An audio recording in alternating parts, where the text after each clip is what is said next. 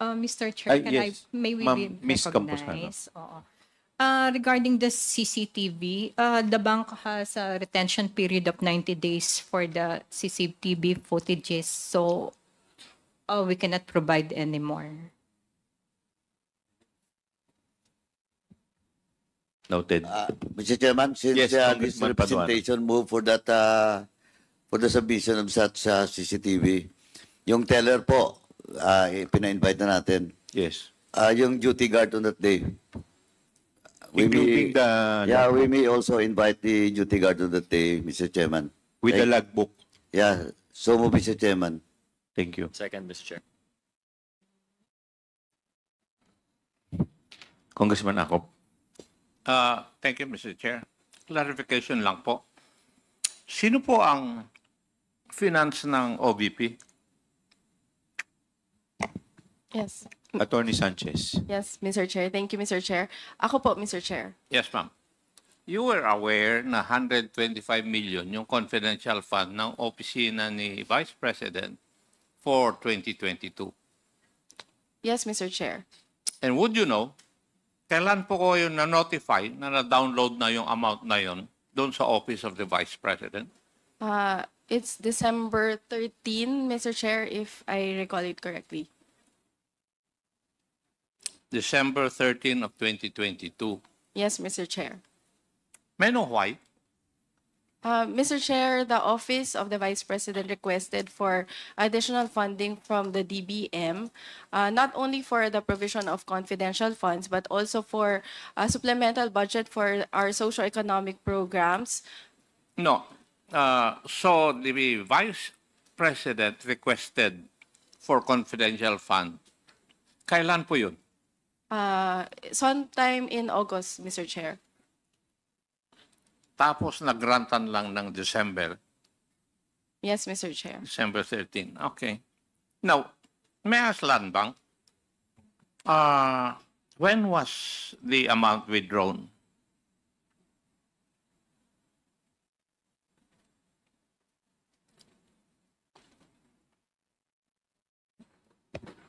For the OBP, I think for the 2022, December 20, I think we'll check the document. December 20, 2022. 2022 for the first. One time na withdrawal. Yes, Mr. Chair. One time. Ang nag-withdraw, yung pong SDO, Special Dispersing Officer. Yes, Mr. Chair. Madam, would you know si Attorney Sanchez? Would that be correct? Yes, Mr. Chair. Yes, ma'am. Bakit ginastos nyo kagad ito nung period na yon, when in fact you would have obligated it and you would have used it in 2023?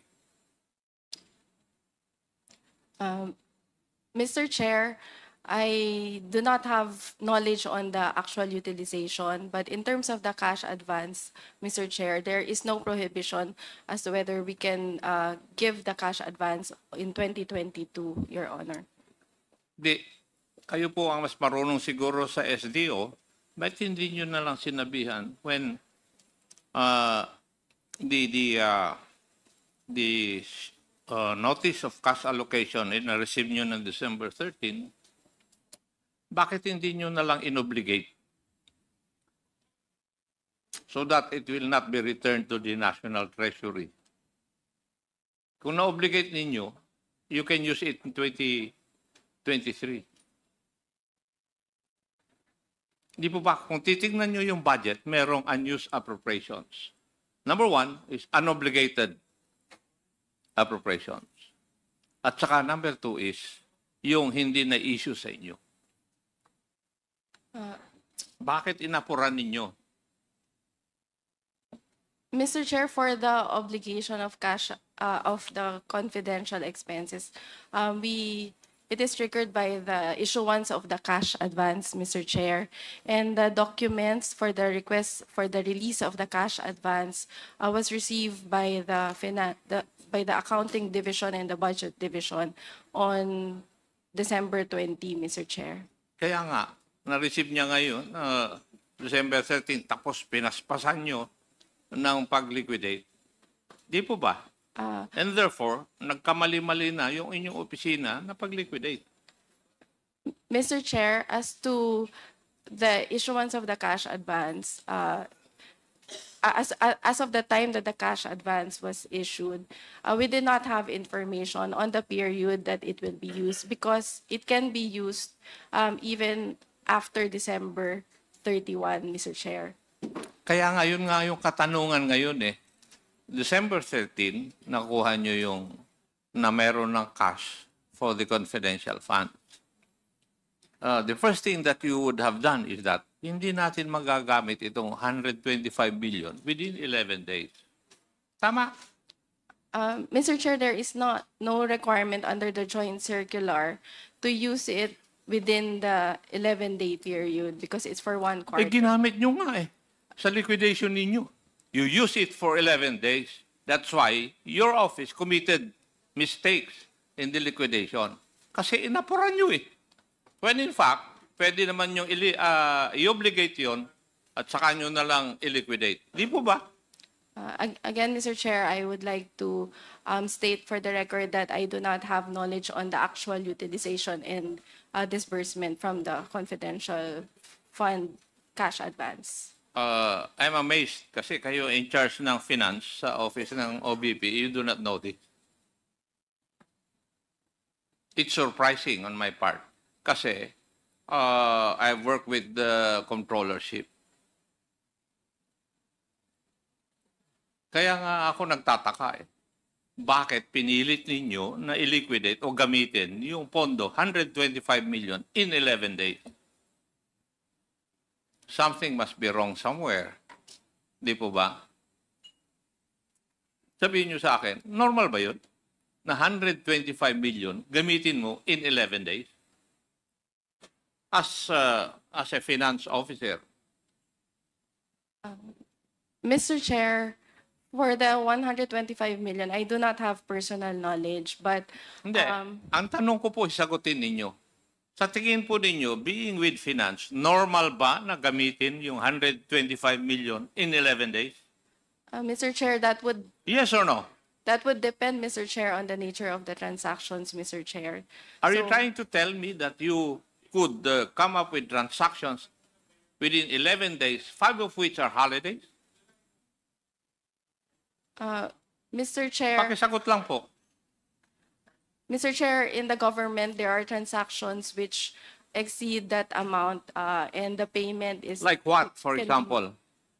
purchases, Mr. Chair, but there may be purchases, Mr. Chair, that exceeds that amount, or payment for other transactions, Mr. Chair, like In the office of the OVP, anong transaction na ganun? in the OVP, Your Honor, wala po kaming ganun transaction. Kaya huwag mo akong pagsabihan ng ganun, Iha. Kasi, you're coming up with stories or events na wala kang ebidensya. You're a lawyer, right? Yes, And Mr. you Chair. say something, hihingan kita ng ebidensya. Wala kang may pakita sa akin Yes, Mr. Chair. That's why early on I stated for the record, Hindi, Mr. Chair. pero for a finance officer, you do not know na it is unusual for you to use 125 million in 11 days, 5 of which are holidays. Ako, naging controller ako, alam ko na imposible. Kaya ang ginagawa ng amin ay ino-obligate namin para magamit namin sa next year. At may liquidate namin ng tama. Hindi yung ginawa po ninyo. Diba? Attorney, if you're really well-versed sa finance, dapat alam mo yun. Mr. Chair, again, for the confidential expenses and the handling of the confidential fund, cash advance for confidential fund, hindi po ako involved sa process, Mr. Chair. Okay. Thank you. For the confidential fund of DepEd, Land Bank, ito ba yung 3/4 of 37.5 million each, one time din ba na winidraw ito? 3 withdrawals, 37.5. So, ano yun? Every quarter? I will check our records, sir. I cannot remember anymore. So, pwedeng sinasabi ninyo, in 1 month, na-withdraw lahat to. We will check our records, sir. Thank you. Thank you, Mr. Chair. Hindi rin masagot eh. Mr. Chair. Thank you very much, Congressman Acop. Yes, Congressman Flores. Mr. Chair, I would just like to make a follow-up on my suggestion kanina regarding Attorney Sanchez. Do we have that data already as to where? I'm actually just concerned about the SDOs, si Fajarda and Acosta.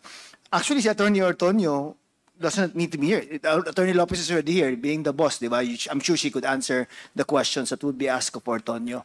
But about, I just need to know where Fajarda and Acosta are, if they are on official travel. Mr. Chair, I checked with the Central Records Unit of the Office of the Vice President. They are on official travel, Where? What city po? What town? but the travel order only indicated various areas. Various. Nandali lang. Sorry, natawa ako dun. Various areas of what po? The Philippines, this planet, or the universe? Parang labo naman ng... You don't know where these persons are? I have no personal knowledge, Your Honor. At Attorney Lopez, you're the chief of staff. Wala ba tayong idea man lang, Luzon, Visayas, or Mindanao ba ang activity? Or kasi most of the questions that have been asked, to be fair, could have been answered by these two persons. They're really the ones that are needed here to answer the questions of the members of this committee. So, ang tanong ko lang po, if they are really on official travel, saan po? Respectfully, Mr. Chair, Your Honor, if I may read the travel order in toto. All right. Just a moment. Travel Order 2024-1037. In the interest of public service, Edward D. Fajarda is hereby authorized to travel on official business to continue the monitoring and facilitation of the preparations and rollout of the OVP anniversary activities in various areas on November 18 to 22, 2024. And then the second would be while outside of his official station, he is authorized to collect allowance for daily travel expenses, incur actual travel expenses in accordance with Executive Order number 77, chargeable against OVP funds, subject to existing budgeting. So, parang accounting. general po yung travel order nila, travel authority nila. But who would be the person in the OVP who could at least give an idea as to where or what part of the Philippines they are in now? Your Honor, as mentioned early on, we do have a rollout of Kaya nga, but I'm sure, But the meron naman tong exact- assignments. Ikaw, doon ka. Ikaw, dito ka. Di, posible naman na all over lang sila, di ba? Sino po ang may alam niyan? Kasi, again, I'm gonna repeat why I want them here. Because most of the questions are actually directed to them, di ba? we understand, Your Eh, Honor. pangit naman, kayo tinatanong, ipapasa nyo lang din na dapat sila. It could have been, properly done kung nandito din sila. And we've been treating you fairly naman, di ba? None of you have been We cited in understand. contempt. You're all here. You're all eating your own food nga, di ba? I noticed. I think it's better than our food. Di ba? So, I do understand, Your Honor, but as mentioned earlier, number one, I have not really gone through that. again, I'm just asking for who among the officers of the OVP would have an idea as to their exact whereabouts? None? Kasi if you're a government officer, di ba? You're assigned to travel. Aren't you supposed to show that this is my certificate of appearance? I went to this particular office to justify your travel. Tama po ba? Di ba? So saan ngayon ang pinupuntahan nila? Is it any of the offices, satellite offices of the OVP? No one will answer? On my end, Your Honor, I really have no personal knowledge. Kasi ang nabasa ko rin po is various areas. Who gave the travel authority?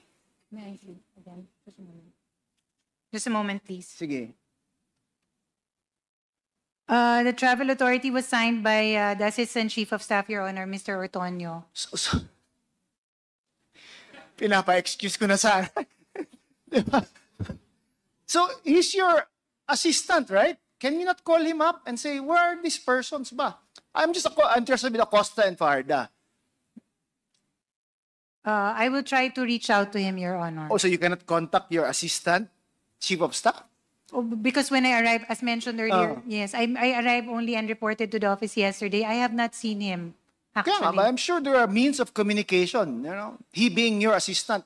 In this day and age, I'm sure someone could get in touch with anyone. Would you not agree, Attorney Lopez? I will try to reach Okay, out. I'll give you a few minutes, ha? Thank you. No worries, Your Honor. Yeah, just a quick manifestation, Mr. Chair. Ms. Zulay, Attorney Lopez, how long have you been in government?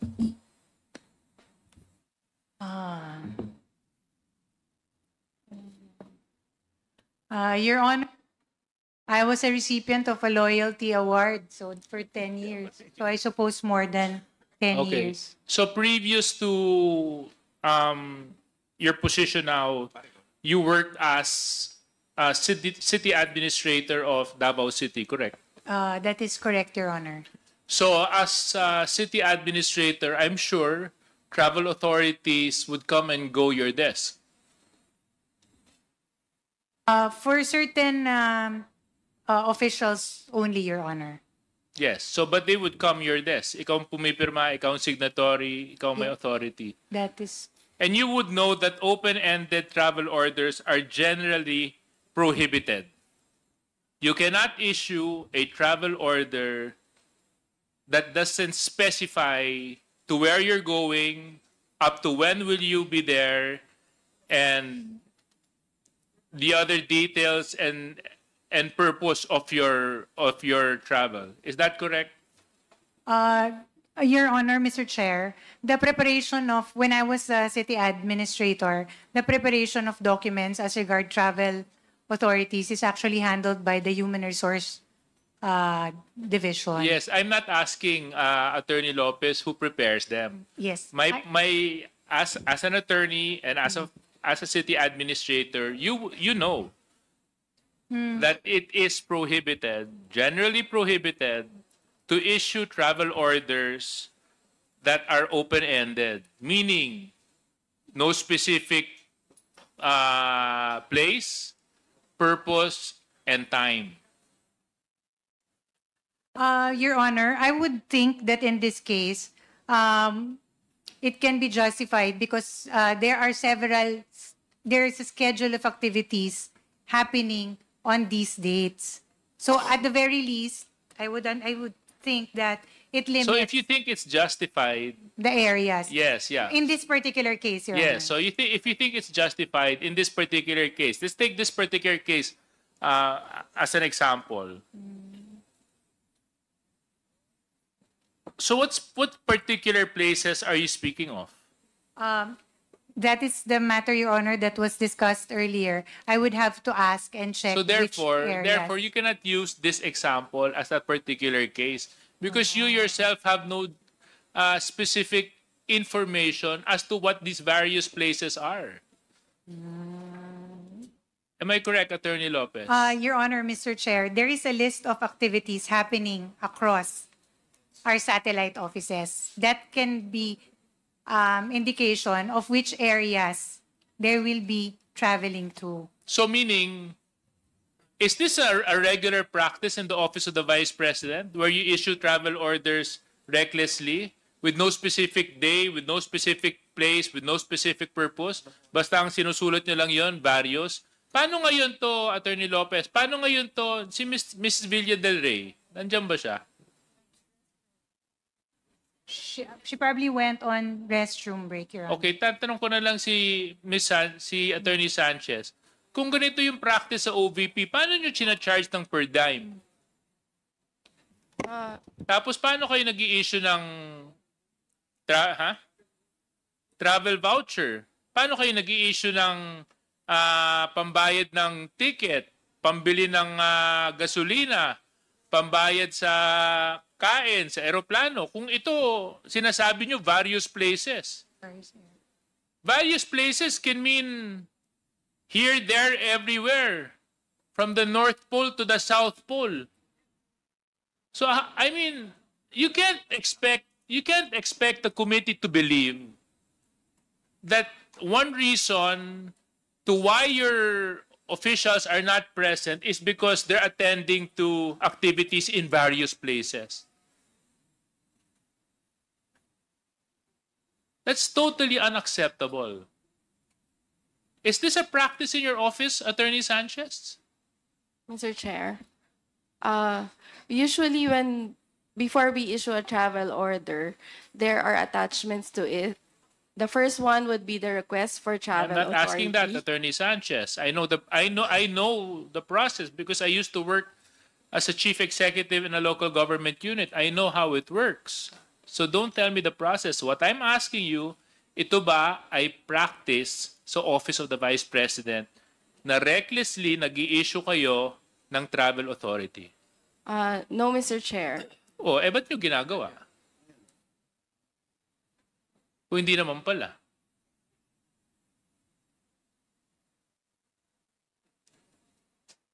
So, ba't nyo ginagawa?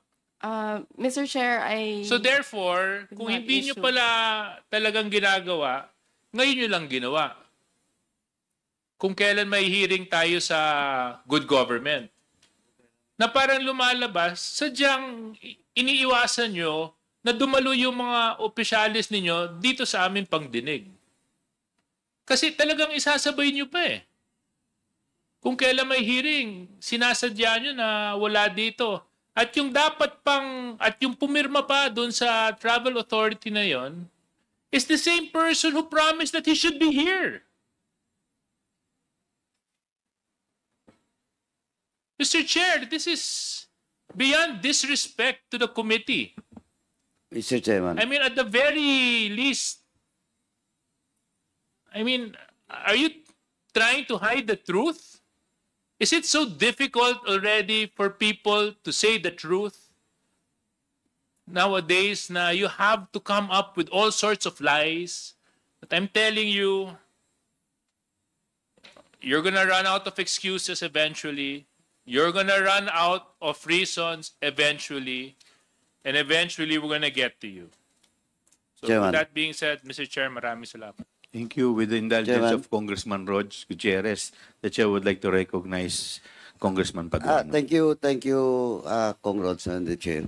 Now, ma'am, alam mo, looking back, no, balikan ko lang yung excuse letter nung nakaraan. For example, in the case of Gina Acosta, may travel authority siya.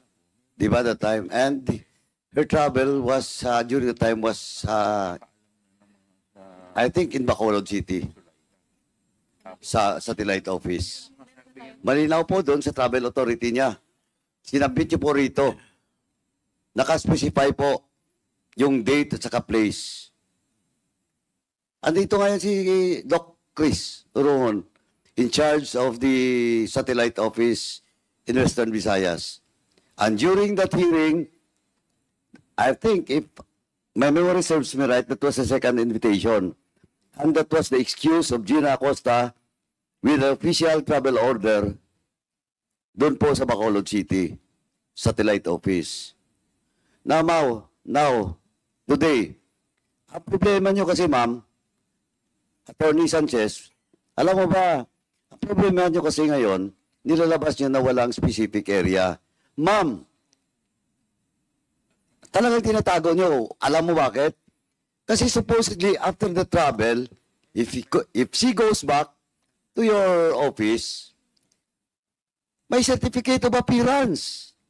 And that certificate of appearance dapat coincide or inconsistent with the travel authority. For example, nakastipulate on Bacolod City or Region 6 satellite office. Yung certificate of appearance siya sa ibang satellite office. Will you honor it? Ma'am? Attorney? Will you honor it? No, Mr. Chair. Oh, no. That's why, wag niyong gamitin palusot dito na walang specific time, date, and place. Ma'am, lastly, I just want to warn you. Don't you know, by telling in this committee, you're violating Section 11 of our rules. Letter F po, undue interference. That's our internal rules. You're violating Section 11 of letter F, paragraph F of our rules. Undue interference during scheduled hearing by the committee. I just want to inform you, ma'am. And if you want to check it, you can check it in our website. Nandyan po yun, attorney. You're a lawyer, you know that. Yes. Mr. Chair. Thank you, Chairman. Yes, Attorney Mr. Chair, may I Sanchez. be allowed to respond, Mr. Yes, Chair? please. Mr. Chair, earlier I was asked to check for records for the travel orders. So that's what I did, Mr. Chair. I just checked, and from the report of our Central Records Unit, they provided me with copies of the travel orders, Mr. Chair.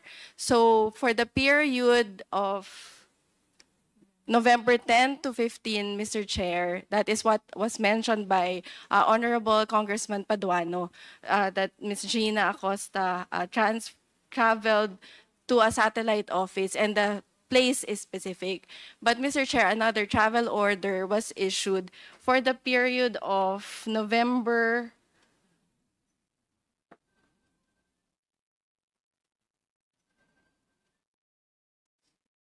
18 to 22, Mr. Chair.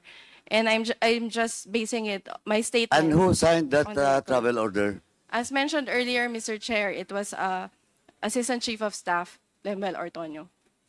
And he's not present also. Yes, that is Eh, correct. para-pareho sila.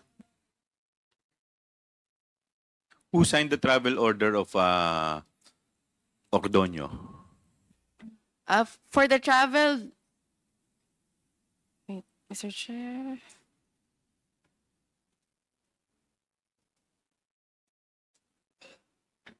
For the travel order number 2024-983, and that covers the period of November 11 to 15, the signatory of the travel order is the Vice President, Your Honor, in accordance with our Yung office ngayon, order. sino yung nag-sign ng travel authority ito ngayon? Mr. Chair, for the travel of Ms. Acosta, Attorney Fajarda and Mr. Fajarda, the signatory is Mr. Ortonio. In Mr. accordance Ortonio. with our... And he's Office also order. absent today. Yes, Mr. Chair. Eh, paano siya sasagot? But, ma'am, last question lang po, attorney. Regular ba yon? Yung ngayon? Regular ba o irregular? Yung travel authority na yan? In your own experience and based on the practices, supposedly the practices in your office, is it regular or irregular? Without dates, without the specific place? Mr. Chair, it's not common, Mr. Chair. This is the first time So that's irregular. that is not usual, Mr. Chair. Anyway, Mr. Chairman, ako, attorney, I have just cited our internal rules, no? I hope you will answer truthfully so that this committee will not be forced to cite you in contempt. Ganun lang po. Thank you, Mr. Chairman. Chair. But as Mr. mentioned, Chair. my response is based on documents. Ma'am, as I've told you, you're a lawyer, alam mo po. Salamat po, Chairman. Thank you, but Mr. at Chair, this point, can we request Kong Paduano to extend this request? Mr. Chair, can we request Kong Paduano, since he's already posting questions and looking for Ma'am Acosta, maybe they can call her over the phone kasi on official travel naman siya, so she's still active and performing her duties. pwede po ba The finance pakitawagan na officer, lang po Attorney ninyo Sanchez si and Attorney Lopez. Ma'am Acosta? I will try, Mr. Chair. Okay. The chair would like to recognize Congressman Rog Gutierrez. Rog. Thank you, Mr. Chair. Mr. Chair, just a few questions lang po to continue. I think the committee has already expressed its interest by asking already in Land Bank na pagtaka po talaga yung issue po of the money trail. I think we have established that the cash withdrawn from the Land Bank representing the confidential funds are taken out by the SDO in cash. Hindi pa napadeposit sa Land Bank. And it is in the personal cost of the SDO, which is in line with the joint circular. However, this is 125 million in cash, and in the case of DepEd, 37.5 million per quarter in cold hard cash. But what is not sure yet is where Ms. Acosta and Mr. Fajardo have brought the cash. I think we've established the line so far with the tellers. We're still going to have to establish that at least from the Land Bank up until the deposit, from the release of the check up to the encashment in Land Bank. We've seen that so far, but we still have yet to establish where the cash goes after that. And we have some further questions po in relation to this. Kasi po, ang nakikita po natin, based on the testimonies, even from the last hearing, in the question of confidential funds, it all points to two people po. In the case of DepEd, at least, it's pointing to the SDO and the head of agency, in which case that would be Mr. Fajardo and then Secretary Duterte. And of course, for the OVP, well, although interestingly, based on our last hearing, it actually was pointed to three people.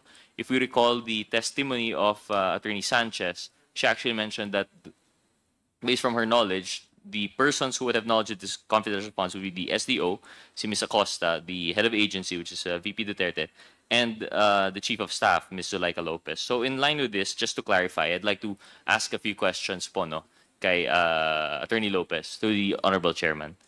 Attorney Lopez, nabanggit po yung pangalan po ninyo last hearing. Just to refresh your memory, I'm sure at the time you were busy po with your personal concerns.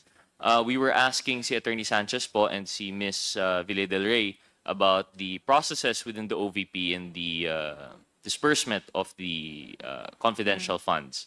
And it was mentioned, I believe, specifically by Attorney Sanchez, what we've established, at least with Ms. Ville del Rey, is that wala po silang kinalaman sa disbursement ng confidential funds. Ang alam lang po ng chief accountant is the requirements and that they would have to submit for the release of the check. And kasama rin po dito si Attorney Sanchez. However, Attorney Sanchez, I believe, made that statement that past that point, and what we've established with the Land Bank, the personalities involved with the confidential funds would be the SDO, the VP, and yourself. However, we take note po, Ms. Lopez, to the Honorable Chairman, most respectfully, na binigit po ninyo that you're only concerned with operations. And by operations, you're talking, I guess, about the social amelioration program ng Office of the Vice President. Is that correct, Ms. Lopez?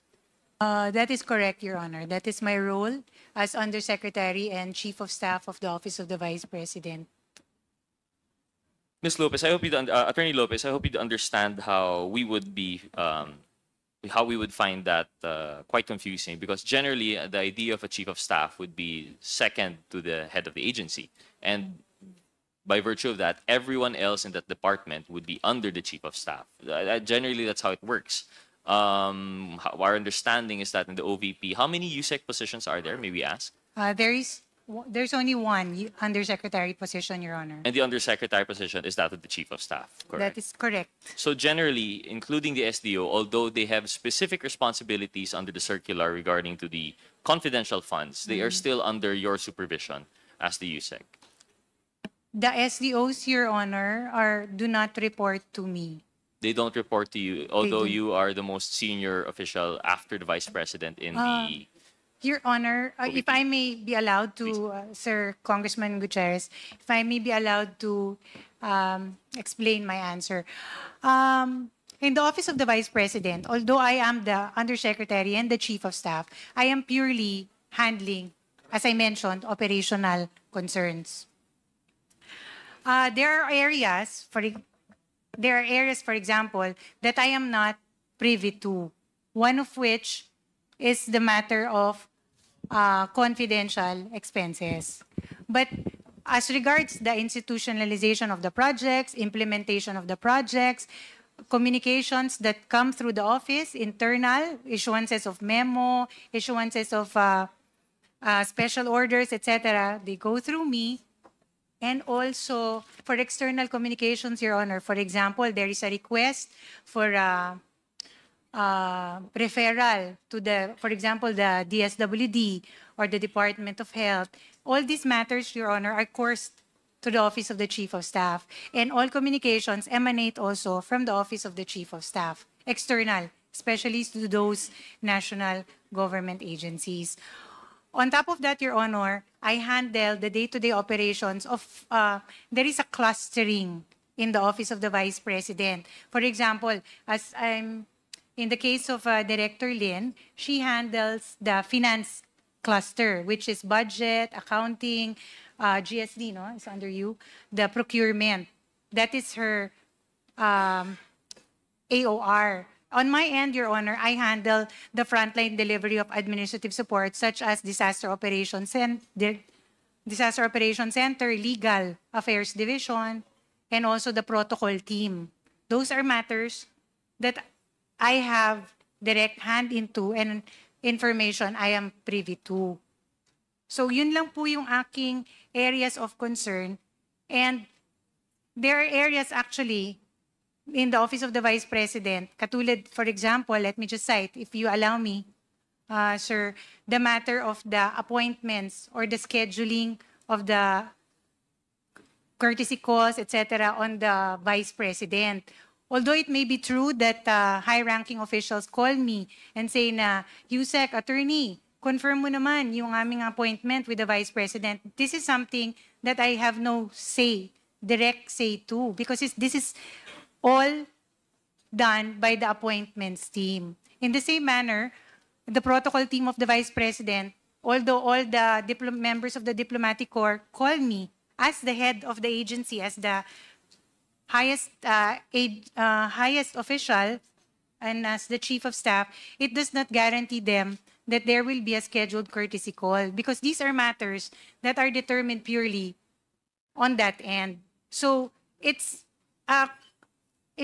I think it's a compartmentalized kind of setup, Your Honor, that there are only certain functions and tasks that I am privy to, in which case that is the one that I have mentioned earlier. But although I would wish to answer really respectfully as regards the matter of the confidential expenses, it is something that I have not really been privy to from the very beginning. So, in the case of the earlier questions by Congressman Acop, rather, it is something that I cannot really answer because I am not privy to the disbursement, utilization, nor liquidation of the confidential funds. So, ganun po siya, Your Honor. That is how it is run in the Office of the Vice President. Okay. Thank you for the clarification, Attorney Lopez. Well, I only mentioned Thank that you. because it was the words of Attorney Sanchez that mentioned that you would probably be privy to the disbursement. And I think it would be understandable. It would be an understandable statement on the part of Attorney Sanchez because the general understanding of that agency, Yes. there would be an understanding that there would be certain that you would have overall supervision. Well, in relation to the SDOs and in line with the circular, we also understand that they have specific responsibilities only to them. But we can't help but be puzzled, Pono. And I understand you're telling us now that it's compartmentalized, but still we would think that generally the head of the agency would course things through you. Although necessarily separate yung sa issue ng disbursement of the SDO, wouldn't other matters regarding the SDO, for example, administrative or human resources or logistics-wise, are they not coursed through you in relation to SDO? Because if I'm understanding it correctly, the job of the SDO would also entitle a lot of travel. As you've pointed out earlier, I mean, we've seen that maraming travel orders po ang ating SDO to the point na wala rin po siya today on the because of official travel po, no?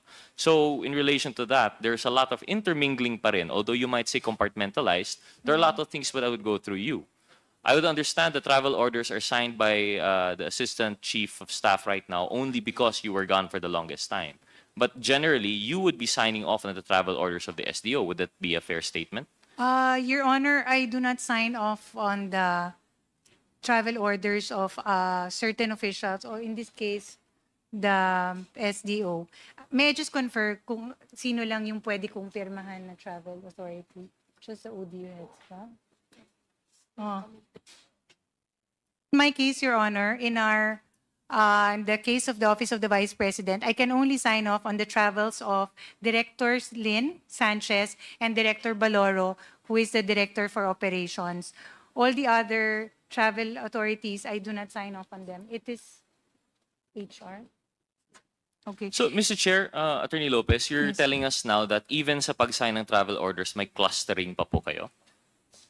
You are only authorized to issue travel orders for these two officials, and then everyone else has different parang boss? Ganun po ba yung sistema sa OVP? I hope you'd understand the confusion because we were presented before an organization and it all seemed to be like a pyramid, downstream lahat. Although there are clusters, everything's under you. But now we're seeing that there are limits to your responsibility. Are we understanding this correctly? Your Honor, in the Office of the Vice President, we have a certain delegation of authority. There's only certain papers or documents that get into the Office of the Chief of Staff. And there are also others that go directly to the Office of Director Sanchez, as well as the Office of Director for Operations. Mr. Chairman, Attorney Lopez, could you please guide us through also? Ano po yung ibang clusters? I think you mentioned financial, appointment, protocol. Operations, of course, is what you're in charge of. What are the other clusters so that we have an idea? So, in line with that, Attorney Lopez, so what you're saying now is confirming what Attorney Poa told us earlier, that if you take a deeper look into the OVP, napaka-compartmentalized. He used the same term, actually. It's very compartmentalized sa OVP. So you are affirming that now po?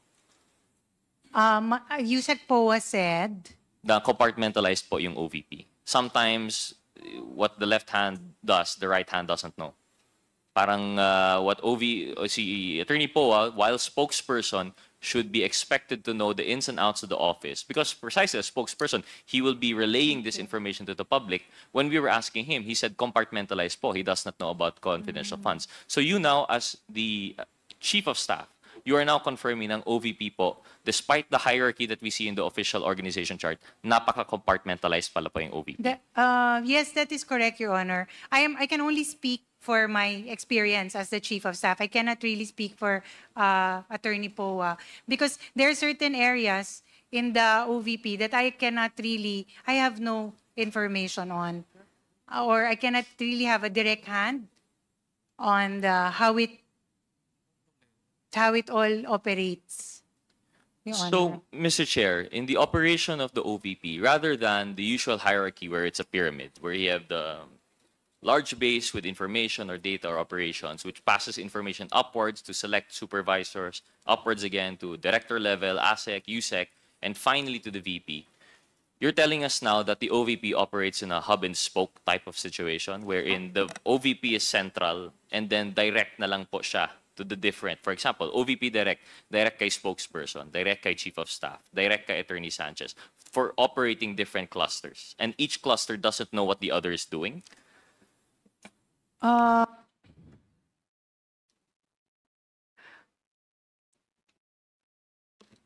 can only answer, Your Honor, on my role as the Chief of Staff. Yes, sorry, and I'll just add to that point. No? And I understand you can only speak as the Chief of Staff because what you're telling us now is that you have been compartmentalized only as the Chief of Staff. So now you're telling me what I'm trying to present now, and if you would agree with that, is that the VP is very hands-on but treats you separately.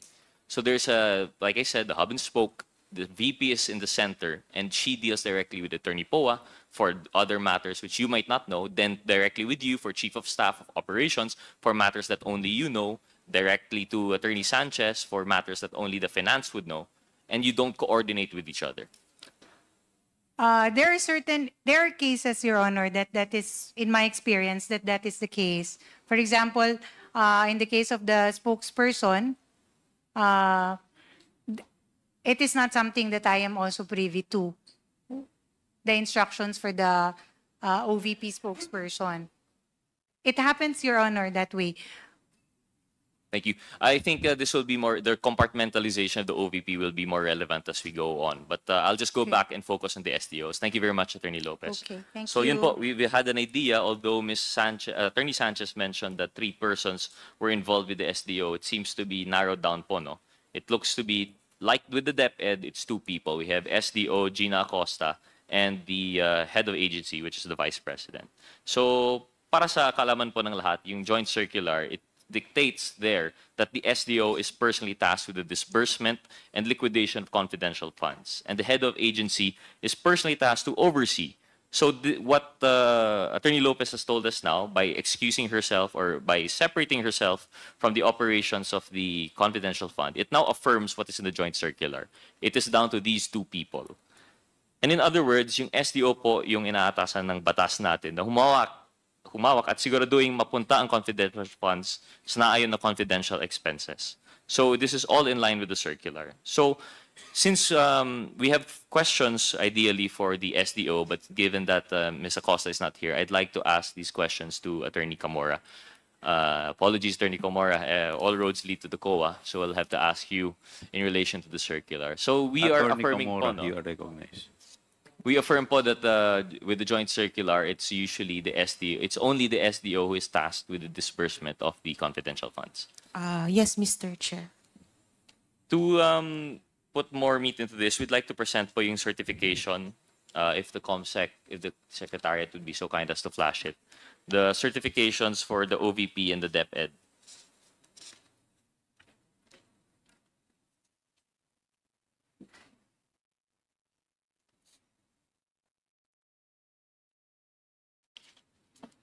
Sorry, this is in relation to the certification for the confidential funds. I think we have one sample dated January 10, 2022. And for the DepEd, we have one sample dated March 31, 2023.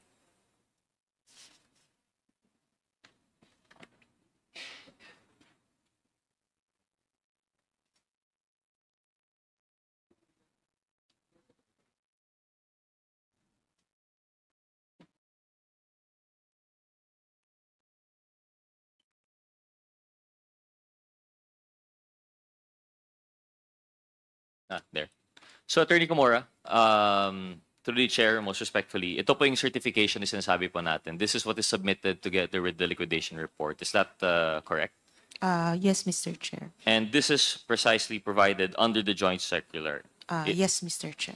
This is the exact language po, no? Is this an annex to the joint circular, or is there a format that is provided? Yes, Mr. Chair. It's Annex B of the joint circular. So as Annex B, even if the correct signatories are there, for example, it's signed by the SDO and signed by the head of agency and properly notarized, if it has been altered in any way that any of the provisions under the certification are different, di nyo po tatanggapin. It has to be worded precisely as Annex B provides. Tama po ba? Yes, Mr. Chair. And it would require all of these signatures, Yes, such as Mr. the head of Chair. agency. So we take note po that means that there are very specific things that are required to be certified as to be submitted with the liquidation report. And some of the things that stand out, it says here po, and I quote, incurred by the undersigned. So ibig sabihin po rito, it is the SDO that personally handles and disburses the money. Yes, Mr. That is Chair. basically the crux of the certification. And it just comes with other caveats. Yes, Like, Mr. for example, first, what is spent is in connection with the agency's intelligence and or confidential operations and activities. Is that correct? Yes, Mr. Chair. And it also says that, two, it cannot be used for payment of salaries, wages, overtime, additional compensation, allowance, or other fringe benefits of officials and employees. Yes, Mr. Chair. And third, that the expenditures are necessary and utilized for legal purposes. Yes, Mr. Chair. So this means that the SDO should personally know the disbursements and the expenses incurred, and that he should have personal knowledge of all of this. That is basically what the certification is saying. Yes, Mr. Chair. And this, hand in hand with the liquidation reports, would affirm again the responsibility of the SDO to disperse the confidential fund in accordance with the provisions of the circular. Yes, Mr. Chair. Since the SEO handles the fund personally, it necessarily follows that he gives the money. Is that right? And I believe you answered this with Congresswoman Garin. Yes, Mr. Chair. You mentioned actually that there could be possibly multiple SDOs. They could designate many SDOs. From all of our agencies po and departments and GOCCs that would have CIF or IF, how many po would have only one SDO? Actually, Mr. Chair, most have only one SDO. It is the agencies that have multiple SDOs that are fewer.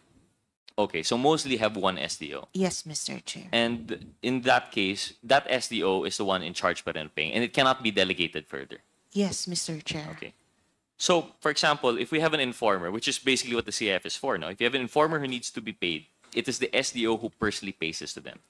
That is the presumption. That is the based presumption. on the certification, Mr. Chair. And based on the requirements of the circular, it cannot be delegated. So the presumption should be reality.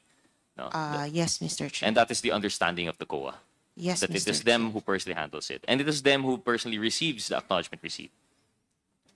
Yes, Exactly. Mr. Chair. So the SDO cannot give it to another employee, for example, out of the 125 million, a specific, for example, compartmentalized daw, clustering. So ikaw sa rewards of medicine, ito, 20 million. And then siya na po yung in charge sa, and then whatever ARs that delegated person would receive would pass it on to the SDO. That is not allowed under the circular. Even if he or she does that, he or she is the one ultimately accountable for those funds based on his or her certification. So, it's under his responsibility pa rin po. Yes. So basically, command responsibility siya pa rin. But if that Yes, were the case, that is not in line with the circular because it should be personally disbursed by the Yes, SDO. Mr. Correct. Chair. So we can't be too sure that the SDO, if it were the case that it were delegated, the SDO would not be able to certify it in such a manner. Because Yes, supposedly Mr. Chair. it's saying there that he's the one who actually dispersed the money. Yes, Mr. Chair. Okay. And this is the same for payments of rewards. This is not just for the handling of funds in general. Even for Yes, payments of Mr. rewards and information, it goes the same way. Yes, Mr. Chair. The SDO gives payment directly to the recipient, and the recipient is supposed to give the AR or any DEPs that are in relation to that. Ms. Camora, Attorney Camora, so these acknowledgement receipts were submitted by the OVP and the DepEd to COA. This is the proof, this is the documentary evidence of payment that is required by the circular. And now we have that understanding that you've confirmed now that the SDO personally handles the same. So they handle the funds and they handle personally the DEPs. Yes, Mr. Chair. So if there's any doubt to the confidential funds, if there is any doubt at all to the DEPs, any doubts to the ARs, which have been hammered down in the last hearing and now in this hearing, this all points down to the SDO. This is their personal responsibility under the joint circular. Yes, Mr. Chair.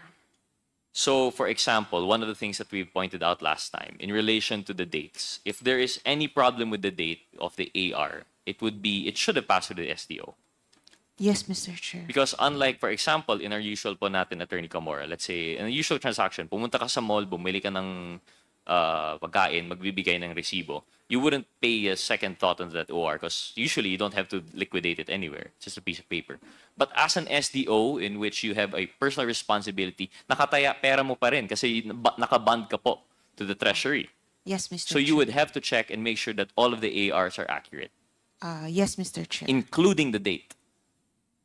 Yes, Mr. Chair. Since one of the responsibilities under the joint circular is to disburse the CF and IF in accordance with the provisions of the circular. Yes. So in the circular, it requires an acknowledgement receipt, and an acknowledgement receipt would require the date. So the date having been filled in for the AR and received by the SDO has the responsibility to make sure that it is correct.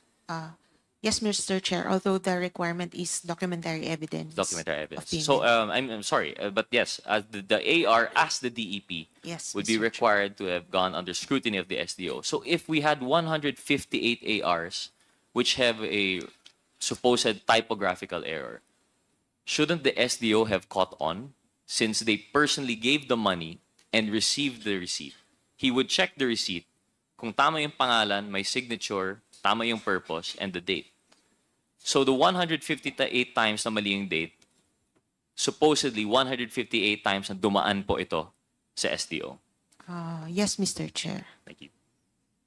So with that, we'd like to ask the COA. I know we've asked this before already, but we're looking into the responsibility of the COA. You've already mentioned many times that the ICFA would only be concerned with the submission of the DEPs and that you wouldn't look no further because generally parang ministerial na lang to a point. But should it have raised some red flags po? Especially now in hindsight, yung 158 with typographical errors ng dates.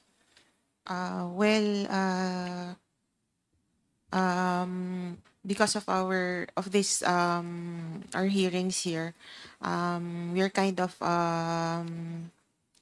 looking into this, that we should be a little stricter on our audit from now on. So We understand po, no, you mentioned before that one of the limitations of your office is manpower. And I think Yes, one Mr. thing that the Chair. committee will be working on in aid of legislation is to strengthen po the COA, that you would have the proper manpower support to make sure that this does not happen again. I think Yes. that's one thing personally this representation would like to push forward for the consideration of the committee. But with that said, so I hope now the ICFA would take into special consideration not only the impossibility of typographical errors, the frequency of it occurring, the time span in which it happens. And of course, now, as mentioned by Congressman Adjong, we've seen earlier that there are problems even to the multiple names with different signatures. This should have raised a red flag. And of course, the bogus names that were raised by Congressman Acop, such as Mary Grace Piatos. So these are things that I hope that the ICFA would be more stringent with. But there's one more matter, aside from that, which we have brought up from the previous hearing, that I hope that you could consider. Upon studying po yung DEPs natin, and we already know that there's a question about the time span in which that it was dispersed. Alam natin, questionable yung 11 days, na 5 days pa nga po ay holiday, dispersed po ito lahat.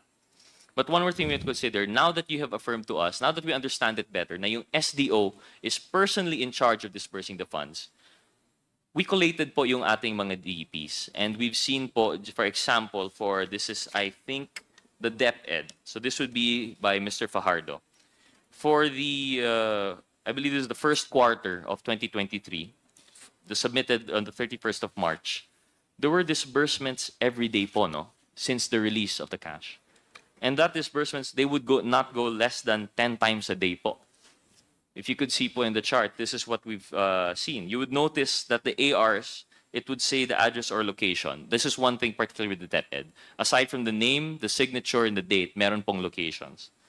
So on February 21, 2023, or the very next day after the SDO encashed the 37.5 million in checks, lumabas po sa acknowledgement receipts that SDO Fajardo made 7 disbursements already. This is the day after, in 7 different locations. And the locations are Malolos, Davao, San Francisco, Agusan del Sur, Makati City, Negros Oriental, Negros Occidental, and Davao City. So the very next day, after, I would assume, the check was issued, it was encashed in Land Bank under the Shaw branch. Tama po ba for DepEd?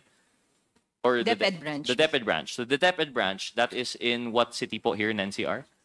Pasig, sir. In Pasig po na encash, and immediately the next day, he traveled to these 7 places and have these 7 ARs.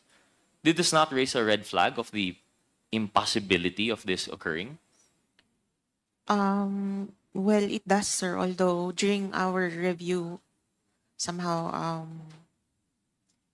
we just accepted the acknowledgement receipt. For reasons you've already stated earlier po, Yes, Attorney po. Camara. In addition to this, if you go to the day of the first quarter that had the most disbursements, which is March 15, 2023, SDO Fajardo supposedly made 26 disbursements in the following locations: Davao del Sur, Surigao del Sur, Oriental Mindoro, Laguna, Zamboanga del Sur, Cebu, Ifugao, Antique, Batanes, Pampanga, Legazpi, Lanao del Norte, Batangas, Tarlac, Metro Manila, Samar, Davao de Oro, Agusan del Norte, Davao del Sur, Davao de Oro, Laguna, Cavite, Surigao del Norte. Attorney Camora, let's give him a helicopter. I don't think he'll do that in one day. So it really raises a question. How did SDO Fajardo certify and say that he personally disbursed this? Buti na lang po yung DepEd ARs have location. So it really shows us kung saan po sila. Unlike the DepEd ARs, yung OVP po wala. Yung OVP would only have the name, the purpose, the name, the signature, and the date. That's it. And the amount. But here we could see in DepEd, it seems to be really impossibility. So you could see the theme, not really the theme po, but what we're driving at here. Earlier, according to Congresswoman Garin, and I understand her frustration, there is the physical impossibility of the delivery and encashment of the cash. The questions regarding that, surrounding where it was brought. And then now, even the physical impossibility of the disbursement. Yun naman po yung tanong dito. If truly SDO certifies that he or she is the only person and yes, personal knowledge of disbursement, has personal knowledge, has gone through the DEPs. How do we explain this? It looks like from north to south, tip to tip po natang Pilipinas. By Batanes pa rin po. So these are just some of the questions that we have. And if we look at the chart earlier, it happens multiple times. For February 25, there were 21 disbursements across 18 different localities. February 27, 21 disbursements across 18 localities. March 3, and the list goes on. And if you notice the chart, every day po yun. Every day po may disbursement. So it really raises the question po, no? Yes, Mr. About Chair. the legal, the veracity of the certification. We're now seeing the consequences of our current format that we have, that a simple signature, which the COA just blindly, not to fault you, again, we understand the reasons that you have, that you lack manpower and all that. But napakahirap po to because we're talking about the most difficult to account for, confidential intelligence funds po, no?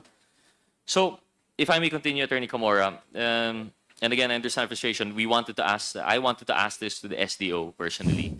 I think they would have been able to answer. But on the light side na lang po, to make the most of the information that we have, at least on the side of the COA, that you'd understand the frustration of this committee and that you'd understand po where we'd want to proceed with this. It goes the same with the OVP. If I may continue, Mr. Chair, the pattern of the OVP is that even if it does not have the locality or the address, the disbursements are really dubious and curious because it really makes use of these disbursements in a way that you would find hard to believe. Just the number of disbursements given in the number of days, it really raises some questions po, no? Like, for example, in December 23 of December, 23rd of December of 2022, this is close as in relation to what Congressman Acop mentioned. There were a lot of holidays in those 11 days. And in fact, Noche Buena would have been the number one thing that people would be preparing for. But on the eve of Christmas, or the day before, when you would be preparing for the eve of Christmas, on December 23, at least 103 individuals received a total amount of 15 million pesos. I mean, just 15 million pesos for 103 individuals. If truly the SDO is certifying that personally I think this is SDO Acosta, she disbursed this, it really raises the question kung the possibility po, no, of how they did this. So, and this would include a bunch of things. No? It's very much payment of reward, payment of information, medicine. The safe houses were also included there. Given the various clusterings, if you would call it that, parang it leads to the, I would not say impossibility, the improbability of the AR submitted. So I think we really need a strict scrutiny po, no, of the DEPs that are being submitted. I'd just like to point out that based on this study, the days where the OVP gave confidential funds, over 100 recipients, all happened in 2022. And this is the time that had the 11-day period. So you could see na, I don't know if it's intentional, pero minadali po talaga. There was really quick disbursement. And in line with that, just one last question, Attorney Camora, and which was brought up by Congressman Acop. He was driving the point with Attorney Sanchez that you could obligate the confidential funds. If you don't consume, for example, because this is cash advance system, you advanced 125 for December of 2022, and you've only consumed, for example, 100 million. Does that mean mawawala na po yung 25 million, or does it carry on to the next quarters? Sorry, let's not do 2022 kasi last month na yun. Let's say for yung GAA provided na CIF. If in the first quarter of 125 million, na consume lang po is or what's justified is 100 million, what is the effect for the second quarter? Can they disburse 150 million, or are they limited still to the quarterly limit of 125? Mr. Chair, the cash advances for the whole year. So as long as the cash advances are within the year and the last cash advance was liquidated, they could cash advance again for the next like quarter or the next, yes, quarter, since most of them do it quarterly. So for example, on the 31st of March, I've consumed 100 and I justify with the liquidation report of 100 million. I still need to justify the 25 left, even beyond March 31. That would be allowed for the first quarter? Can you repeat po? Sorry. So yung first quarter po, meron tayong cash advance of Yes, 125 million. Ang nakonsumo lang po ng opisina ay 100 million lamang. May 25 million po na balance. Does that mean I can still justify the 25 million after March 31? No, Mr. Chair.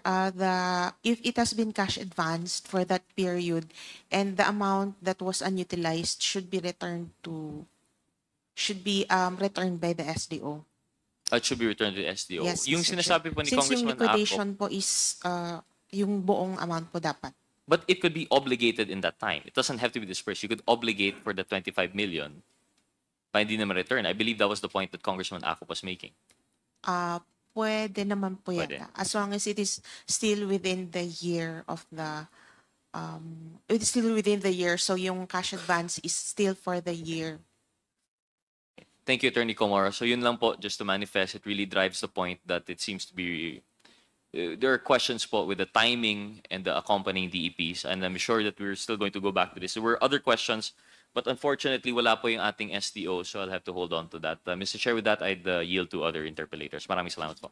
Just an interjection, Mr. Yes, Chair. Congressman Franz Castro.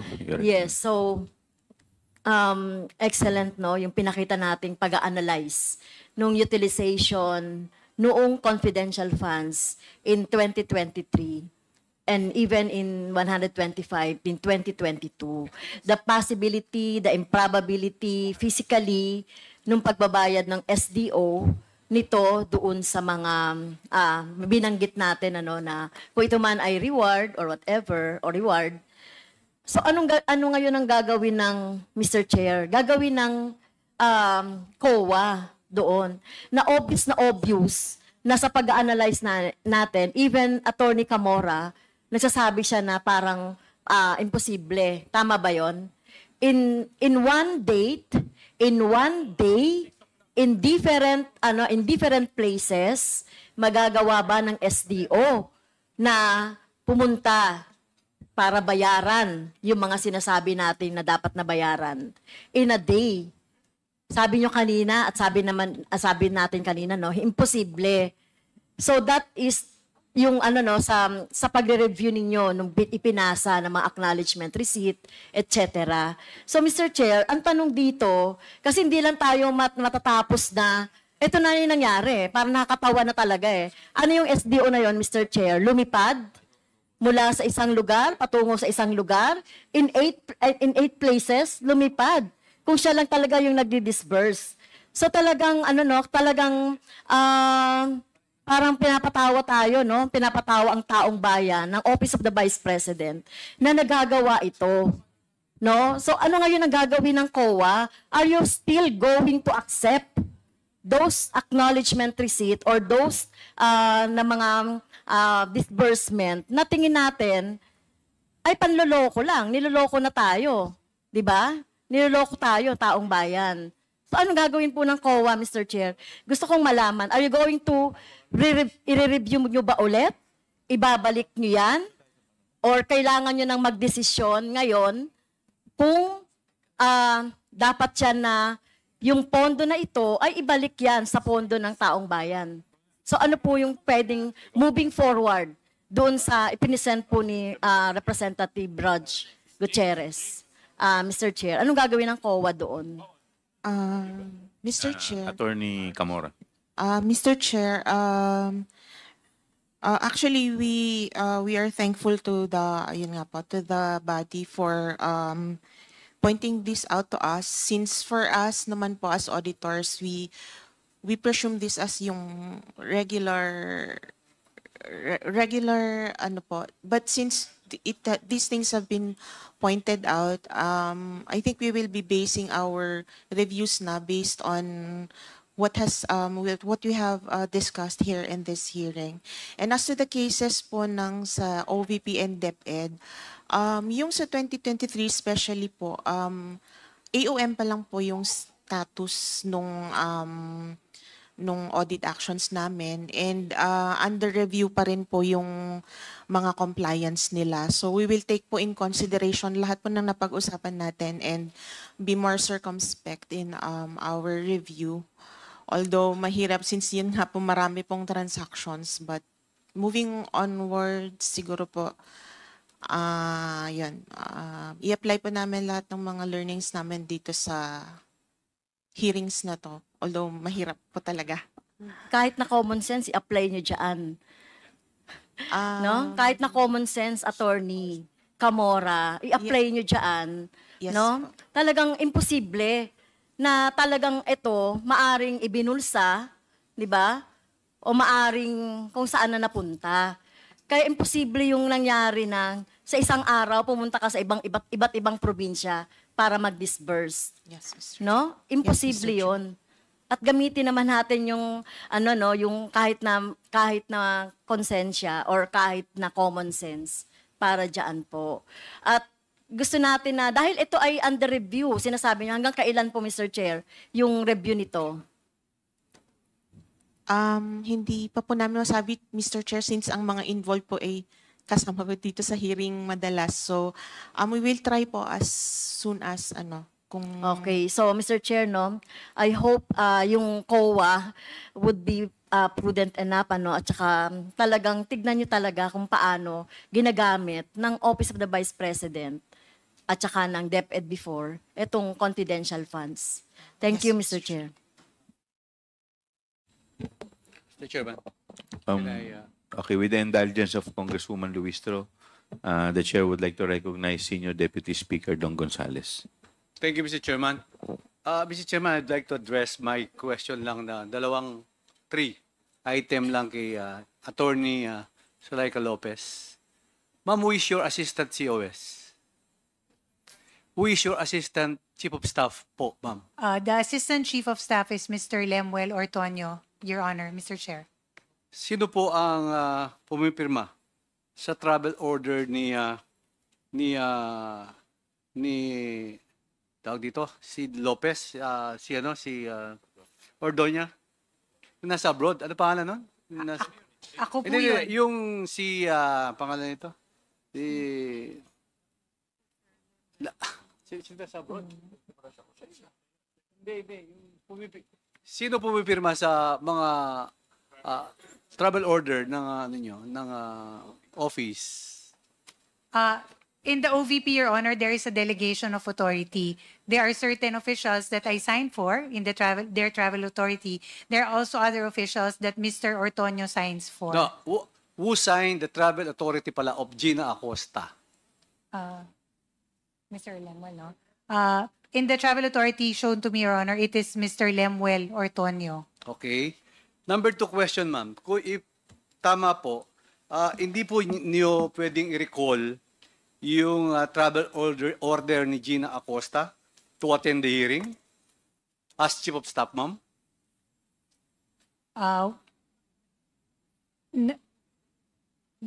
Anong date na kay Gina?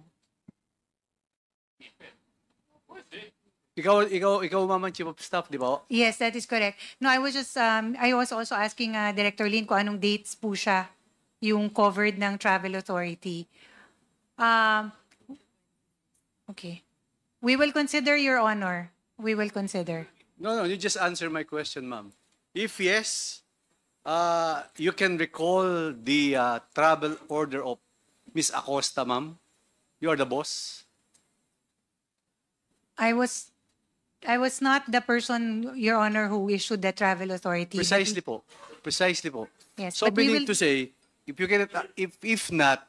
cannot answer, they're not really using the travels. Umiiwas lang po sa pag-attend nitong hearing na to. Tama ho ba? Your Honor, like I mentioned earlier, kakabalik ko lang ho. I will have to study and look into the matter. Okay, I have 2 questions. Number 1, kung yes, you can recall the travel authority of Ma'am Gina Acosta. And number 2, kung hindi, iniiwasan lang po umattend dito sa ating hearing ng good government. Tama ho ba, Ms. Your Honor, as to the earlier suggestion on your end to recall the travel authority, I will look into it, Your Honor, and consider. But as I mentioned earlier, kakabalik ko lang ho sa opisina, and the travel authority is not something that I saw and have gone through. Ngayon ko lang po nakita through the phone of Director Sanchez. But we will consider Your Honor's recommendation. Yes, please, give me the date lang po kung kailan pinirmahan ng assistant COS nyo yung travel authority ni Gina Acosta. Just a moment, please.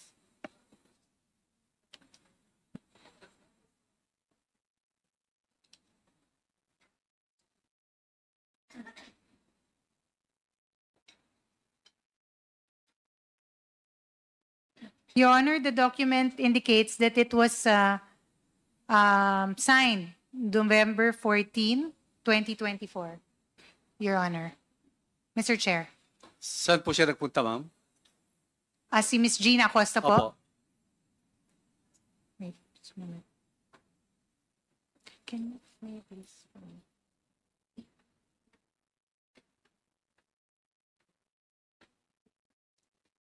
Just a moment.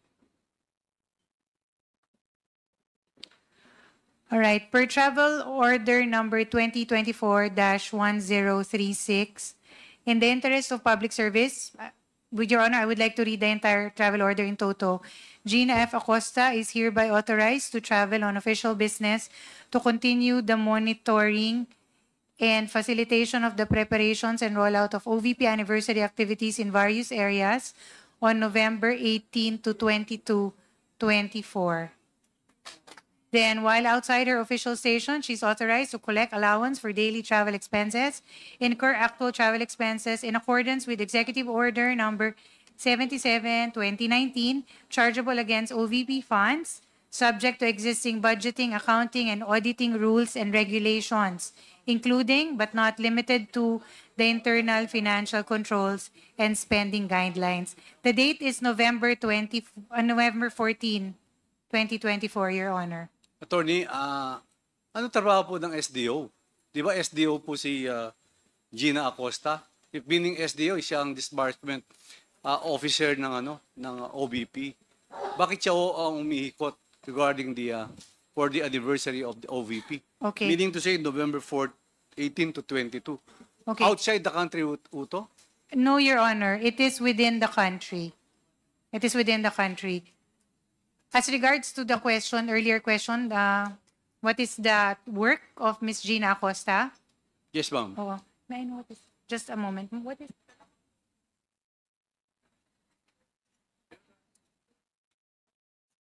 Okay. Your Honor, Ms. Gina Acosta is a Vice Presidential Officer 6, Staff 6 of the OVP. And as such, apart from being an SDO, she is also responsible for, she has also other tasks and functions, Your Honor. So she's concurrent. So is staff 6 and then she's an SDO also. Concurrent siya. Office of the Vice President. and then I understand SDO. the SDO is as a designation only, Your Honor. She is VPSO, that is her position title. Okay, thank you. Pero, ma'am, pwedeng ma-recall mo yung travel order niya para mag-attend siya sa next hearing si Ms. Gina Acosta. Okay, we will consider, Your Honor, the recommendation. Thank you, Mr. Chair. Thank you also. Thank you. Just point of clarification lang. Yes, DS. Sorry, Suarez. with the indulgence of Congresswoman Luistro. Kailan po ba yung anniversary celebration? The exact date for the OVP 89th anniversary, Your Honor, is November 15, last November 15. However, in celebration of that particular anniversary, we have actually, just a moment, month-long? Ilang weeks? Month-long series of activities, Your Honor, as confirmed by a Director for Operations. So your anniversary is on the 15th. November 15th, yes. That was 5 days ago. That is correct. Correct, right? Yes. You knew about this hearing. When did we, Comsec, when was our last hearing? November 11. So that was 9 days ago. We're November 20 now. So in between that time, it's impossible. It is humanely impossible for the second highest office in the land not to know about the hearing on good government. So, and you've already celebrated. You said the celebration was on the 15th. That is correct, Your Yes, Honor. and from what I understand, I think on a memo that was released by the Office of the Vice President, the celebrations are supposed to be simple. That is correct, right? That is true, Your Honor. So how can you have a simple celebration that would last a month? Your Honor, So you're saying you're celebrating the anniversary of an office from November 15 to December 15? Your Honor, when we say celebration, we simply mean the rollout of projects and activities across the country, Your Honor, in our various satellite offices. In most cases, the Vice President will be present also to celebrate with the satellite offices. Okay, yeah. So I It is understand. simple, actually. It's a simple Yeah, program, I Your Honor. understand that, but you know what? It's not a legitimate reason for number one. It is special disbursement officer. An SDO doesn't supervise over events. I would expect the chief of staff to supervise over events. I would expect maybe an executive assistant to supervise over events. But why a special disbursement officer whose primary focus is money, finance, supervising over preparations for events? Is Gina Acosta an event specialist? Your Honor, the Ms. Acosta's task as SDO is a designation on her end. Her position title is really Vice Presidential Staff Officer 6. Hindi. Edward Fajardo, where is he? Is he also supervising celebrations? Ano ba to? Naging event specialist na ba tayo? Sunshine Fajardo, missing also. Is he also supervising events? Ano ba sila? Sila mag-MC ng event? Silang in charge sa physical preparations? Hindi ba kayang gawin ng mga satellite offices nyo yun? Nandito yung mga satellite offices nyo. Who's in charge of the satellite offices? Yeah. You cannot handle an anniversary preparation? It's yes or no. Can you handle an anniversary preparation? Can you handle the rollout of programs? Yes, Mr. Chair. There you go, Attorney Lopez. They can. They do it. Do you do it in a regular basis? Do you do it in a regular basis? Yes, Mr. Chair. So why supervise? Again, for the record, Your Honor, I only saw the travel authorities Anyway, yeah. right So, now. can you just do me a favor, Attorney Lopez, with the indulgence of Congressman Gonzales? Tawagan mo nga. Sigurado naman akong sasagot sa iyo yan. Ikaw ang chief of staff eh. I will just try to reach out, Your Honor. I already asked her to do that a few minutes ago, Mr. Chair. Huh? I already asked her an hour ago to contact his the vice. Baka the nasa assistant, ibang planeta eh. Anyway, so sorry for my statement. Respectfully, Congressman respectfully, Your Honor, Mr. Chair, I can only really reach out if he does not want to get in touch or revert. I cannot force Mr. Ortonio. But I already texted him. Your Honor. Mr. Chairman, if I may, sabi mo yung anniversary ng OVP is November 15, at sabi mo dun sa authority, letter of authority to travel, is for the preparation of the OVP anniversary. So, ang date po ng authority niya is November 18 to 22. Meaning to say, tapos na po yung anniversary bago nyo binigyan ng letter authority to travel. So, kayo po nagsabi dito kanina, ang anniversary nyo is November 15. Pero ang reason is for the preparation of your OVP anniversary. Parang tapos na ho yung anniversary at binigyan nyo siya ng TA ng November 18 to 22. Opo. Your Honor, for the record, the Office of the Vice President has 1 central office, 10 satellite offices, and 2 extension offices. There are a series also of activities happening in various locations, but it does not all happen in one day. To give time to the Vice President to participate in the activities of the satellite offices.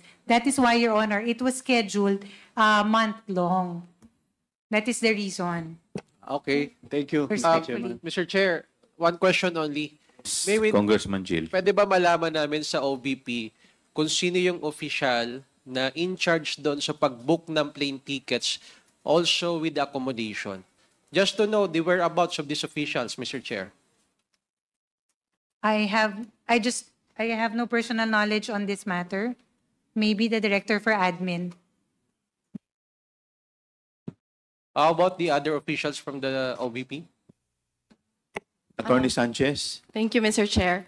Mr. Chair, we have a travel arranger in the office under the procurement division. But she's only... Ma'am, wala rin kayong alam. To cut the long story short. No, Mr. Chair. Wawa naman yung opisina nyo. Lahat hindi alam kung nasaan yung mga tao ninyo. Nagkaroon na yata kayo ng amnesia lahat. Ano po ba nangyari sa opisina ninyo? Lahat walang alam. From the chief of staff down to the department head. Lahat hindi alam. Mr. Chair, for Or the... meron po kayong pinagtatakpan. Mr. Chair, for flight bookings, Mr. Chair, there is a person assigned to flight bookings, Mr. Chair. Mr. Chair, I think that is procurement under her office, Mr. Chair. Attorney Sanchez, can you not call that person now? I'll give you 5 minutes po. Yes, Mr. Chair. Mr. Chairman, The chair would like to recognize Congressman Ino D. may we also ask what exactly is the event that's currently happening today? Meron ba po tayong, I don't know if I missed it earlier, ma'am, that they have to attend to? Ano po ba yung event or program na ginagawa ngayong araw na ito na ina-attendan ng mga staff po ninyo? Okay. Your Honor, for this question, may I refer you to our Director for Operations? Okay. No?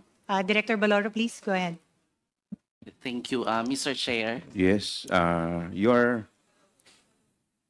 Baloro. Mr. Norman Baloro. Thank you, Mr. Chair. The programs for the month of November. No, for today. Yes, For this today. is for the OVP Thanksgiving ceremony, Your Honor. May idea po kayo details of the event or the program? For the event, Your Honor, it's somewhere in Caraga, Your Honor. Somewhere in Caraga. Caraga? Wala po kayong exact venue or details of...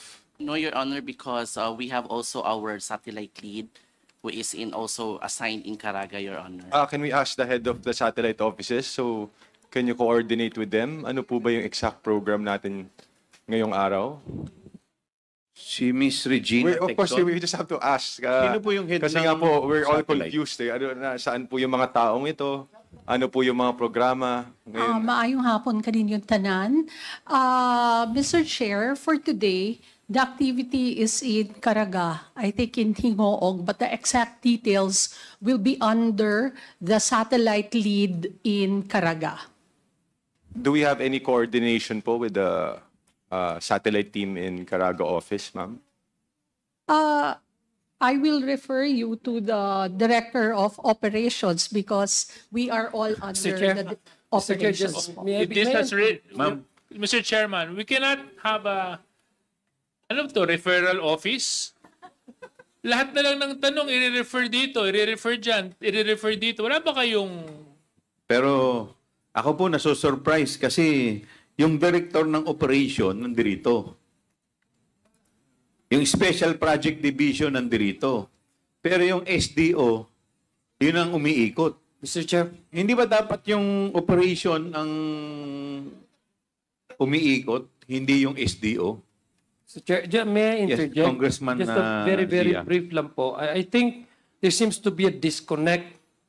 Parang it's not only me, hindi nagko-coordinate but disconnect. I think kayo po yung head ng operations, Mr. Baloro, di ba? Mr. Chair. I think, Mr. Chair, you should know because you're the central office eh. Diba? Mga satellite offices, are you telling us that the satellite office work independently from yours or that they don't at least send to you? I presume that's a very important occasion or activity. So, I mean, a simple question asked by Congressman Ino D, You cannot even tell us the exact location. What program is this? I mean, you're supposed to know everything because these are satellite offices. You're telling us that you don't care at all to even know the details. Kayo po yung sa central office. These are satellite offices. I mean, there seems to be a disconnect kasi nagtuturuan po kayo eh. Isa lang po ang maliwanag dito eh. From Chief of Staff down to the Director, puro walang alam. Di parang may nagtatakipan po dito. Mr. Chair, dagdag ko lang. So, kanina, Mr. Baloro, hindi mo alam kung saan eksakto sa Caraga ginaganap yung anniversary ninyo? Mr. Chair, with regard to the places, because we have several locations for Caraga, so we have also our satellite leads who is now in charge with the identification of the location for the OVP anniversary in Caraga. Okay, several, marami. Ano yung mga lugar na yun? With regard to you, that with honor, may I also have a time for me to call with our satellite lead? Alam mo, nagloloko na tayo dito eh. Sa totoo lang, kung meron man nagtataka kung bakit nabawasan yung budget ng OVP, ito naging dahilan eh. Your Kasi Honor. hindi nyo may paliwanag. Simpleng activity ninyo. You can't even say for a certain fact kung nasaan. Sasabihin nyo maraming activities somewhere in Caraga, tapos hindi nyo man lang masabi kung saan. Anong klaseng celebration yun? Sobrang laki ba ng opisina ninyo na kaya nyong sabay-sabayin lahat ng barangay, lahat ng bayan sa Caraga Region?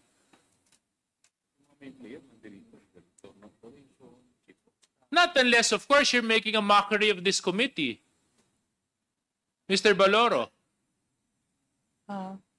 Your Honor. Hold on. Are you making mockery of this committee, Mr. Baloro? No, Your Honor. Okay, so if no, then treat us with respect. Where are you celebrating the activities of your celebration today? You are head. Caraga, Your Honor. Where there? Do you know how big the Caraga region is? For my personal knowledge, Your Honor, no.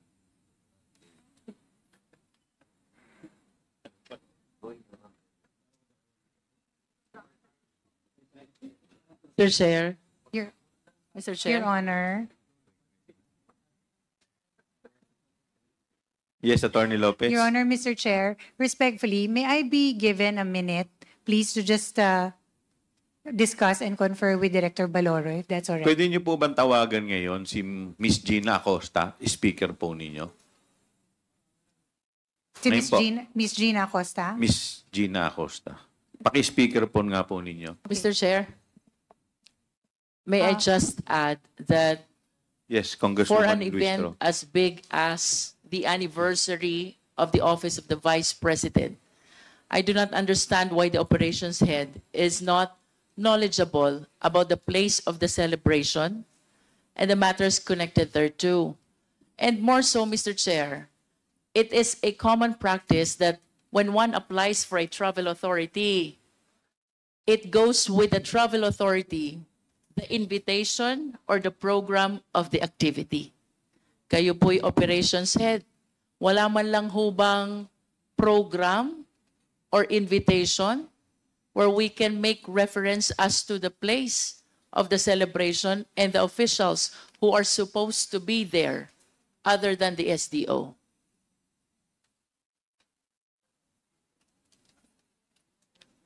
Your Honor, for the 2024 Thanksgiving activities, Your Honor, I just learned that Is it Thanksgiving or anniversary? Thanksgiving anniversary. It's in line with the OVP anniversary, Your Honor. The title of our program, Your Honor, is Thanksgiving. Thanksgiving anniversary celebration of OVP. And Thanksgiving activity, and Your it Honor. ranges for 1 whole week. Yes, Your Honor. Can you up- please cite again the inclusive period for that celebration? Yes, Your Honor, from after our event on November 15, that is the 89th anniversary of the OVP. Right after that, we have our scheduled for the OVP Thanksgiving activities for all the 10 satellite offices, Your Honor. Sandali po, ang pinag-uusapan muna po natin is celebration today. Today, Your Honor, is the OVP Thanksgiving in Caraga, Your Honor. And where in Caraga is it being celebrated? It is simultaneously celebrated in, I've learned now, Your Honor, in our 3 municipalities. It's one city, Your Honor. It's in Hingoog, Magallanes, and Butuan City, Your Honor. And why did you not seek for an excuse when you are the operation head and you're supposed to be the first person who's to attend that celebration? Your Honor, because I went to Panay and Negros Islands already, Your Honor, last week. This is in it's municipality of Malay and municipality of Macataw in Aklan. So the reason why, Your Honor, for me to have a rest, Your Honor, my time also in the central office to sign few documents with regard to the medical and burial assistance. So the reason why, Your Honor, I need also to... And how about the program and the invitation which are supposed to justify the travel authority of your SDO? Your Honor, with regard to the SDO, Your Honor, is I am the one who signing. I'm not the one who signed the document, Your Honor. Yes, I understand, but as an operation head, you're supposed to receive as well, di ba? A copy of the program and the invitation, because you are the focal person in terms of field operation. Am I correct? Yes, but Your Honor, with regard to Hindi ka ba nila inimbita? For Caraga, Your Honor. As operation head, you're supposed to be invited. Tama po ba ako? As part of my job, Your Honor. I wish to see the copy of the invitation and the program. Would you like to produce them today? Your Honor, with regard to my, Your Honor, with regard to my travel order, I'll provide the committee, Your Honor. Which travel order are you referring to, Mr.? For the schedules of the Thanksgiving activities, Your Honor. What we are discussing today are the activities where the SDO is supposed to be present as provided in her travel authority. I do not understand why in her travel authority, the documents which are supposed to accompany them, the program and the invitation, were not mentioned by Attorney Zulaika and Attorney Sanchez. Your Honor, I don't have the knowledge, Your Honor, with regard to the travel order of our SDO, Your Honor, because I am not the signing authority, Your But Honor. do you have a knowledge in as far as the existence of this program and invitations are concerned? With regard to the OVP Thanksgiving for Caraga, Your Honor, yes. You have? With regard to, Your Honor, with regard Do you have to copies? Thanksgiving. Do you have copies? With regard to the executive brief, Your Honor, I have. Can you please share it to the committee? The invitation and the program for the Thanksgiving anniversary celebration in Caraga, Yes, where your SDO is supposed to be present. With regard to the presence of our SDO, Your Honor, I cannot give you... Because with that is the justification provided in the travel authority. So I suppose that he's there attending the activity. Your Honor, I can only provide you, Your Honor, the executive brief of the program of the Thanksgiving in Caraga, Your Honor. Mr. Chair, can we please direct our secretariat to solicit the copy of the program of activity as well as the invitation, Mr. Chair? The Secretariat is requested to please get hold of the copy to Mr. Norman Baloro. Ating Secretariat. Mr. Chair, IPH. quickly lang po. if I may, I'll be allowed to interject with Yes, Congressman yes, Sia. with indulgence. I guess earlier, Mr. Chair, Congressman Flores requested our Sergeant at Arms to communicate, the issuance or the contempt order that we have just issued against certain individuals, and I guess SDO was part of among those individuals who recited in contempt. Did I hear it right, Mr. Toledo, Mr. Abaloro, that you are currently today celebrating a Thanksgiving anniversary of the OVP, and probably these three areas andun si SDO? Your Honor. Yes, in Caraga. Kasi yun po yung reason niya kung bakit hindi siya pumunta dito. And maybe if we can go back to the earlier motion of Congressman Flores, we can already communicate kung nandun siya, maybe as a Sergeant at Arms, so that they can issue already.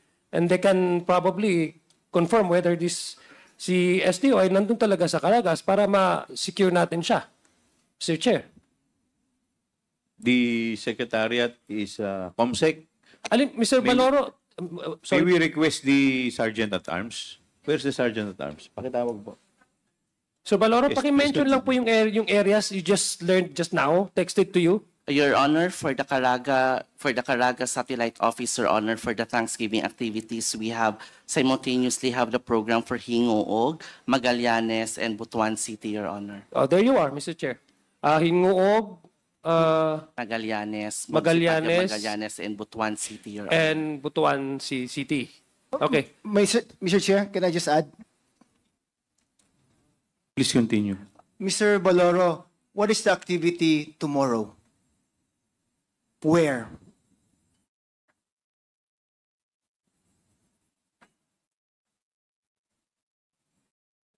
For the activities tomorrow, Your Honor, this is still for confirmation because, however, to answer your question, is in Southern Mindanao Satellite Office, Your Honor. What towns po? This is somewhere in Marilog, Your Honor. Marilog, that's Davao City. Yes, Your Honor. Oh, no other place? With regard to the Thanksgiving for the I Southern... mean, the programs that where supposedly Fajarda spouses and Acosta are to be supervising tomorrow. For the program here, Your Honor, it is in Southern Mindanao Satellite Office in Marilog, Your Honor. In Marilog. Okay. So if they will not be in Marilog tomorrow, meaning they will be absent from their function supposedly. They were sent there supposedly to help out in this particular activity, correct? Your Honor, to be honest, I don't have really the knowledge with regard to the travel order of the SDO, Your Honor. You just heard Attorney Lopez read it out to you. To all of us. Your Honor, I only have the knowledge with regard to the activities under the Now, operations. as the head of operations, supposedly, alam mo kung sino yung pupunta doon from your office to help out, correct? Yes, Your Honor. And then you heard Attorney Lopez say that these persons were issued travel authority by Attorney Ortonio to help out in these activities. Correct? I presume, Your Honor, their You presence presume. will be there. So I also presume that they should be there tomorrow. Otherwise, they will be absent and they will not be doing the performance or they will not be performing their duties of which they were tasked to do. And with which they're saying that they're absent now because they're doing these functions. Correct? Yes, Your Honor. So they should be there tomorrow. I presume, Your Honor, their presence will be there tomorrow, Your Thank you, Mr. Chair. Thank you. The Chair would like to recognize the next interpellator, the Honorable Jinky Luistro. As a follow-through, Attorney Sulaika, ilan po ba ang key officials ng OVP? I'm referring to key officials only. There are 5 key officials, Your Honor. Can you please mention these 5 key officials? The Undersecretary, Can you please include the name? Oh, yes. Assuming this position. Yes, for number 1, the Undersecretary, that is me, Zuleika Lopez. Our Assistant Secretary, Mr. Lemuel Ortonio. Our Director for Admin and Finance Services, that is Director Rosalyn Sanchez. Our Director for Operations, that is Mr. Norman Baloro. And our Director for Strategic Management Office, that is Attorney Sunshine Fajarda, Your Honor. How important is this Thanksgiving anniversary celebration in Caraga? It's not even at the NCR. It does not even represent a regional representation because he made mention only of 3 specific LGUs. Why? Of all key officials. Bakit naman po sa dami ng opisyal ng OVP, ito pang matagal na pong iniimbita ng Good Government Committee na si SDO Gina Acosta at si Assistant Chief of Staff Ortonio ang nakaisip na mag-represent ng OVP sa Thanksgiving celebration? Your Honor, I cannot answer that because for one thing, I was not the one who issued the travel authority. For another, I cannot presume to understand or know of the wisdom of the person who actually signed it. So, therefore, I cannot really directly answer that question. To continue, respectfully. Attorney, it is not my intention to undermine the significance of those activities in Caraga. But we are thinking individuals here between defending the institution, the office of the OVP, and attending the Thanksgiving celebration in the 3 LGUs in LGU. Hypothetical lang po. Which do you think is more important? Your Honor, every activity we roll out, whether it's in the NCR or in our satellite Mr. Chair, offices. can we please direct our resource speaker to answer the question? This is a hypothetical question, Attorney Lopez. Please If you answer will be responsibly. made to choose, saan ho ba kayo pupunta? Sa hearing ng Good Government Committee, where you will be given the chance to defend the office pertaining to the issues surrounding it, particularly the utilization of confidential fund, or the Thanksgiving celebration in the 3 small LGUs of the Caraga region? Your Honor, Mr. Chair, the decision to attend the committee hearing of this honorable committee is a personal one. I understand, Mr. Chair, but this is a hypothetical question that is being raised to our resource speaker. I can only answer for myself, Your Honor, and my decision was to attend today's hearing. Thank you, Attorney Salaika. Now to proceed, Attorney. Tagasan po ba kayo? Where did you originate? I was born in Davao City, ma'am. Can you please enlighten us where in Davao at kailan po ba kayo pinanganak? At least the year. Your 1974, Your Honor. You were born 1974 in Davao City, and I That's understand you were appointed as city administrator for a long time of Davao City. May I ask, Attorney, kailan po ba yung first encounter ninyo with our Vice President?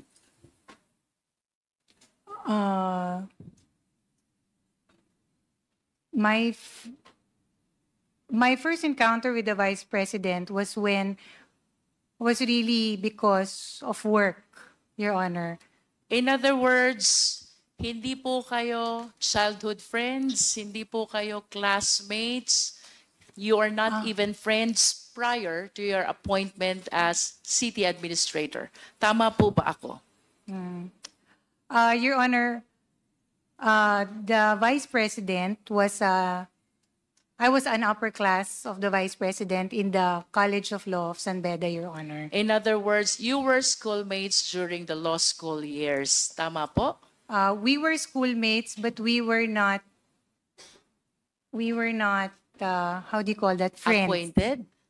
Or acquainted. So when did you become acquainted with each other? When I took on the position of Secretary to the Sanggunian, Your Honor. When was this, Attorney Lopez? I think 2007, Your Honor. So this is prior to your appointment as city administrator. That is correct, Your Honor. You were first appointed as Sangguniang Bayan Secretary in 2007 before you were appointed as city administrator from 2010 until 2022. Is my data correct? Are my data correct? There is a gap, Your Honor, because for a time, the Vice President was not the mayor. Yes. So just for, I think, 6 years, I was city admin for 6 years. Let us go to your position as city administrator, Attorney Lopez. Ano po bang functions ng isang city administrator? Your Honor, the city administrator, in my experience, we actually develop plans and programs on how to effectively and efficiently implement programs and projects that are initiated by the local chief executive. That's one. And then another would be the coordination with all the city department heads. In the case of Davao City, being a highly urbanized city, I think we have around almost 40 city department heads, Your Honor. Not to mention, part of my task also is to chair and preside over various committees of the city, such as the Zoning Committee, Tourism Board, Davao City Investment and Promotion Committee, etc., totaling also more than 30 committees. Apart from that, of course, the city administrator is also tasked with the administrative delivery of administrative support services, particularly in times of disaster operations, notable of which is, for example, there's massive flooding, or in the case of COVID in 2019. That is an ample function, Attorney Lopez. And in fact, our time allotted for committee hearing might not be enough for you to be able to share with us the so many functions of a municipal or city administrator. Am I correct? Yes, Your But Honor. I have some specific questions for you. As city administrator, do you recommend to the LCE the appointment of key officials? Your Honor, in my experience, I never proposed a recommendation for key officials. But do you believe that as a city administrator, you have the discretion, the power, the opportunity, the position to recommend people who deserves appointment as key official? With the ample function that you have shared to this committee, I believe yes. Your Honor, perhaps prepare a short list for consideration, but I cannot really make that recommendation because that exercise belongs to the appointing authority. It's the Yes, local but chief if the executive. appointing authority will be soliciting your position relative to the people who are supposed to be appointed for key positions, would you give your opinion concerning this matter? Your Honor, in my experience as the city administrator of the Vice President, when she was then mayor, she never asked me for any particular person or name that she should consider. How about in the execution of contract in behalf of the LGU? Do you give your legal opinion, especially considering that you are a lawyer? Your Honor, in the city government of Davao, there is only one lawyer, and that is the city legal officer. So all contracts that are executed or performed or entered into are reviewed and given legal opinion by the city legal officer, Your If Honor. there are occasions when the opinion of the legal officer is not in consonance with yours, don't you volunteer your opinion being the city administrator and a lawyer at the same time? Your Honor, I can only confer really with the city legal. But at the end of the day, it is the city legal who will make that final recommendation to the city mayor. In Or the local scheduling the LCE in very important meetings, do you give your opinion as well as to which meeting she should be giving priorities? Your Honor, from the very beginning, that was very clear to us that we do not really involve ourselves in the appointments or the scheduling of our principal. How about Then- in budget preparation, Attorney Lopez? Don't you give your insights about which item, which program needs bigger budget compared to the others?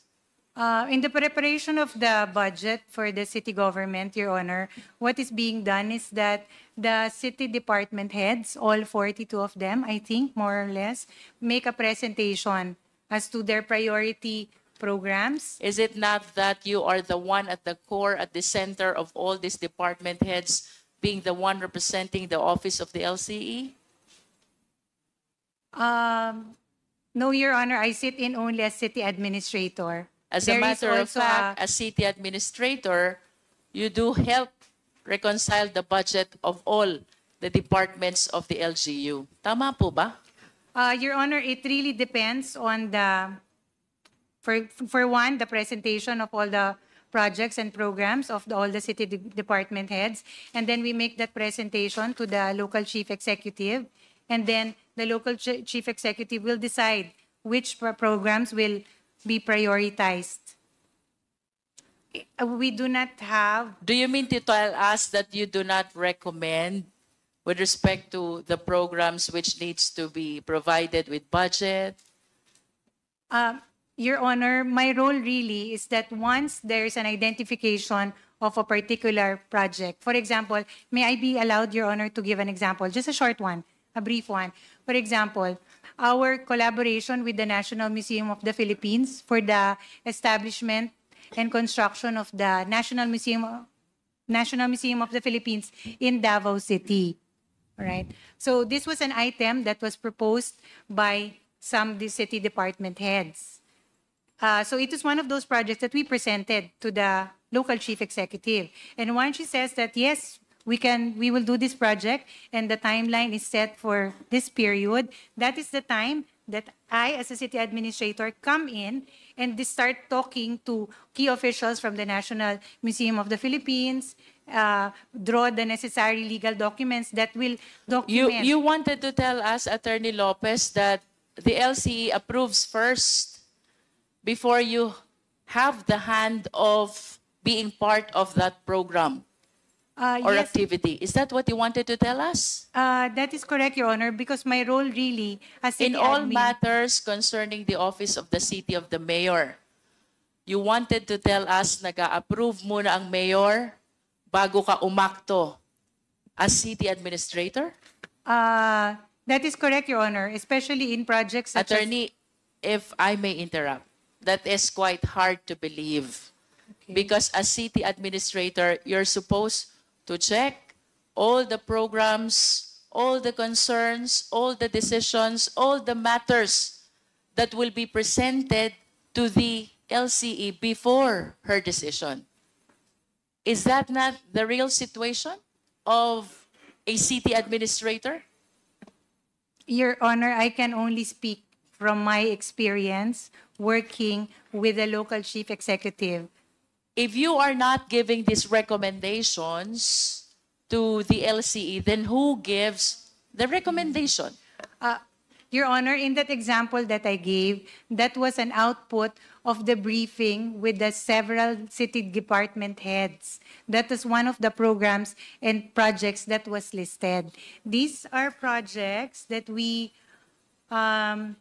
prepare and report to the local chief executive for consideration. Kanina po may binanggit kayong you're heading all the committees. Tama po ba yun? I preside, Your Honor. You also made mention about the different departments. What do you do with the different departments? Coordination, Your Honor. You coordinate with the different departments and you draft programs and do the implementation as well as the coordination with the rest of the departments of the LGU. Tama po ba yun? Yes, Your Honor. For example, in the case that I mentioned earlier, ma'am, in that partnership with the National Museum of the Philippines, it has to be approved first that we will embark on that project before we actually proceed any further. Are you aware that city administrator is oftentimes referred to as Little Mayor? Have you heard of that? Yes, Your Honor. Yes. Why do you think the position of, or the person, the city administrator, the municipal administrator, the provincial administrator are being referred to as Little Mayor? Little Mayor, precisely, ma'am, because you are the go-to person of all city government, city department heads, and then sometimes you traffic the deliverables and the projects that are expected per city department head. In other words, Your Honor, my role really, I am not a city engineer. I am not a city veterinarian. But what I do is, if there is an issue on ASF that the local chief executive wants addressed, I coordinate with the city veterinarian, who is actually the expert on that program. That is my role, Your Honor. It's purely, how do you say this? Ensuring that they are able to come up with their projects that they have proposed themselves, and it is delivered at a certain timeline as they have committed to the mayor. You are correct, Attorney Lopez, that the department heads are the experts on their respective field. But I wish to believe that before the mayors, the LCEs, take an action on whatever they are being presented, she is being presented, it always solicits for the green signal of the city administrator, because you are expected to check the genuineness, the propriety, the veracity of all the concerns, programs, and projects which are being presented by the various department heads. Do you agree with me? Your Honor, I speak from my experience. That is how it was done when I was city administrator for the local chief executive. Do you mean to tell us, Attorney Solaika, that for the longest time, that is 2010 to 2013, and then 2016 to 2022, your opinion and recommendation was never solicited by your LCE? Maybe on matters, Your Honor, such as, for example... That is quite hard to believe, Attorney Solaika, because otherwise, we will not be able to come up with this little mayor thing, which is being used to refer to the city administrator, if indeed walang kapangyarihan ang mga administrators. As a matter of fact, this representation used to be a municipal administrator. Your Honor, Mr. Chair, respectfully, I can really just speak from my experience. That is the style that I was accustomed to under the local chief executive. Kanina po may mga programs kayong nabanggit which you implement. Can you please cite some in brief? Katulad po nung na-mention ko ng collaboration. Just the title, Attorney. The construction, Your Honor, and partnership with the National Museum of the Philippines for the establishment of one such branch in the city of Davao. What else? The high priority bus system, Your Honor, that we started during the term of Vice President Inday Sara, but it's still ongoing right now. The Davao-Samal Connector Bridge, which also we started with, but it is still ongoing, as well as the pending, among others, the pending waste-to-energy projects. One of those that was finished is the underground cabling. Just give us a rundown. What these programs did you implement during those times? We are talking about 9 long years, you sitting as the city administrator. Yes, Your Honor. These were projects that were proposed by the city department heads. So can you please give us a rundown? Ano po ba yung mga programs na yun? 3 pa lang po yung binigay nyo. We're talking about 9 years here. Another one would be, another would be the Davao Bypass Road, which is a partnership with the JICA group. Parang yung pinabanggit nyo, ma'am, ay mga construction project. Tama po ba? Meron din pong other activities, Your Honor. Of course, the celebration of all the festivals that happen in a year, which is 3. which is the Charter Day celebration, the Kadayawan Festival, the Pasko Fiesta, that one. Do you mean to say, Attorney Sulaika, that among these programs coming from the various departments, you are partnering with the department head in terms of implementation? Your Honor, the person responsible for the implementation really is the city department head. For example, Sunod ko pong itatanong sa inyo, if you are not recommending, you are not suggesting, and then you will be telling me it is the department head who implements, ano pong ginagawa nyo as city administrator?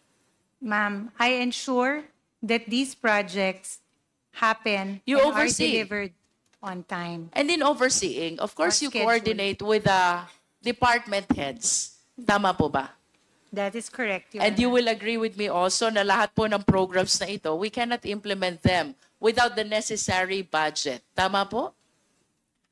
Yes, there is a budget for such. And It- considering the length of time that you've been sitting as the city administrator of Davao City, you are well-versed pagdating po sa budget ng LGU. At least you are familiar with the budget of the LGU. Familiar, yes. Not as familiar as, but as the finance cluster of the local Because you said government you would be- coordinate. You coordinate with the different departments. Tapos sabi niyo po kanina, the budget preparation is being submitted by, the proposed budget are submitted by the different departments. So I suppose that in your coordination with the different departments, you are aware also of the budget of the LGU. Am I correct, Attorney?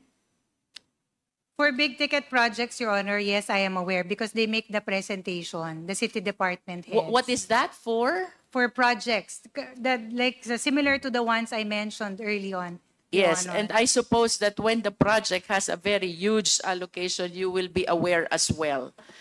I want to be enlightened about the budget of Davao City during your time as city administrator 2010 to 2013, 2016 to 2022. Ito po'y na-flash na natin noon, and I want to share it again to the committee. Kindly flash the confidential budget of the Davao City. This is 2016 to 2022, Attorney Sulaika. And apparently, in our previous hearings, we were able to show that among all the LGUs in the entire country, ang Davao City po ang nagkaroon ng pinakamalaki na confidential fund. Being the person who coordinate all the programs with all the focal persons and department heads. Can you please enlighten us? 2016 to 2022. Paano po ba natin na-utilize itong confidential fund na ito? Your Honor, Mr. Chair, Please I may- continue. Yes. I appear here, Your Honor, pursuant to the subpoena that was issued me in line with the privileged speech of the Honorable Valeriano. It is in my capacity as the Undersecretary of the Office of the Vice President. I am not here, nor am I connected with the city administrator or city government of Davao. So I feel that I am not really competent to discuss budget concerns primarily because, of course, with all due respect to the new city administrator and also the administration of the city government of Davao, Your Honor. Mr. Chair, I wish to remind the resource speaker that the confidential fund which is being shown in the screen pertains to 2016 to 2022. The time when our resource speaker was the city administrator. Earlier, she explained a lot about coordination with the different departments concerning the program implementation. And I wish to believe that this confidential fund is part and parcel of some of the programs which they have implemented already in Davao City. So contrary to her manifestation, Mr. Chair, it is my humble opinion that she is in the best position to enlighten us. Saang programa po ba ginamit itong confidential fund na ito? Your Honor, Mr. Chair, I mentioned earlier my role as city administrator.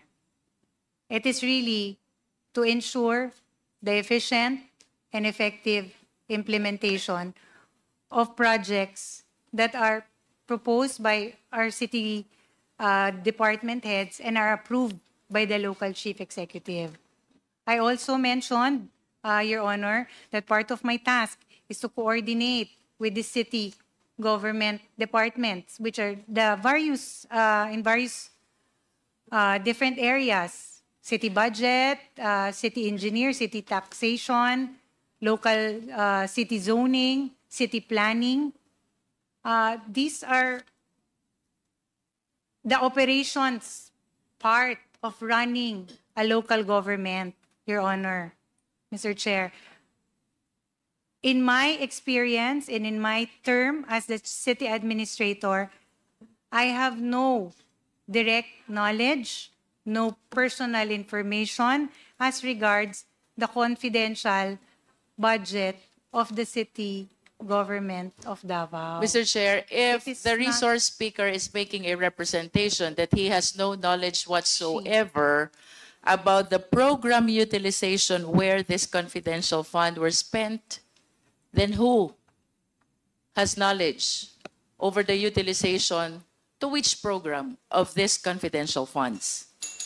Your Honor, I can only speak for myself. Mr. Chair? On my end, Your Honor, respectfully, much as I want to give a definitive answer, I have no personal information as to the utilization, disbursement of the confidential funds. Mr. Chair, I just find it strange na si Attorney Sulaika po, alam niya yung tungkol sa museum, alam niya yung JICA project, and yet she has no knowledge whatsoever with respect to the huge amount of confidential fund that is from 2016 to 2022. If we can share it again in the screen, ang laking pondo po nito. As a matter of fact, if we will be following the joint circular during that time, this is 30% of the Peace and Order Program of the LGU of Davao.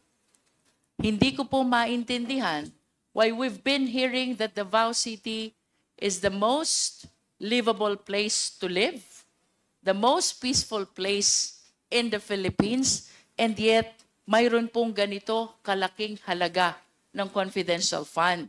So, considering, Mr. Chair, the ample function, authority, discretion of an administrator, anyone who is assuming the position of an administrator, I do not understand why Attorney Sulaika could not enlighten us, at least of what she knows, to which program these confidential funds were utilized. If I may read, Mr. Chair, 2016, this is 144 million. 2017, this is 293 million. 2018 is 420 million. 2019, 2020, 2021, and 2022, 460 million. I wish to believe, Mr. Chair, that after the LCE, after the mayor, the next person who is aware about the program implementation, which includes the budget utilization, is the city administrator. As admitted by the resource speaker, she's the one coordinating all the programs. She's the one coordinating with all the departments. How come She has no knowledge at all with these huge amounts of confidential fund which were utilized in Davao City from 2016 to 2022. That is a manifestation, Mr. Chair. Mr. Chair. Mr. Chair. Congressman Konghun. Just a small question, Mr. Chair, in line of the questioning of Attorney Luistro, Congressman Luistro. Madam Zuleika Lopez, do you have an authority to sign checks nung mayor si VP Sara, si Mayor Sara? Wala po. Hindi ka pumipirma ng cheque? Hindi ka nabigyan ng authority na pumirma ng cheque? I do not anymore recall, but I think I signed. It's a delegated authority to the assistant city administrators, but in the event that they are on leave or on official travel, ako yung nagiging isang signatory. But it is not a usual task that I perform.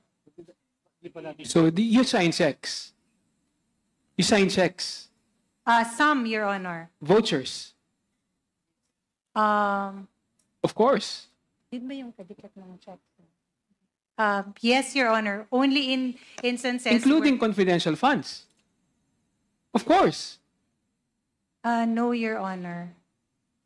As I mentioned earlier, respectfully, my role as city administrator is really, my task is confined to the operational. Madam Sulweka, ano rin po ako, naging mayor po ako ng 7 taon. Usually po, isa sa mga responsibilidad ng chief of staff, sine-check po lahat ng voucher na pinipirmahan ng mayor. At usually po, ang administrator, pumipirma po ng mga vouchers, including confidential vouchers na confidential fund vouchers. Your Honor, Mr. Chair, I am not the chief of staff. I was the city administrator. Or the more reason why na ikaw ay pumipirma.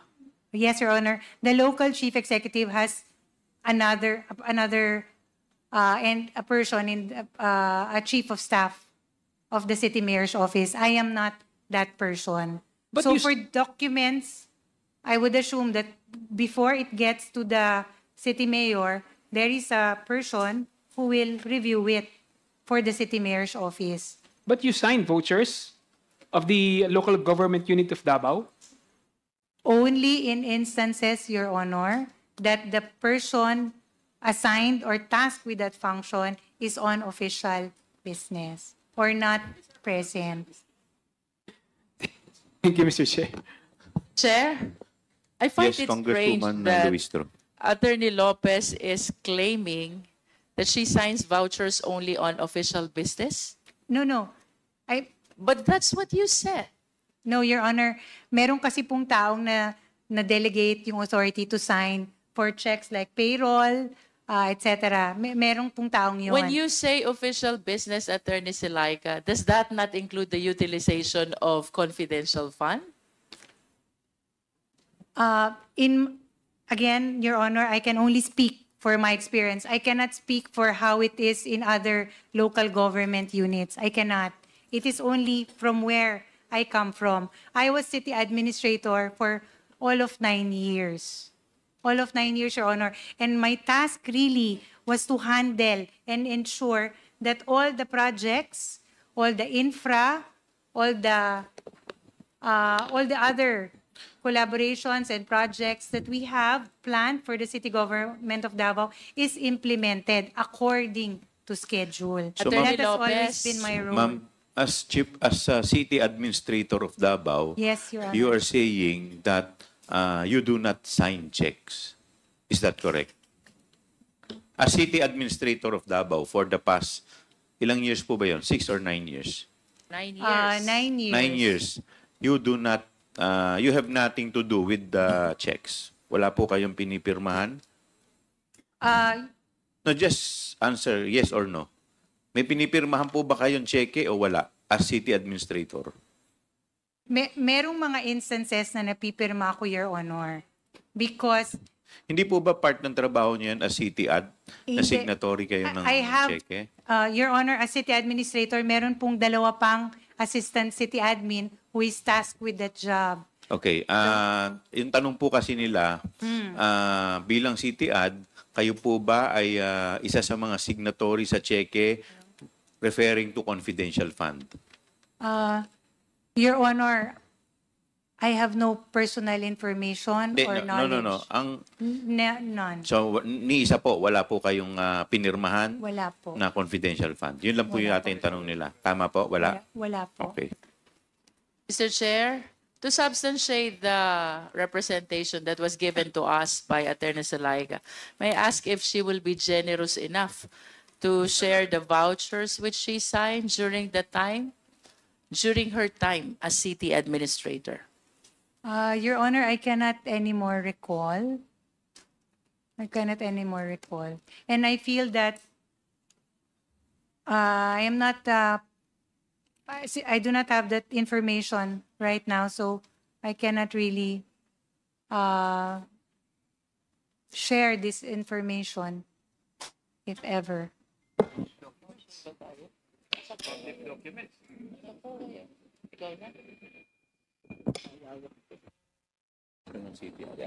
To continue, Mr. Chair? Please continue, Congresswoman Luistro.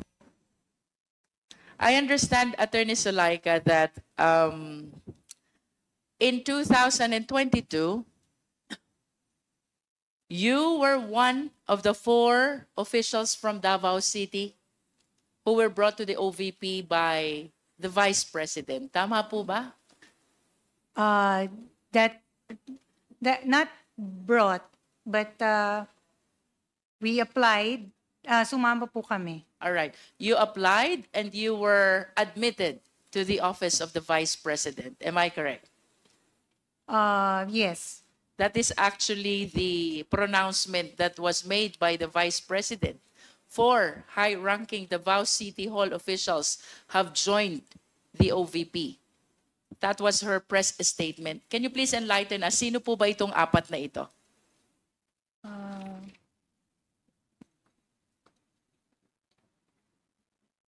The second one is Mr. Lemuel Ortonio. The one who did not attend the hearing. And the third, I do not anymore recall, Your Honor. Attorney, 4 kayo, hindi mo pa maalala. Okay. Miss Jean Rose Texon. Sorry, forgot you. Sorry. It's Miss May we Jean. know the position of Miss Jean? I was the city tourism officer of Davao City. And in OVP, you are? I'm What the position? satellite lead of the Southern Mindanao Satellite Office. Satellite lead. Yes, ma'am. Who's the 4th official, attorney? Your Honor, the one, Miss Carla Echavia, in charge of the appointments team. of I the recall, Vice Attorney Sulaika, that during the last hearing, you failed to attend. Tama po? And you gave your explanation already kanina. It was a medical emergency in United States. Tama po ba? Yes, Your Honor.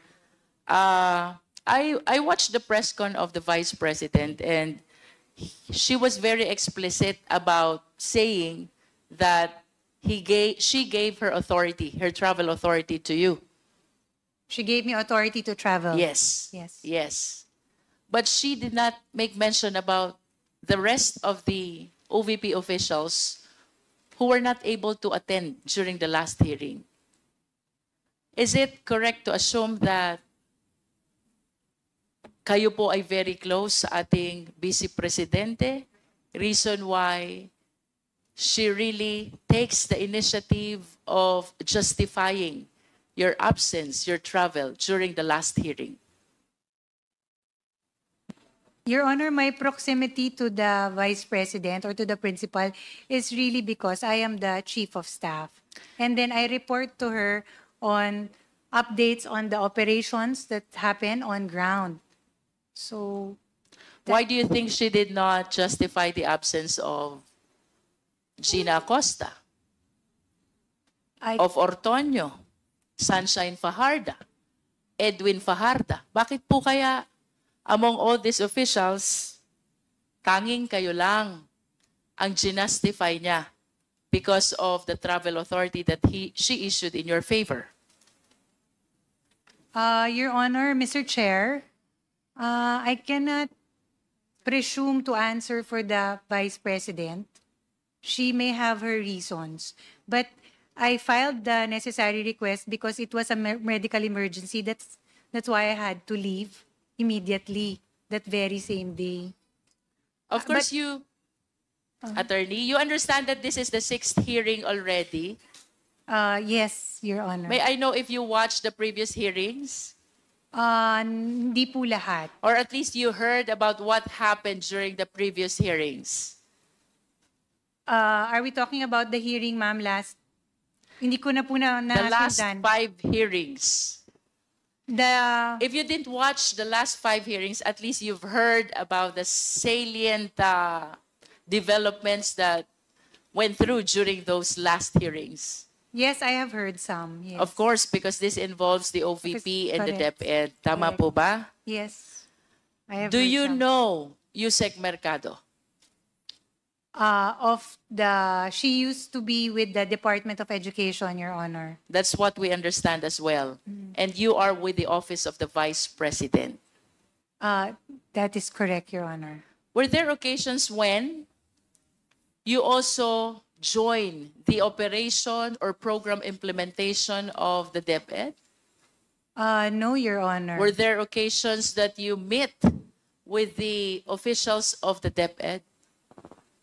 All operational concerns that are brought to the Office of the Vice President, because at the same time, she was also then the Secretary of Education, are matters we refer to USEC POA when I understand. But the question is about you, Attorney Solaika.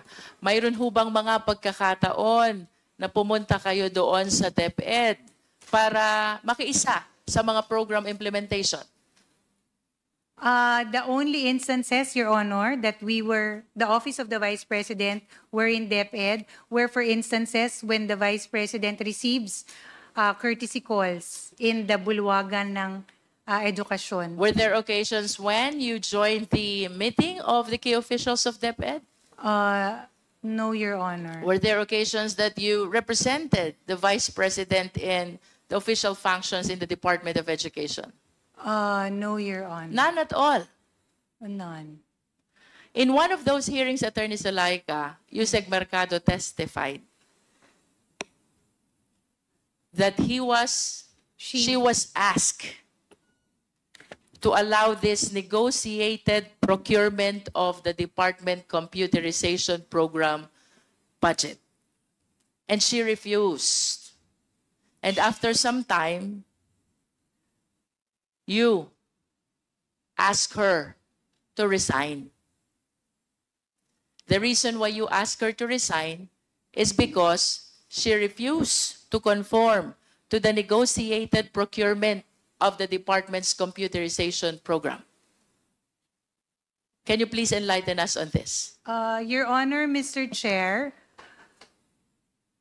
I was instructed by the Vice President to call Yusek Mercado and tell her that the principal has lost her trust and confidence in Sabi her. niyo po kanina, hindi po kayo nakikialam sa DepEd, di po ba?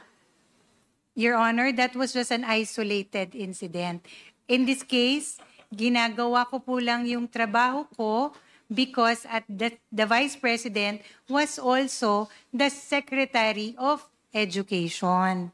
And in that instance, she said that I was to be the one to advise Ma'am Gloria that the principal has already lost her trust and confidence in Ms. Mercado for certain reasons, and that it cannot be Mr. POA who will handle it because to prevent friction among senior officials in the Department of Education. That the thought being, if it were Mr. POA who will be the one to say that to Ma'am Gloria, it might create unnecessary friction in the working relationship of the senior officials of the Department of Education, Your Honor. But And at least, Attorney Salaika, you confirm that you were the one who asked Yusek Mercado to resign. Yes, from I was DepEd. instructed by the Vice President to do so. In your capacity as a lawyer, Attorney Salaika, do you believe that you have a legal basis to do that? Your Honor. Yes or no, Attorney? Yes, I had legal basis to do that. Why? Because Your Honor, office is with the OVP and the person you're asking to resign is with the DepEd. Your Honor. Because if you will be claiming that you have the legal basis to do that, then the people in the DepEd has the legal basis also to meddle in the operation and separation of employees of the OVP. Your Honor, Mr. Chair, for the record, this is an isolated incident. It was an instruction given to me by my principal, and at the same time, my principal was also the Secretary of Education. So it was a task that I simply did, which was to advise Ms. Mercado that given that the principal, to advise her that the principal has lost her trust and confidence in her, and then to please submit a letter of resignation. That was a task I had to do. I did, Your Honor. Ginawa ko lang po Will yung you trabaho ko. welcome Attorney Sulaika, the DepEd official, coming into the office of the Vice President, meddling on the operation of the OVP? Would you welcome that? Yes or no? I believe no.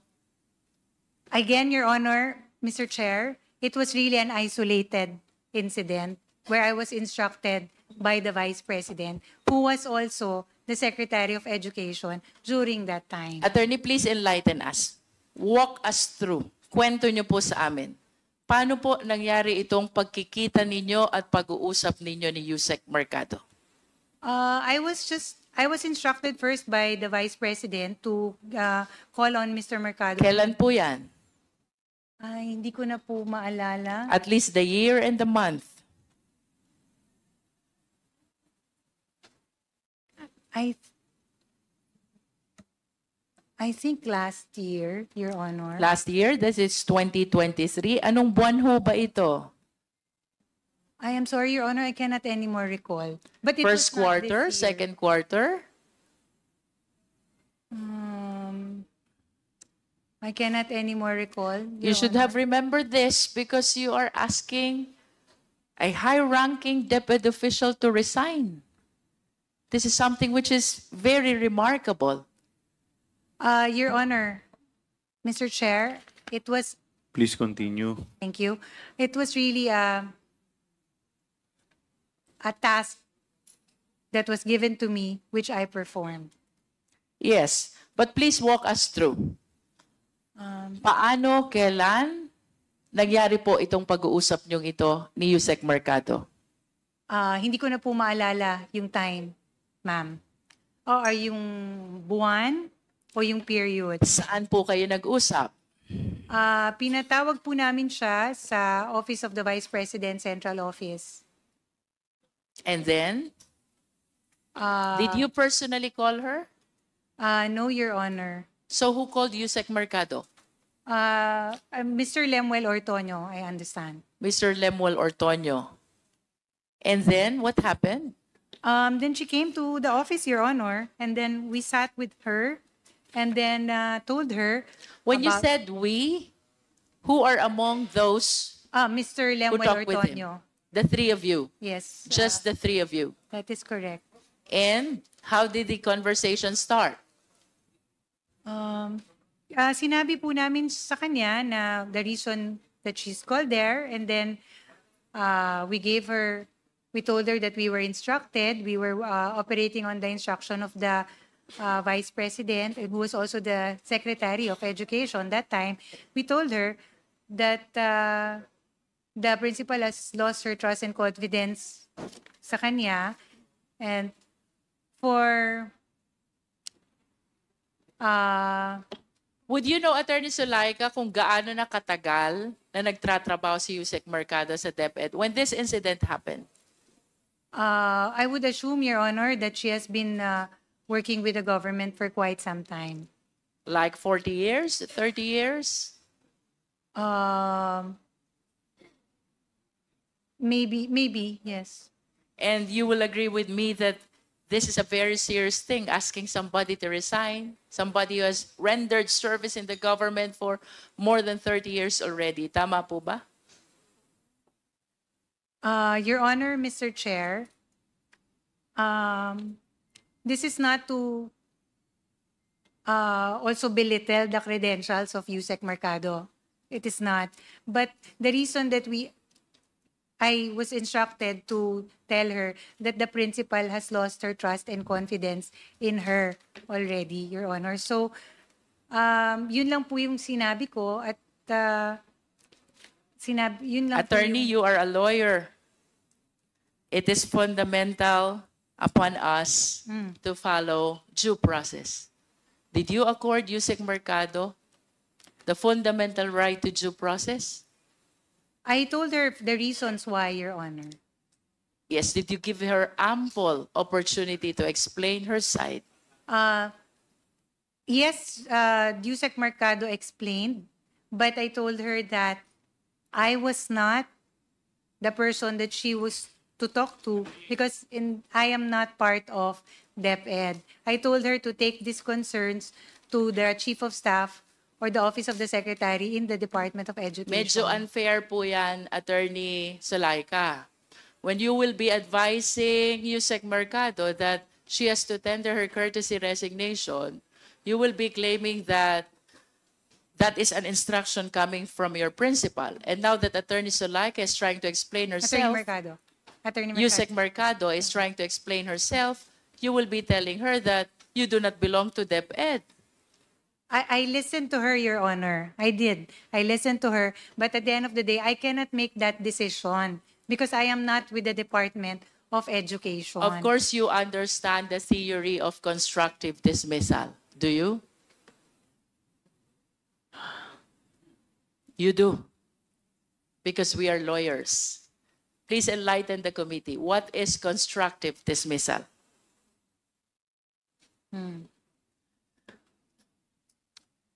Your Honor, Mr. Chair.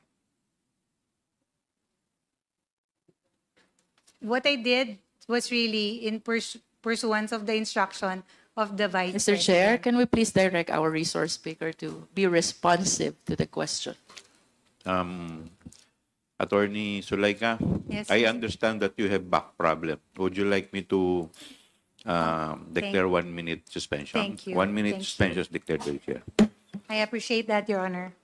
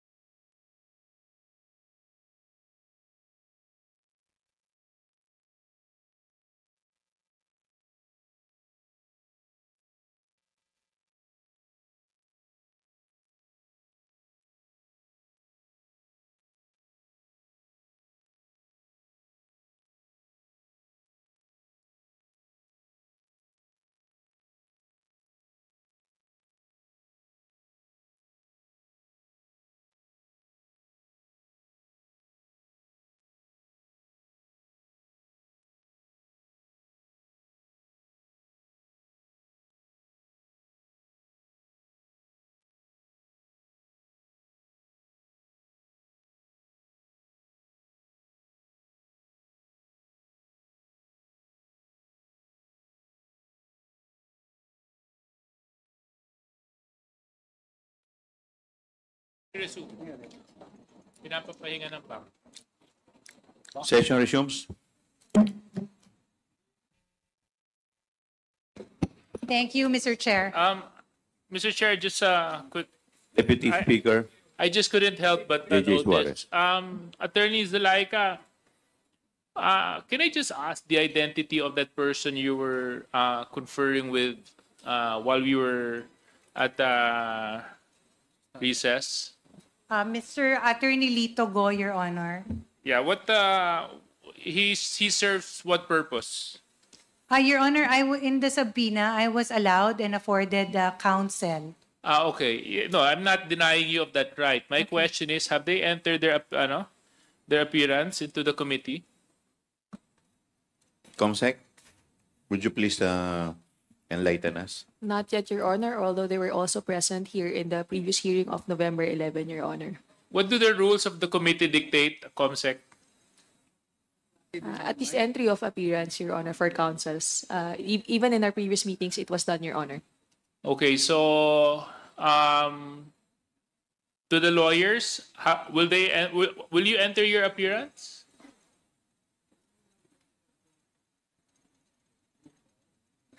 Entry na lang, sir. Entry na. Verbal. Apo, verbal na lang. Okay lang. Wait lang, sir. Mr. Chair, I'm Attorney Lito A. Go Jr., respectfully appearing before Attorney Zolaika Lopez, Mr. Kelvin Teñido, and Ms. Edeline Rabago. Thank you very much. Thank you. Thank you very much, Attorney Go. And, yes. Good afternoon, Your Honors, Mr. Chair. I am Attorney Anel Martin Antero. I represent Attorney Lynn Sanchez and Ms. Julieta Villa del Rey, as well as Dr. Sorongon, Ms. Regina Texon, and Director Norman Baloron, Your Honors. And they have availed of your services in their private capacity, is that correct? Yes. Is that correct? Yes, Your Honor. And also for Attorney Go? Yes, Your Honor, that is confirmed. Thank you very much. Okay, That's it, just for procedural matters. Thank you very much. May we remind both councils that the participation of the legal councils is limited only to advising your client of their legal rights. Yun lang po ang pwede ninyong gawin, okay? And also for other resource persons, kung meron po kayong abogado, mas maganda na ipakilala nyo na kaagad yung abogado ninyo bago tayo mag-umpisa para lang hindi tayo magkaroon ng aberya o problema habang tumatakbo tayo. Kasi iniiwasan po natin yung sa kalagitnaan sa kanyo lang ipapakilala yung mga abogado ninyo. Procedural matter lang po namin sa committee niyo. Maraming salamat. Thank you very much, Attorney. Thank you po. You may proceed, Honorable Jingy Luistro. Mr. Chair, we are asking for the enlightenment of Attorney Zalaika with respect to constructive dismissal. Yes, Attorney Lopez, please. Yes, Your Honor, Mr. Chair. From what I recall, constructive dismissal happens when an employee is forced to resign under certain circumstances. In the case of Yusek Mercado, she has the rank of undersecretary, and she serves at the pleasure of the appointing authority. So, given that the principal has lost her trust and confidence, then we can also ask for her to resign. To add, Mr. Chair, by constructive dismissal, you are placed in a situation where you have no other option but to resign. I understand that Yusek Mercado is occupying a position of confidence. However, Attorney Zalaika, you will agree with me that the requirements of due process, notice and hearing are fundamental. Did you follow the requirements of due process before you asked Yusek Mercado to resign? I believe that the question is answerable by yes or no. I informed her, Your Honor, of the reasons why. She also Did you explained. follow the requirements of due process before you asked her to resign? Please be responsive. Yes, I followed the due process. If you procedure, did, Your Honor. mayroon ho ba kayong pwedeng i-present na notice of hearing where she can explain herself? What, Your Honor, if I may explain, in that isolated incident, I asked her, I told her the reasons why the principal has already lost her trust and confidence, and she did, which I think is a minimum, qualifies really as a due process. For what reasons were she being let go of? And then she also explained her side. She was given a chance to explain her side. Mr. Chair, if Attorney Zalaika is maintaining the position that she followed the requirements of due process, question number 1, did you give her a copy of the complaint? Yes or no? No. Did you set a hearing for her? Yes or no? No, Your Honor. 3, did you come up with a resolution on the issue that is being charged against her? Yes or no? No, I Your believe Honor. no. And therefore, you did not follow the requirements of due process. Mr. Chair, I wish to proceed. Attorney Please proceed. Zalaika, who decides on the amount to be disbursed?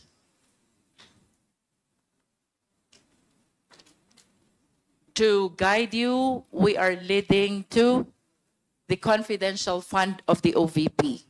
Sino po ba ang nagde-decide when it comes to disbursement? And may I request the Secretary to please flash the disbursement voucher. I wish to believe that at least you're aware of this, being the Chief of Staff of the Office of the Vice President.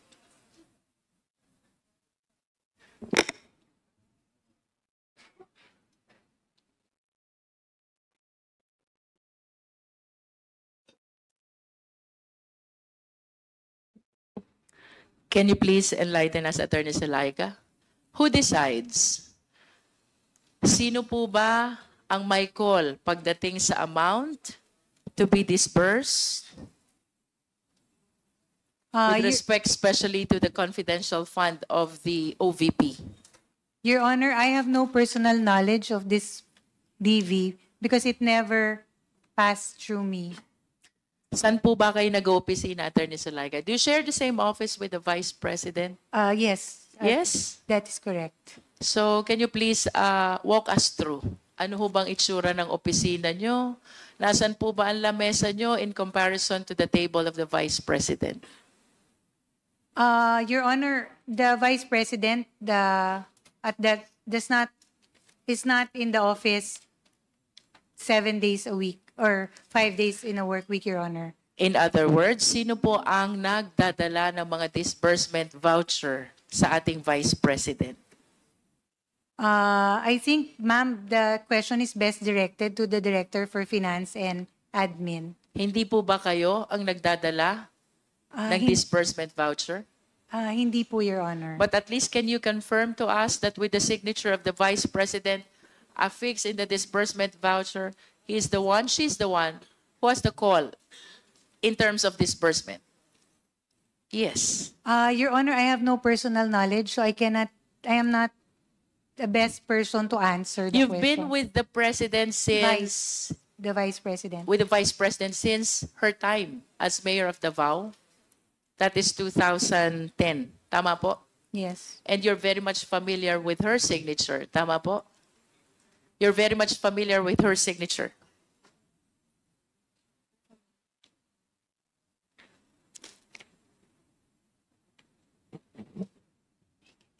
I am asking you, ma'am, if having worked for the Vice President since 2010, you're very much familiar with her signature?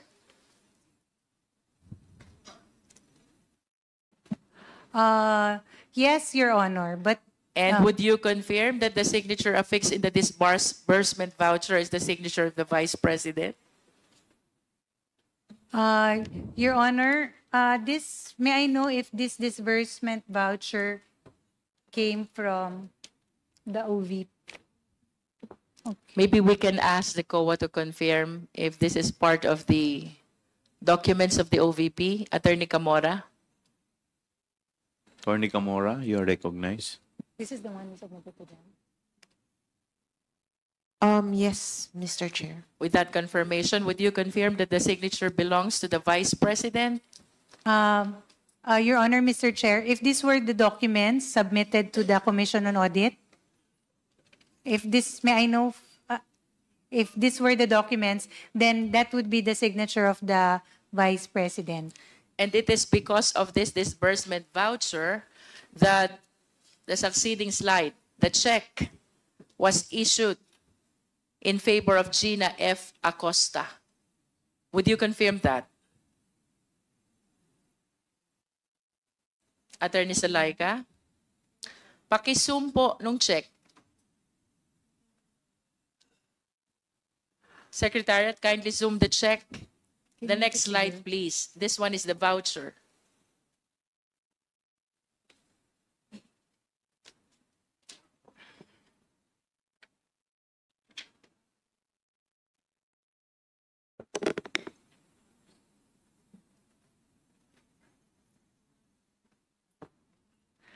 You confirm, Attorney Salaika, that because of the disbursement voucher signed by the Vice President, this check was issued in the name of Gina F. Acosta. Your Honor, Mr. Chair, I have no personal knowledge as regards this one because it never really passed through me. It is signed, I understand, by Director Sanchez and Mr. Ortonio. Hypothetical tayo, Attorney Salaika. Kapag nag-i-issue ng voucher, anong kasunod? Check, Your Check, Honor. without specific reference to this check. And then let's go to the utilization of confidential funds. Secretariat, kindly flash the accomplishment report.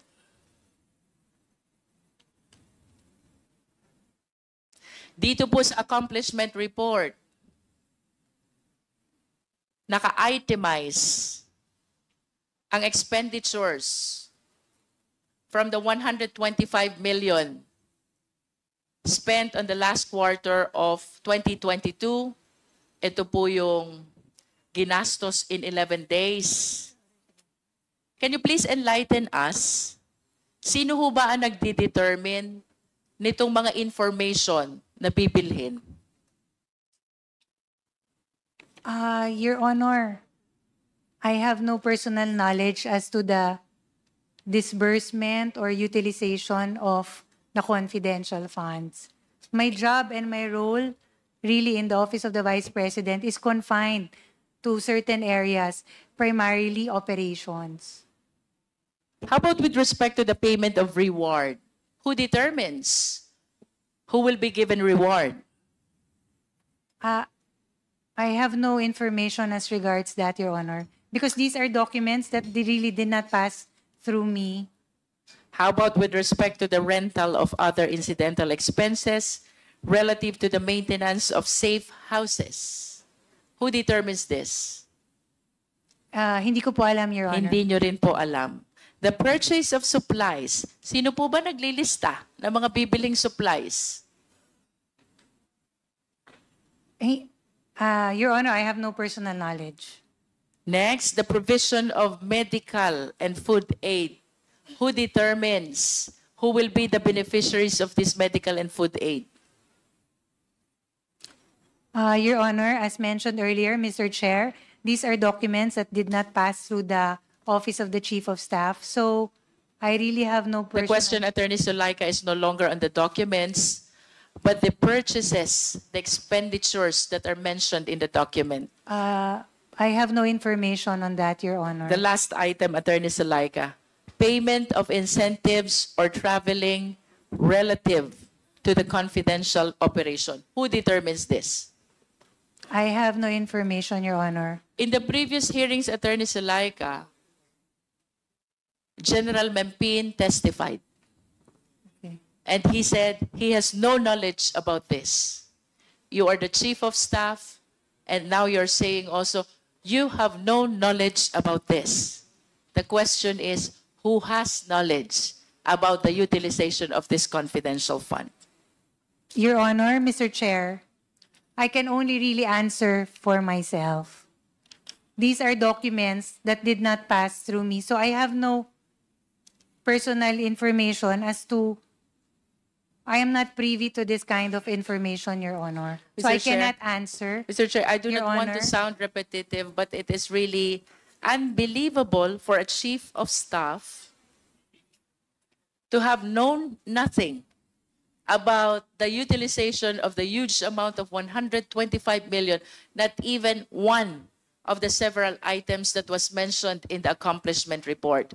And the question that is left unanswered, kung hindi ito alam, this is OVP, ni Yusek Mempin.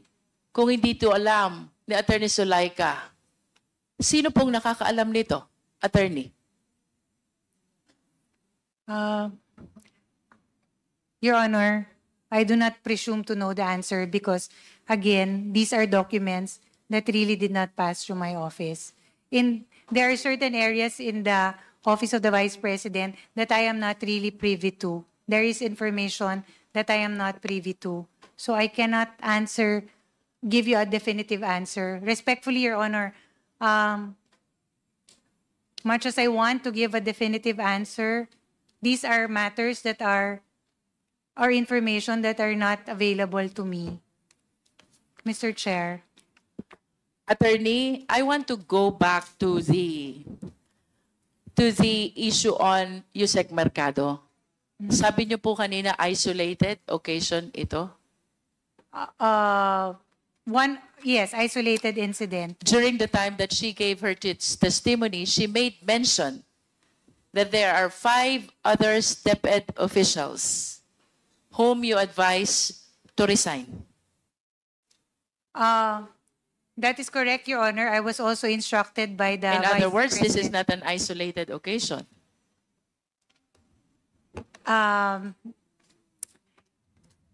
It's a task, Your Honor, that I do not do as Chief of Staff on a regular basis. That is what I meant. These were instructions that were given to me by the principal, primarily because she said that it cannot be Michael Poa who will handle it because it will already create friction among senior officials in the Department of Education.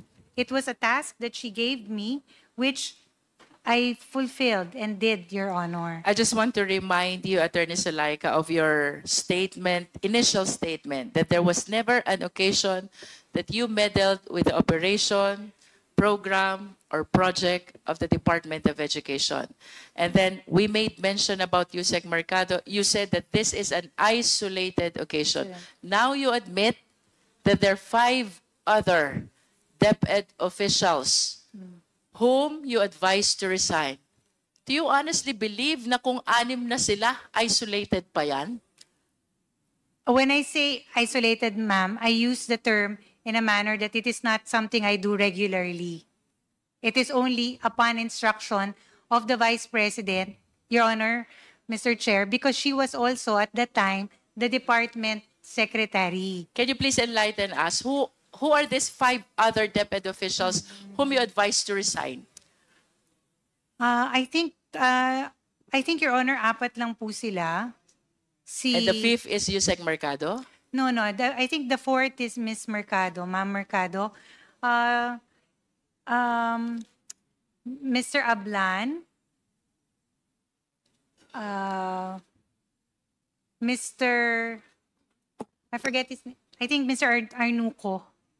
Mr. Come again? Arnuco. Arnuco. Mr. Arnuco. And the head for legal, I forget his name. I think Attorney He's a lawyer. Attorney Brady. I wonder what made you ask him to resign. Is he the legal head?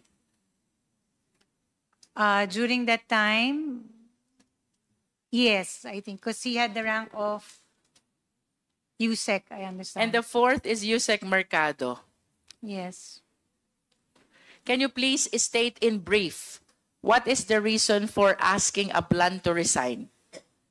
That one, I think it is still the same, Your Honor, loss of trust and confidence. Arnuco, the same? Yes. Attorney Bradit, the same? Yes, Your Honor. And Yusek Mercado, the same? Yes. Loss of trust and confidence. This notwithstanding, I am inclined to believe, Attorney Zulaika, that what happened to Yusek Mercado happened also to these 3 other DepEd officials. No copy of complaint, no schedule of hearing, no resolution or decision explaining why you are asking them to resign. And therefore, what you did to them is constructive dismissal. Again, Your Honor, may I just clarify for the record, it was an instruction by the Vice President. She instructed me to call them and let them know that she has lost her trust and confidence in them. Mr. Chair, my last question is about the notarized certification by Attorney Abelia. Secretariat, kindly flash the certification of DepEd Confidential Fund 2023, first to third quarter, and then OVP 2022 Confidential Fund, as well as OVP 2023, first to third quarter. Mr. Chair, I wish to manifest that this certification were used in support of the accomplishment report. And this certification were notarized by a certain Attorney Abelia, whom I understand was invited also but did not appear in today's hearing. Tama po ba tayo, Secretariat? She's one of those who did not appear in today's hearing. Nevertheless, Attorney Zulaika, are you aware of these documents? I am not aware of this document. It's only now I see it, Your Honor. Tataka lang po ako, Attorney Zulaika, you are the COS, who therefore is assisting the Vice President as to the documents that she should sign and she should not sign. Ang dami po ng pinepermahan niya. And I thought that it was you, being the Chief of Staff. I do not understand kung bakit you did not assist her at all in all these important documents concerning the utilization of confidential fund. If you're saying again that this did not pass through you, eh sino ho ba nag-a-assist sa ating Vice Presidente sa mga ganitong dokumento? Your Honor, this is the first time I see it. I would not know who is the one who was assigned to give it to the Vice President. Attorney Zulaika, I'm about to end my interpellation. These are seven documents. And I wish to manifest, ang opisina po ni Attorney Abelia ay nasa Santa Ana, Manila. Ang opisina po ng OVP ay nasa Mandaluyong. Ang opisina po ng DepEd ay nasa Pasig. The Vice President is one of the signatories in all these 7 documents. Can you confirm to us if the Vice President personally appeared before the notary public when these documents were notarized? Your Honor, I have no information on that. Respectfully, Mr. Chair, I really have no information. I just wish to manifest, Mr. Chair, that under the rules, when a notary public is notarizing documents, the signatories are supposed to personally appear during the time that the documents are being notarized. And I find it strange that the notary public is located in Manila, the OVP office is in Mandaluyong, the DepEd office is in Pasig, and it is quite hard to believe that the Vice President instead really took time to be able to appear to the notary public, Mr. Chair. Actually, it was disclosed during the last hearing. Attorney Sanchez admitted that she just submitted the letter, which was, she submitted the letter to the legal department. Tama po ba? Mr. Chair, that was for my statement before this Yes. committee, Mr. Chair. And you submitted the letter to the legal department without notarization first. Tama po ba? Wala pa. That is correct, And you are Mr. not Chair. aware that it was the legal department who have it notarized. Tama po ba? Mr. Chair, I was aware that it may be notarized. Yes, but you were not present when it was notarized. Yes, Tama. Mr. Chair. So, Mr. Chair, yes, Deputy Speaker J. Suarez. thank you very much. Mr. Chair, I would just like to direct my questions first to Attorney Sanchez very quickly. Attorney Sanchez, what was one of the first things that you did when you first entered the Congress, the committee hearing? I took an oath, You Mr. took Chair. your oath, no? Sinabi nyo dun sa oath nyo na magsasabi kayo ng katotohanan, na hindi kayo magsisinungaling, tama? Yes, Mr. Chair. And I would like to assume that you're sticking by that oath. Yes, Mr. Okay. Chair. So let's just go back a little bit in memory lane, Attorney Sanchez. When we last had a chance to converse, ito pong November 11, babasahin ko lang po itong transcript natin. Nakasulat po dito, Ms. Sanchez, Mr. Chair, based on documents, you mentioned that you have no details about the confidential fund. You Yes. mentioned that you have no information or knowledge about the confidential fund.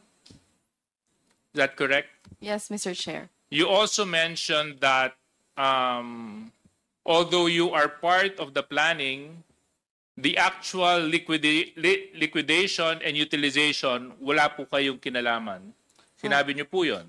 Mr. Chair, for the planning aspect, Mr. Chair, I was only the signatory as noted by in the physical and financial plan. But as to the specific details, And Mr. then, Chair, yes, I have and then no knowledge. I mentioned, kayo ang finance and administrative officer.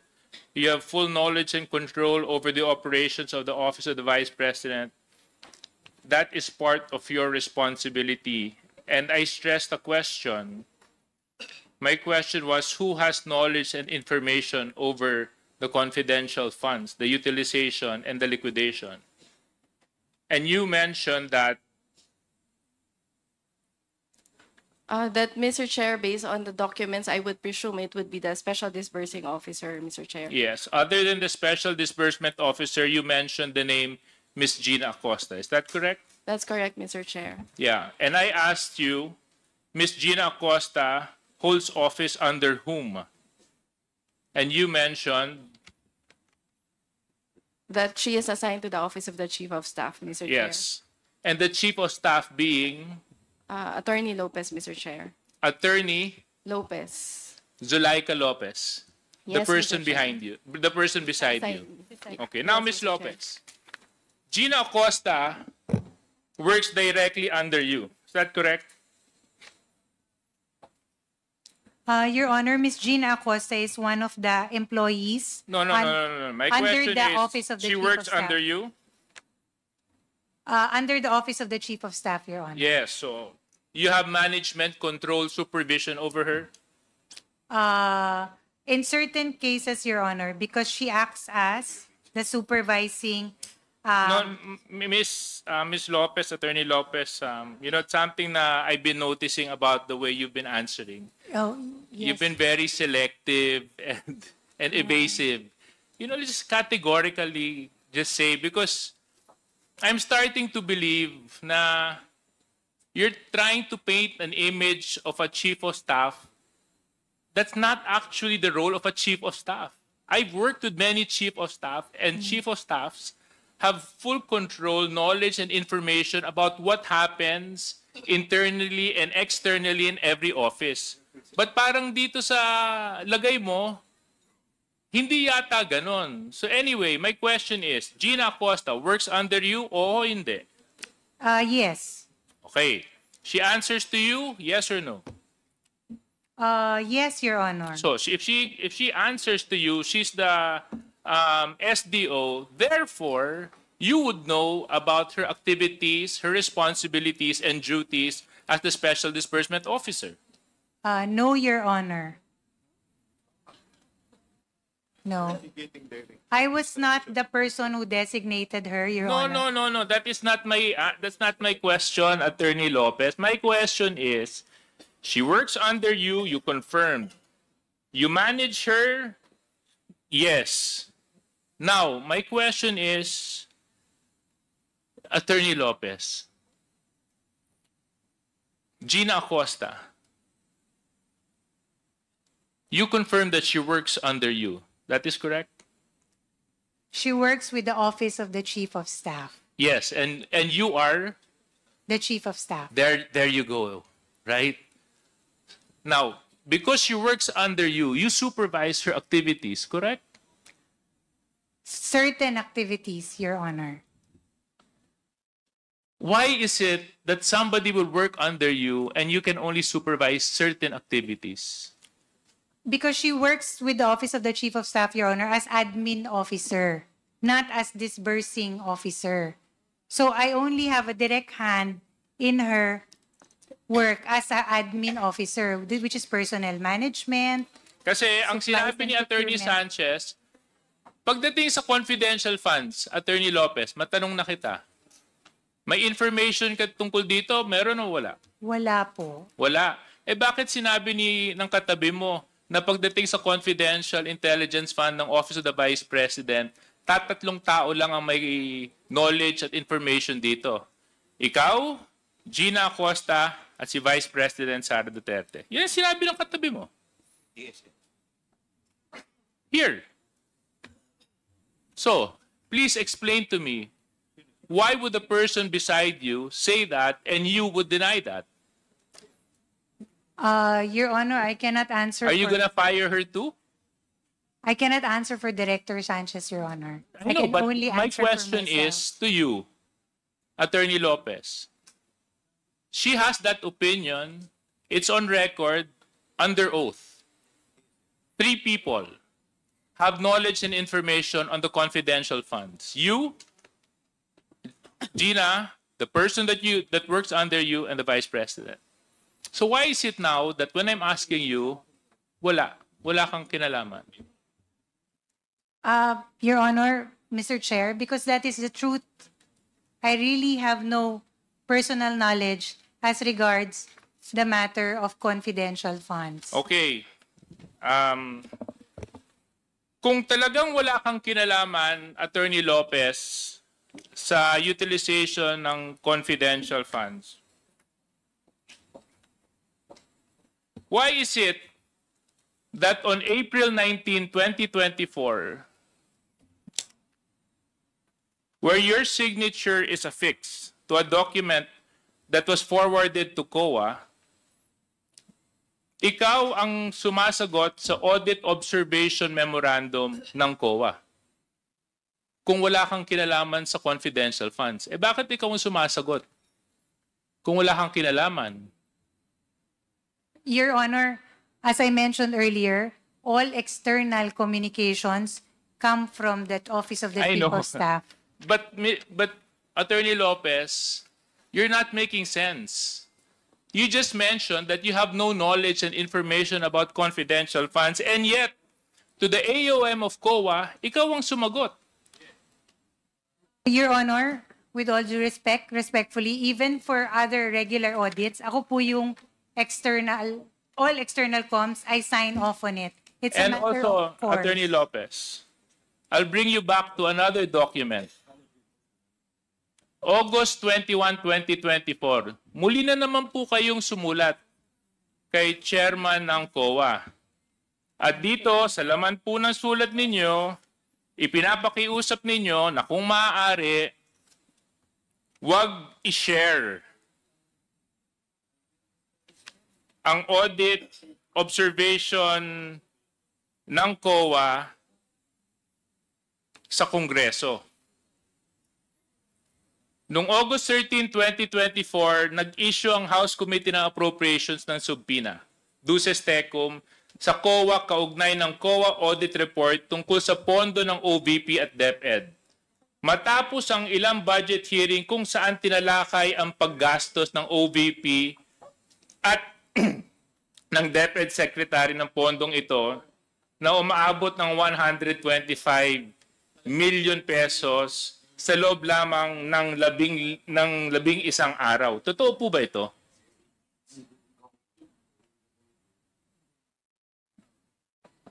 Your Honor, I'm sorry, I did not catch the question. Respectfully, may you please repeat? I'm sorry. Attorney Lopez, nag-issue po kayo ng sulat sa COA ng August 21, 2024. Tama po ba mali? Yes, Your Honor. Ano po ang dahilan kung bakit po kayo sumulat sa COA? I understand during the time, Your Honor, there was a subpoena issued to the Commission on Audit for the release of certain documents pertaining to the audit, ongoing audit of some transactions of the Office of the Vice President. So ang dahilan kung bakit po kayo sumulat sa COA ay upang pigilan ang COA mag-release ng kanilang audit report and other related documents tungkol sa utilization ng confidential funds ng OVP at ng DepEd. In your words, you said here, you are of the position that the subject subpoena should not be complied with. Is this correct? Your Honor, Is this correct? It's a yes or no, Attorney Lopez. Is this correct? Were these the words you affixed on your letter?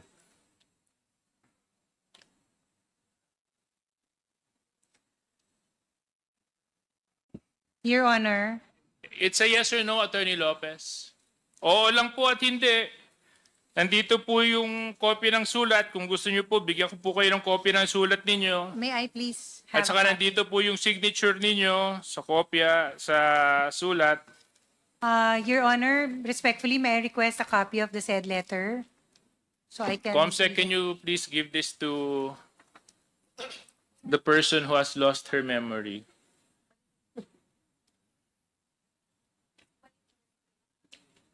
Can you just confirm this letter?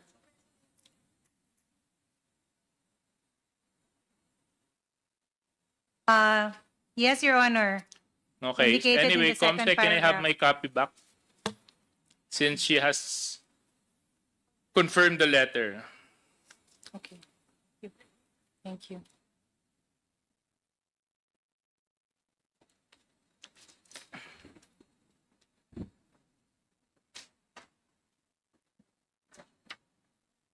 When you issued this letter, Attorney Lopez, did you act on your own volition? Yes or no? No, Your Honor. Hindi.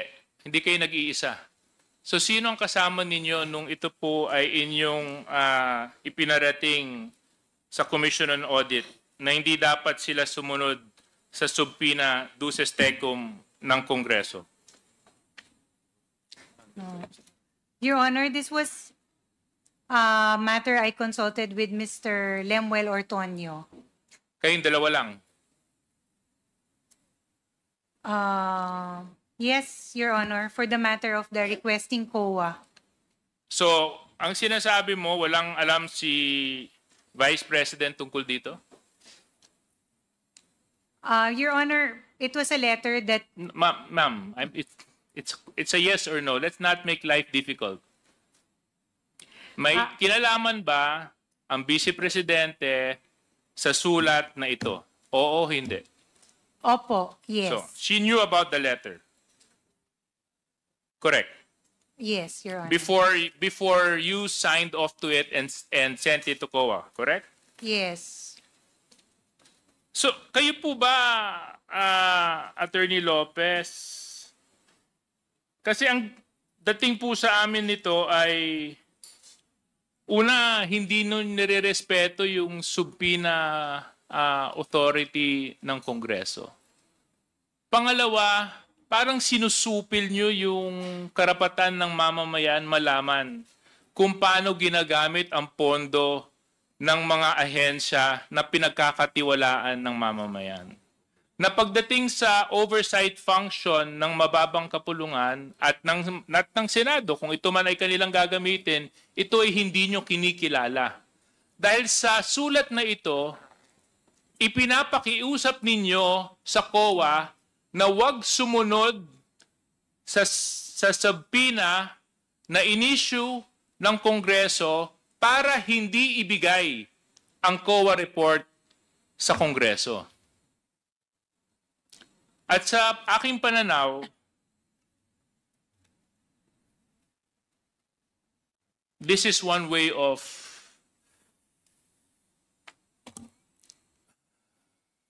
how do you explain it, Congressman Zia? You're good in explaining. Of covering the truth. Tinatakpan ng katotohanan. Kasi kung wala naman kayong tinatago, di ba? Kung wala naman kayong tinatago, ba't nyo pa papakiusapan yung isang ahensya na hindi i-share ang mga dokumento patungkol sa isang investigasyon na isinasagawa ng isa pang ahensya? Di ba? Ngayon, Attorney Lopez,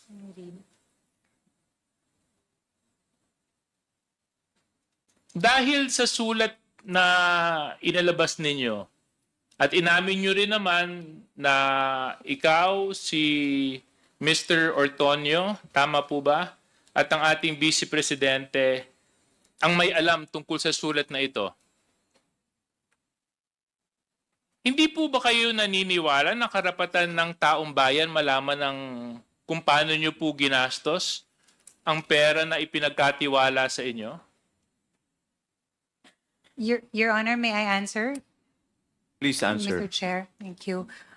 Respectfully, Your Honor, that letter does not in any way seek to undermine the power of Congress as regards matters regarding to the power of the purse. It is not. It is simply a request from to the Commission of Audit, given that there is still an ongoing audit investigation. That's why we requested that since hindi pa naman po natatapos yung audit, hindi naman po din tama na ibibigay na muna yung ganung documents.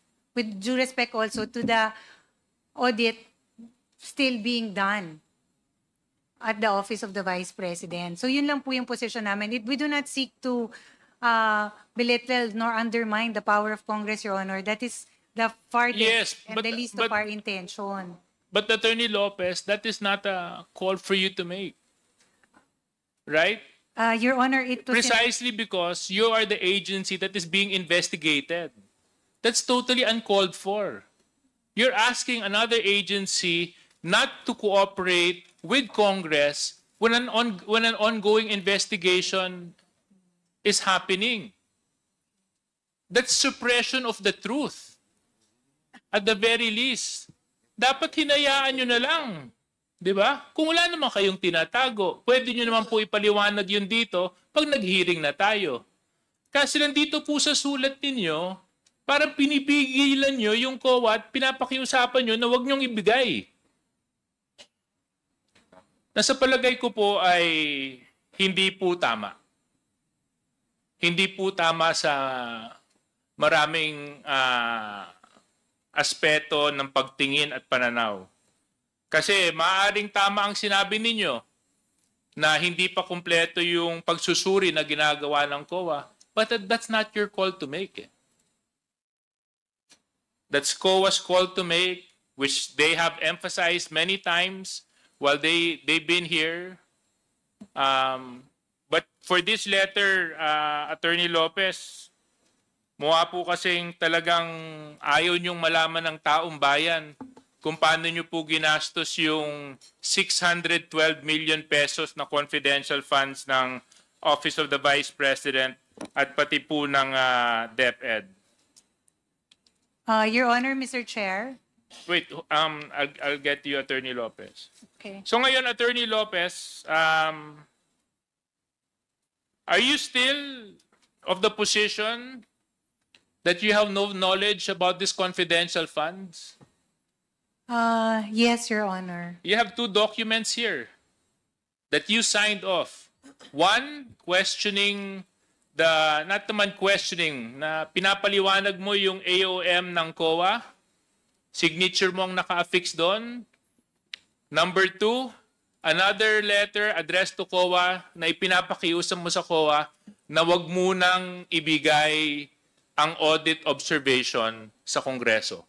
That's your signature. Am I correct, Attorney Lopez? That is correct, Your Honor. And you are still expecting that the committee will believe you na pag sinabi mo hanggang ngayon wala ka pa ring alam maski 2 beses ka nang sumulat sa COA tungkol sa confidential fund. Your Honor, quick reading of the letter would No, indicate... that's my... anyway, Mr. Chair, I would just like to end my point because I don't think Attorney Lopez will cooperate with us anyway. I would just like to manifest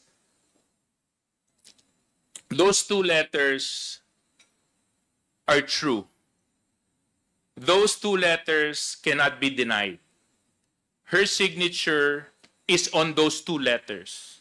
Those 2 letters are both addressed to the Commission on Audit. One, intent of the letter, ipinapaliwanag yung audit observation. Pangalawang sulat, ipinapakiusap sa COA na huwag i-share at ibahagi ang audit observation sa Kongreso. So napakahirap pong paniwalaan ng isang taong nakapirma sa 2 sulat na yan ay walang kinalaman patungkol sa isyong kanyang ipinapakiusap sa Commission on Audit. No one in their right mind, Mr. Chair, will affix their signature in a document that they do not have any knowledge of.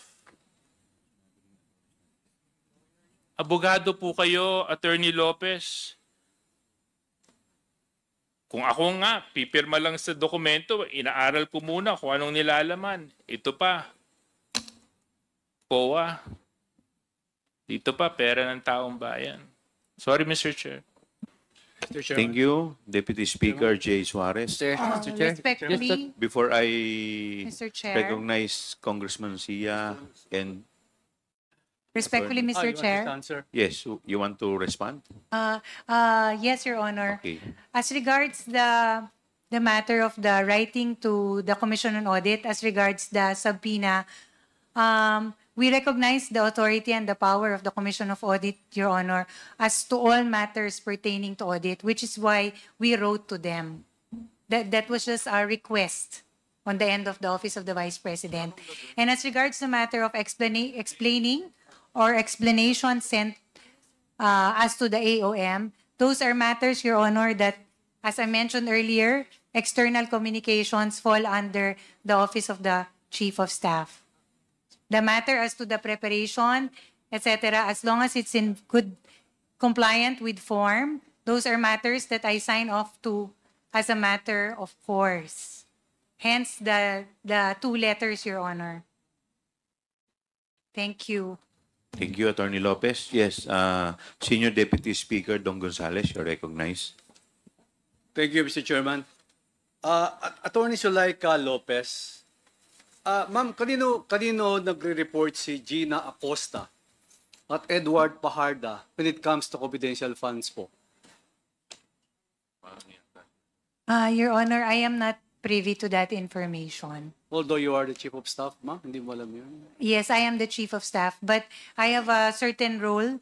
It's, as mentioned earlier, Your Honor, Mr. Chair, in the Office of the Vice President, parang compartmentalized siya. We only perform certain functions. And my area of expertise is actually operations, Your Honor, for our socioeconomic programs. Yes, ma'am, but you have been with Gina Acosta since you were the city administrator of Davao. Tama po ba? That is correct, Your Honor. But Gina Acosta holds confidential funds. Tama po ba? She is the SDO. So does that mean that the Vice President trusts her more than you, ma'am? But you are the Chief of Staff. Your Honor, I cannot presume to answer for the Vice President and as to who she trusts. If I am the Congressman, I have my Chief of Staff. Of course, I will call first by Chief of Staff. Everything, malalaman ko po yun. Kaya on Gina Acosta, parang pinagtitiwalaan po si Gina Acosta, the new, ng ating Vice President. Tama po ba? Again, Your Honor, I cannot answer for the Vice President if she will trust another person more than she trusts me. I cannot answer that. Did Gina Acosta ever coordinate the confidential fund with you, ma'am? No, Your Honor. So she kept everything confidential fund and did not clear to you, ma'am? No, Your Honor. She did not provide me. She does not report to me on matters Parang hindi kapapaniwala Like that. po yun, ma'am. Your Pakiulit Honor, po. as stated earlier, Miss Gina Acosta is with the Office of the Chief of Staff. That is correct. She is our supervising admin officer. She is our OSH, our safety officer. She handles the personnelling and procurement of office supplies in the Office of the Chief of Staff, Your Honor. That is one of her many functions, and those are the functions that she reports to me. But as regards the disbursement, those are matters that I am not privy to, Your Honor. Thank you, Mr. Chairman. Attorney Lopez, can you tell us your working relationship with Miss Gina Acosta?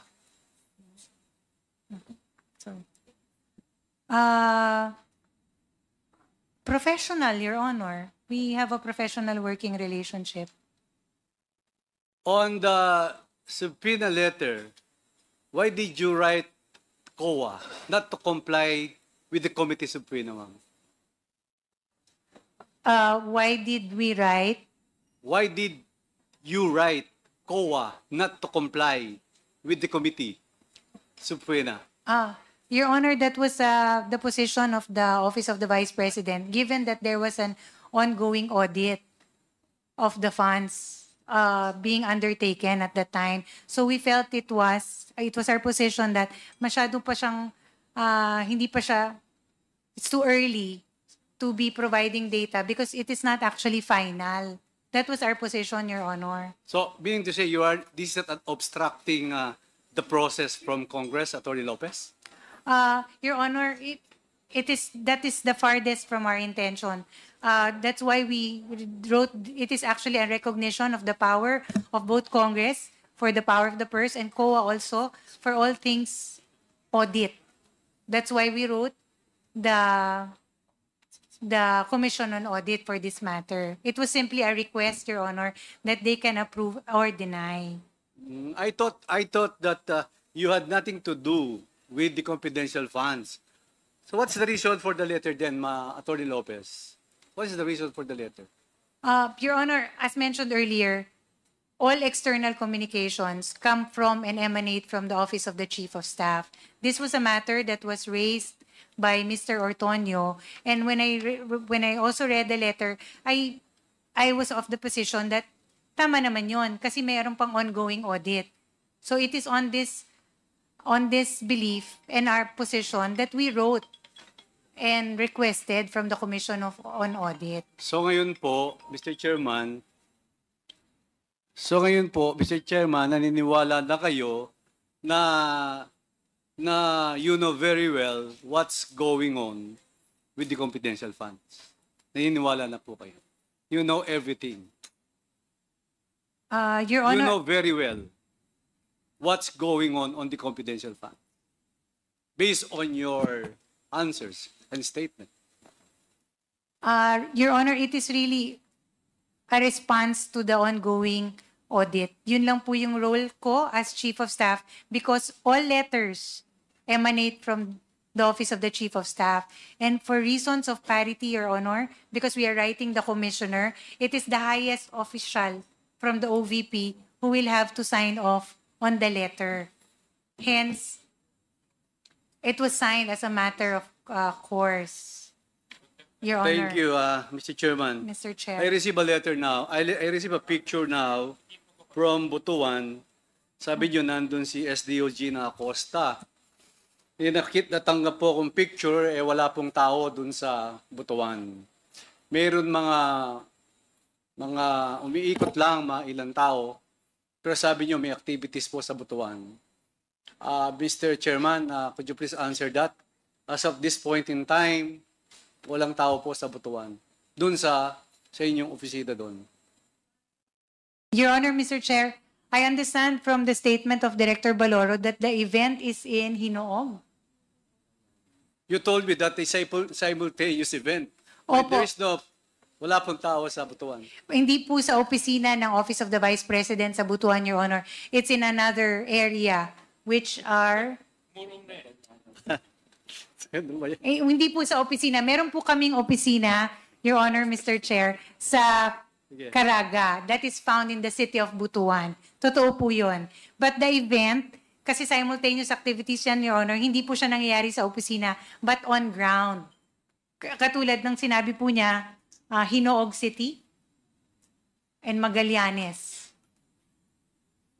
Anyway, thank you Mr. po, Chair. Attorney Lopez, Mr. Chairman. Mr. Chair, I was the one who asked that specific question. I asked him, where exactly are these activities happening now? And nang sabi po niya, I wasn't asking him about the satellite offices. I was asking him, where exactly in Caraga are these activities now happening today? So it's either you gave me a wrong answer or you're just lying. You tried to evade my question. I asked you specifically where particular areas in Caraga are this happening. Kasi nga wala dito si Ms. Gina, kasi dahil dun eh. Your Honor, And now you're telling us now, Mr. Chair, that you are referring to the location of your satellite offices? Mr. Chair. I wasn't asking him about the satellite offices. I was asking him where exactly are these activities been going on today? It's happening. Mr. Chairman, Attorney Lopez, with your indulgence, are you not feeling well, ma'am? Are you okay? Your Honor, Kailangan mo ng therapist ba? Parang sakit yung ano. thank you. I have a Masakit po yung likod. back concern, Your Honor. I'm a scoliotic. So okay. I requested the chairman actually early on that I be allowed to stand every 20 minutes because I cannot stay in one stiff position. Otherwise, my back will really, really hurt, Your Honor, and then I will have migraine. Okay. So that is the case. Okay, I will move for 1 minute suspension. But before that, the next interpolator is I think, Mr. Chair, Congressman. let's with due respect to, because ang sabi po ni SDS kanina, pina-verify nila, wala. And I think we need and we didn't answer. Kasi I wanted to ask Baloro, where exactly in Caraga are these activities being conducted today? Mr. Chair. Yes, please answer, Mr. Baloro. Mr. Chair, I am confirming that there was an activity happened in Hingoog and in Magallanes and Butuan City, Your Honor. Yeah, but I have- tatlo. So I guess the kanina pina-verify and there was no activity. And anyway, at any rate, Mr. Chair, I just want to find out really kasi parang ang dami ng disconnect dito eh. We are not getting any Correct concrete answers. Yes. Thank you, Mr. Chair. Mr. Chairman. Yes, Congressman. Just short interjection. Director Baloro, do you confirm that indeed there is an activity there? Your Honor, yes, Your Honor. Because Can you provide us the proof? yes, Your Honor, I can provide you with a photo sent to me by my staff, Your Honor. Ngayon? Yes, Your Honor. Saan? Sa Hingoog, Your Honor, in Magallanes and in Butuan City, in Caraga, Your Kompleto Honor. ba yun yung ano niya? Date? Yes, Your Honor. Doon sa pictures? ATM, Your Honor. At the moment. At the moment. At ngayon? Yes, Your Honor. Okay. I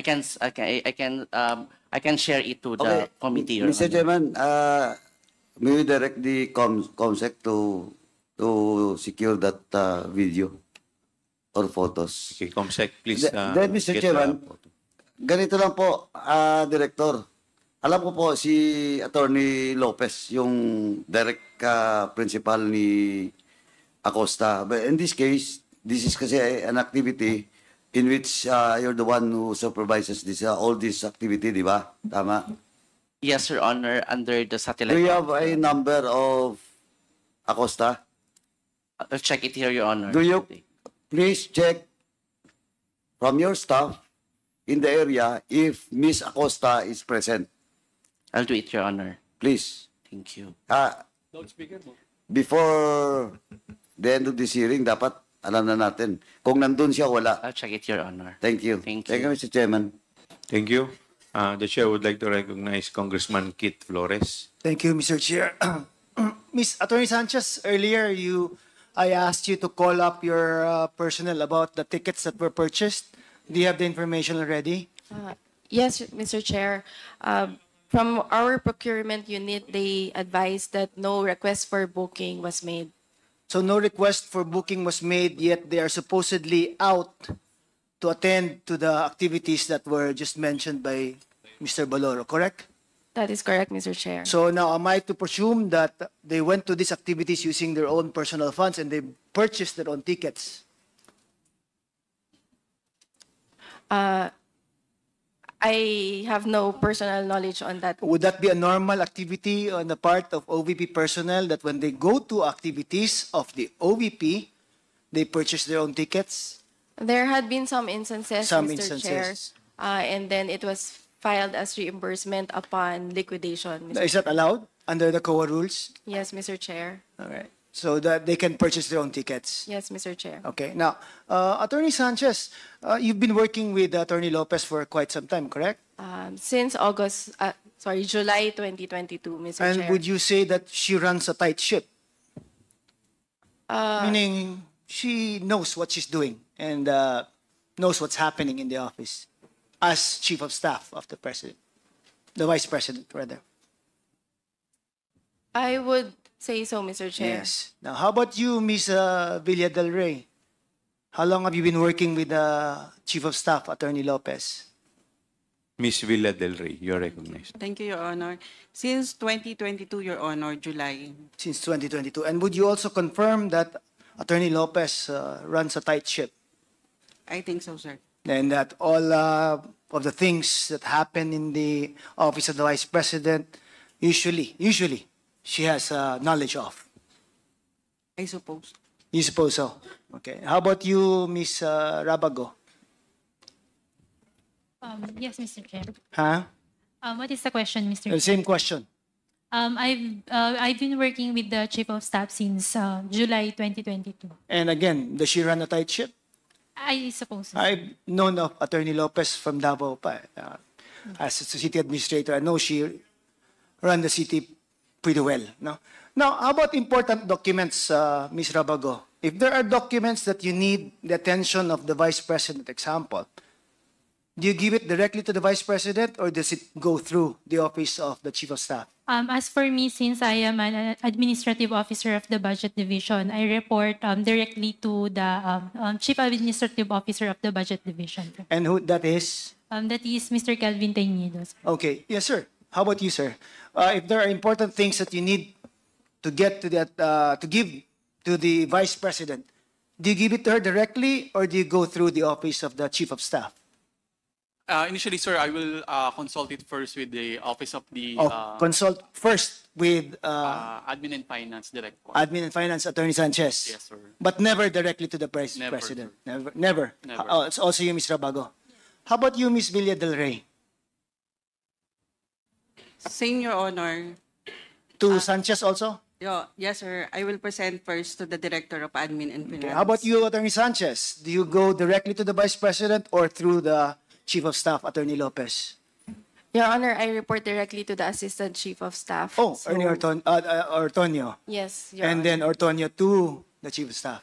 I would presume, Your Honor. You would presume. Would that be correct, Attorney Lopez? Ortonio to you, then to the Vice President? Yes, Mr. Ortonio to me. Okay. Now, how about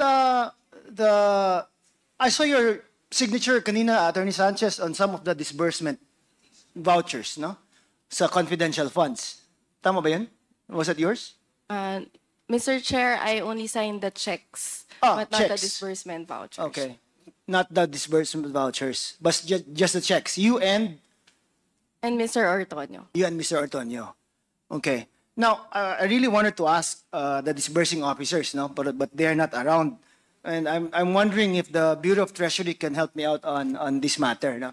As a disbursing officer, you are what you call an accountable officer, correct? Good afternoon, Your Honor. Yes, Your Honor, that is correct. Now, as an accountable officer, you're called one because the money that is given to you, you're accountable for it. That is correct, Your Honor. Right? Now, you can only be an accountable officer if you are properly bonded, correct? That is the requirement for accountable officers as provided under the public bonding law, that all accountable officers, whenever the nature of their duties permit or require the custody of funds or property for which he is accountable, that accountable officer must secure or must post a fidelity bond. A fidelity bond. Yes, sir. And what is the requirement on the fidelity bond? Magkano ba dapat ang i-post nila na fidelity bond? On that matter, Your Honor, there is a matrix provided under the pertinent treasury circulars. What is the matrix? It's a table, Your Honor. All right, let's give, for example, the SDO this time is Acosta. Gina Acosta. Ano bang matrix siya mahulog? Anong level ba? On that matter, Your Honor, I would yield to the BTR NCR regional office, which in the records, the bond posted. Okay. Miss Austria. Good afternoon po, Your Honor. Good afternoon. For Ms. Acosta's accountability, the amount of accountability declared in the application. Can you put the mic closer so that we could hear you, please? The amount of accountability for Ms. Acosta that was indicated in the fidelity bond application form is 500 million. 500 million. Yes po. Ang fidelity bond? Amount of accountability. Amount of accountability. But how much fidelity bond did she put up? For that accountability, it has a corresponding amount of bond for 8 million. 8 million. Yes po. And the 8 million fidelity bond can be used to cover the amount of up to 500 million. Yes, correct? Your Honor. Yes, Your Honor. So it's not double the amount of the bond lang. It is in accordance with the matrix. The matrix. Your Honor, if I may interject. On that matter, Your Honor, the bond coverage, under our table, under the matrix issued by the Bureau of the Treasury, ordinarily would not cover the entire accountability. Okay. On that regard, Your Honor, if we may quote the position paper of the Bureau of the Treasury as to why the policy is such, but in some, it is because of the fiscal impact that a reimbursement from the Fidelity Fund, from the Bureau of the Treasury, the fiscal impact that may occur when reimbursement is made. Can you explain that in layman's terms, Mr. Cardona? Your Honor. Ano yung fiscal impact and like let's say if it's an 8 million bond that covers amount up to 500 million, bakit ganon? Your Honor, if I may quote the position paper of the Bureau of the Treasury, on the limitation on bond coverage due to the moral hazards and fiscal implications in the event of a successful claim. If we may preface this, Your Honor, that for the purpose of covering claims based on the Fidelity Bond, the public bonding law established the Fidelity Fund, which consists of all monies that have been or should have been lawfully covered into the Fidelity Fund as previously constituted, along with future accretions resulting from premiums, profits on investments, or payments made to cover. That's enough. No, I can't really even understand it. Ang akin lang is like, if I put up, how much did you put up? An 8 million fidelity bond? Ba? The amount of accountability. Not accountability, but the amount of fidelity bond that you put up. 800 million. 800 million? 8 million. 8 million. Tama. Now, ang purpose po ng fidelity bond is supposedly to cover whatever money na dapat ibalik mo. Kasi you, as an accountable officer, for some reason or another, sabihin natin it was spent improperly and that should cover the amount that has been spent improperly, correct? Tama ba?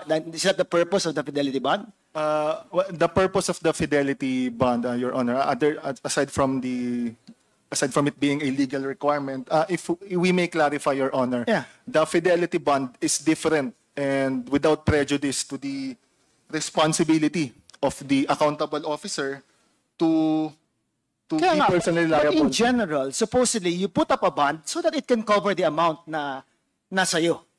Tama ba? Yes, Your Honor. That's a general principle, correct? cover the amount of Yeah. the bond. Yes, Your Honor. So, If we may explain, Your Honor, Go on the ahead. limitation on bond coverage due to Yeah. moral hazards and fiscal implications in the event of a successful claim, if we may quote the position paper of the Bureau of the Treasury, the Bureau has established a limit on the coverage amount of a fidelity bond to mitigate moral hazards arising from the availability of bond coverage. Providing extensive bond coverage beyond that already given may have the unwanted effect of easing vigilance in the protection of public funds or property in possession of accountable officers, since payment of successful claims against the Fidelity Fund may lessen the burden on the government agency in cases of unrelieved losses, shortages, and defalcations. Moreover, payments from the Fidelity Fund constitute money claims from government funds, which may have fiscal implications. It is emphasized that claims on a fidelity bond are without prejudice to and entirely separate from the personal liability of the accountable public official who is directly responsible for unrelieved losses, shortages, and defalcations of government funds. so the and fidelity property. bond coverage is separate and distinct from the personal liability of the person. That is correct. That is But correct. generally, the fidelity bond is supposedly there to secure some form of reimbursement. Yes, Your Honor, to some Right? extent. Now, at least that wasn't such a long explanation, correct? Yes, Your Honor. Okay, thank you. Now, in this particular case, the SDO was bonded for up to 8 million, correct? 8 million? 4 million ba? 8 million? 8 million, Your Honor. 8 million ang bond niya. Now, in the event that the COA says or disallows certain expenses based on the confidential fund usage, what will happen to it? If I may answer Yeah. that, Your Honor. With respect to claims from the Fidelity Fund, Okay. that involves a different process, Your Honor. Okay. If I may quote our Treasury Circular, again, 02-2019. You cannot just explain it. I might say something Okay, incorrect. Adjudication and payment of claim against the Fidelity Fund. First, Your Honor, the accountable officer or the government agency wherein there is shortages, losses, or defalcations may first or should first request for or apply for a relief from accountability from the Commission on Audit, which I would yield to the Commission on Audit on how this is evaluated. But from our understanding, this means that there is no responsibility on the part of the accountable officer because on the losses, shortages, or defalcations, primarily because of force majeure. Okay. That is first the requirement to Let try me to apply stop you first. there. Let's just give an example lang para hindi ganun kahaba yung explanations niyo. Example, the SDO disburses the fund, the confidential fund, COA says that's disallowed, etc., etc. They appeal, ang ending is hindi talaga pwede itong certain amount na to. Ano mangyari? You go against the fidelity bond? That is one avenue or one remedy. That is one remedy. Yes, that But is since one the remedy. fidelity bond is less than the amount that was disallowed by COA, do you go to the person himself, Yes, Your Honor. the SDO? Yes, Your Honor. But on the matter of claiming against the Fidelity Fund, we would also want to clarify that under the public bonding law, this is also under the jurisdiction of the Commission on Audit I because of don't it. mind whose jurisdiction it is. I'm just saying anong proseso po. Yes, Your Honor. Yeah, di ba? Disallowed, you go against the fidelity bond. Pag kulang yan, you go against the person. Yes, Your Honor. In that sequence. Yes, not exactly a sequence, Your Honor, because the claims against the Fidelity Fund is without prejudice to the liability of the accountable public Kaya, officer. They can also in this go particular case nga, Yes, sir. again, confidential fund, sinabing hindi pwede, etc., etc. They go through the entire course of appeals, etc., etc.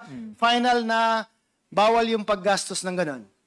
Diba? Fidelity bond, and then the person also. Not necessarily in that order, but these are the two remedies that the government has. Yes, Tama Your ko ba? Honor. Yes, Your Honor. Again, very shorter explanation, right? Yes, Your Honor. I'd just like to clarify, Your Honor, that because of the intricacies involved, there has to be a recommendation from the COA that there is a successful Kaya nga, claim. assuming that's all there. Yes, Your Honor. Assuming it's all there, kaya you won't go after them naman if COA would not say that they are responsible, di ba? If COA says it's disallowed but he's not responsible, you wouldn't go against the person. It would be ridiculous to go against a person if sabi ng ni COA hindi siya ang responsible. Tama mo ba? What I'm Lito ka na. trying Anyway. to say, what I'm trying to say, Your Honor, if I may, Yeah, go ahead. the claims against the Fidelity Fund itself will also have to go through COA. Yeah, of course. Kaya nga, I wouldn't say that they're Yes, Your I'm Honor. arguing with you already. Ang sinasabi ko lang, kunwari, sinabi na ni COA, ito. Di ba? Yes, Your Honor. Then you go against the bond and the person. Yes, Tama? Your Honor. Yun lang. Mahaba explanation mo eh. Now, Apologies, Your Honor. Attorney Sanchez, itong confidential funds na ginamit nila, and Attorney Lopez was explaining earlier na parang compartmentalized ang opisina ng Vice President, there are things that I do not know of. But in all the documents sa confidential fund, nandun palagi yung pangalan ni Ortonio the Assistant Chief of Staff. Tama po ba? Checks, disbursements, andun. The disbursements and the checks, Yes, Mr. Chair. correct. Check and disbursement. Yet Ortonio serves as the Assistant Chief of Staff of Attorney Lopez. Reporting to Attorney Lopez or directly to the Vice President? Your Honor, for Attorney ma- Sanchez. I'm asking Attorney Sanchez. Under the organizational chart of the OVP, Your Honor, Mr. Ortonio reports directly to the Chief of Staff, To the Chief of Staff. And who is the Chief of Staff? Attorney Lopez. Attorney Lopez. So, paano, Attorney Lopez now, it's your time. Paano mo mas-separate? Kasi you were emphasizing kanina na wala akong kinalaman dyan, wala akong kinalaman dyan, but all of the other persons I've been talking to say, you run a tight ship. You know almost everything that's happening in the office of the Vice President. Yet on this particular matter, parang hugas kamay ka. Wala akong kinalaman dyan. I don't know anything about the confidential fund. Yet the people involved in the disbursement, the collection of the funds, and even the preparation of the documents are all under your office. Parang hirap pong paniwalaan na these are things that you do not know of, given the circumstances. Po. Your Honor, Mr. Chair, I confirm that Mr. Ortonio reports to me directly for matters relating to the office concerns. Matters, especially the cluster under him, which are certain divisions, the same way that other directors report to me as regards the clusters under them. He does not report to me at all, Your Honor, for matters such as kung nasaan po yung mga signature niya, disbursements or checks. He does not. So, in the same manner, may go ahead, please. Yes, if I may continue. The same with Ms. Acosta. Her designation is her designation as SDO is a task on top of her task under the Office of the Chief of Staff.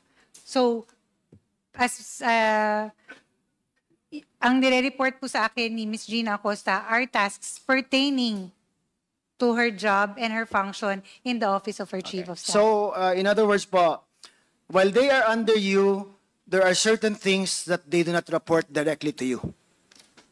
Lalo na pag confidential funds ang pinag-uusapan. Your Honor, I'm sorry, I did not catch the question. Very quickly lang. You said kanina na there are things that they do that they do not report to you about. And one of this is the use of the confidential funds. I would assume, Your Honor, because nobody has really reported to me about that. Okay. So Because let me these are clarify that. documents- So you never knew that she was the SDO? For the confidential funds? Hindi mo alam? Hindi ko po alam, Your Honor, until I saw the memo designating her as SDO. Because I was not the one who designated. O kaya nga. Ms. Gina. So, as of December 2022, she was SDO already, correct? O hindi mo rin alam? Yes, Your Honor, Oh. given the information in the fact DVs. that there were already DV. disbursements made in 2022 using the confidential funds. Yes. So, how about your Assistant Chief of Staff, Ortonio? hindi mo rin alam that he was working with Acosta when it comes to the confidential funds? I just know Mr. Ortonio to be one of the signatories of the checks, Your Honor, because these are documents that we submit kung Mr. Chair. sino-sino yung signatories. Mr. Chairman, Congressman Akop. I think the resource person is not asking appropriately the questions of the Honorable Keith Flores. May I request that the Honorable Flores repeats his question? Yeah, my question, Attorney Lopez, was that, di ba, alam mo ba na si Attorney Ortonio was working with Acosta, the what's that? SDO, when it comes to the use of the confidential funds? Ang alam ko po, Your Honor, my personal knowledge, is ay si Mr. Ortonio signs off on checks. Checks requested by Acosta. Katulad po nung napakita sa document kanina, siya... Kaya nga, so hindi mo alam kung sino nag-request sa check na yun. Just Ortonio. That he signs off on the checks, Your Honor. Kaya nga, I was asking, hindi mo alam kung sino nag-request for the issuance of the check.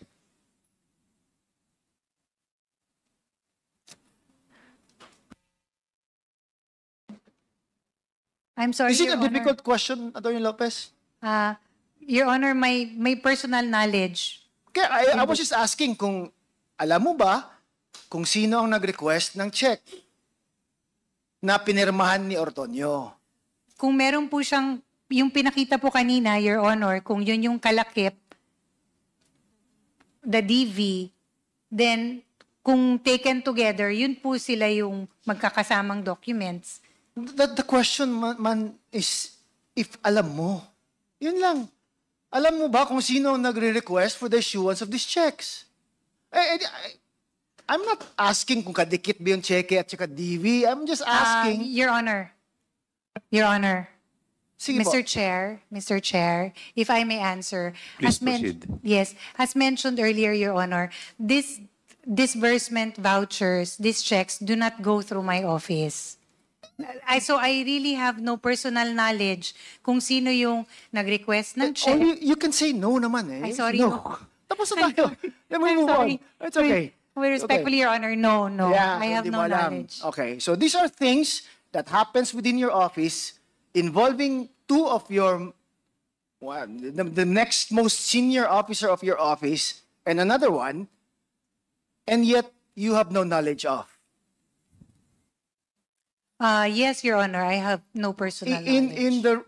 I hope you understand, Attorney Lopez. Parang it's kind of hard to believe po na siguro it's possible that it's happening that way, no? Na yun ang arrangement ninyo, na every other thing ako, wag lang tong confidential fund or other matters na ano. So that's is that how it is arranged? That is how it is, Your Honor, in the office of the Kahit Vice na President. tao mo, they do things on their own, as far as it is not concerning the other things that you should know of. Yes, outside of the office of the Chief of Staff na tasks. Outside of the office of the Chief of Staff na tasks. Yet, it is your Assistant Chief of Staff who performs this task. Your Honor, my Assistant Chief of Staff is not, although we work together, he does not report directly to me on all matters. This There matter, are certain matters that I am not privy to. okay. Or there are certain matters also with the Office of Chief of Staff that he is not part of. Even if he is Assistant Chief, di ba? Pwede din, no? Like, Yes. let's say, klaruin ko lang, ha? So, in this particular matter, confidential funds, Acosta, Ortonio, not through you, and you have no idea what happens or what it goes through, and presumably it goes directly to the Vice President. Kasi there has to be someone who approves it. Eh. I cannot presume, Your Honor, I cannot give you a direct answer because wala po akong Okay, first-hand let me info. put it differently. Who is the other officer, other than you, who is higher than Ortonio, that Ortonio reports to? The head of our agency, Your Honor. And that is? The Vice President. Okay, so it would be safe to presume that since Ortonio is doing this on his own, without your participation, and Acosta is reporting to Ortonio, it is safe to presume that it's Ortonio who's also reporting directly to the Vice President. Kasi wala nang iba. He cannot go down. He can only go up. Tama ba? Your Honor, I cannot give a direct answer because I really have no personal knowledge. I understand that you have no personal knowledge, but tama pa bang to conclude na yun na? Kasi impossible. I wouldn't imagine na your assistant chief of staff would be acting on his own. It has to be approved by someone. And it cannot be approved by someone who occupies a position lower than his. That would be ridiculous. It goes back. It has to go up. Now, tinanong kita kanina, other than you, who is the other officer na mas mataas sa'yo na Ortonio reports to? And you said that that is the head of office, which is the Vice President. And when I'm telling you, is it safe to presume that Ortonio reports to the Vice President when it comes to the usage of the confidential funds, you say you have no knowledge, so you cannot make that presumption. Would that be a correct generalization of what our question and answer? Yes, sir, the gist Yeah. of it. That. I cannot make the Yes. presumption. Okay. So, now, ano na lang, it would be best, could you, as Chief of Staff na lang, Attorney Lopez, undertake to ensure the presence of the SDOs that, kasi they should be here eh. Kasi ang questions naman are mostly supposedly directed to them eh. Your Honor, this is in reference to your earlier instruction and request, no? Yes, please. That we reach out to Ms. Acosta. I have, Your Honor. I texted and I tried calling her, but she has not responded. I have done as instructed. How about Ortonio? Did you try to get in touch with your assistant? Yes, Your Honor, but I texted him that the HR committee members want to talk to you. No reply? Please reply. And No reply? none, Your Honor. For someone who's running a tight ship, it's kind of difficult to imagine an underling not replying to the messages of the head of office. I can't imagine it happening that way. It wouldn't happen under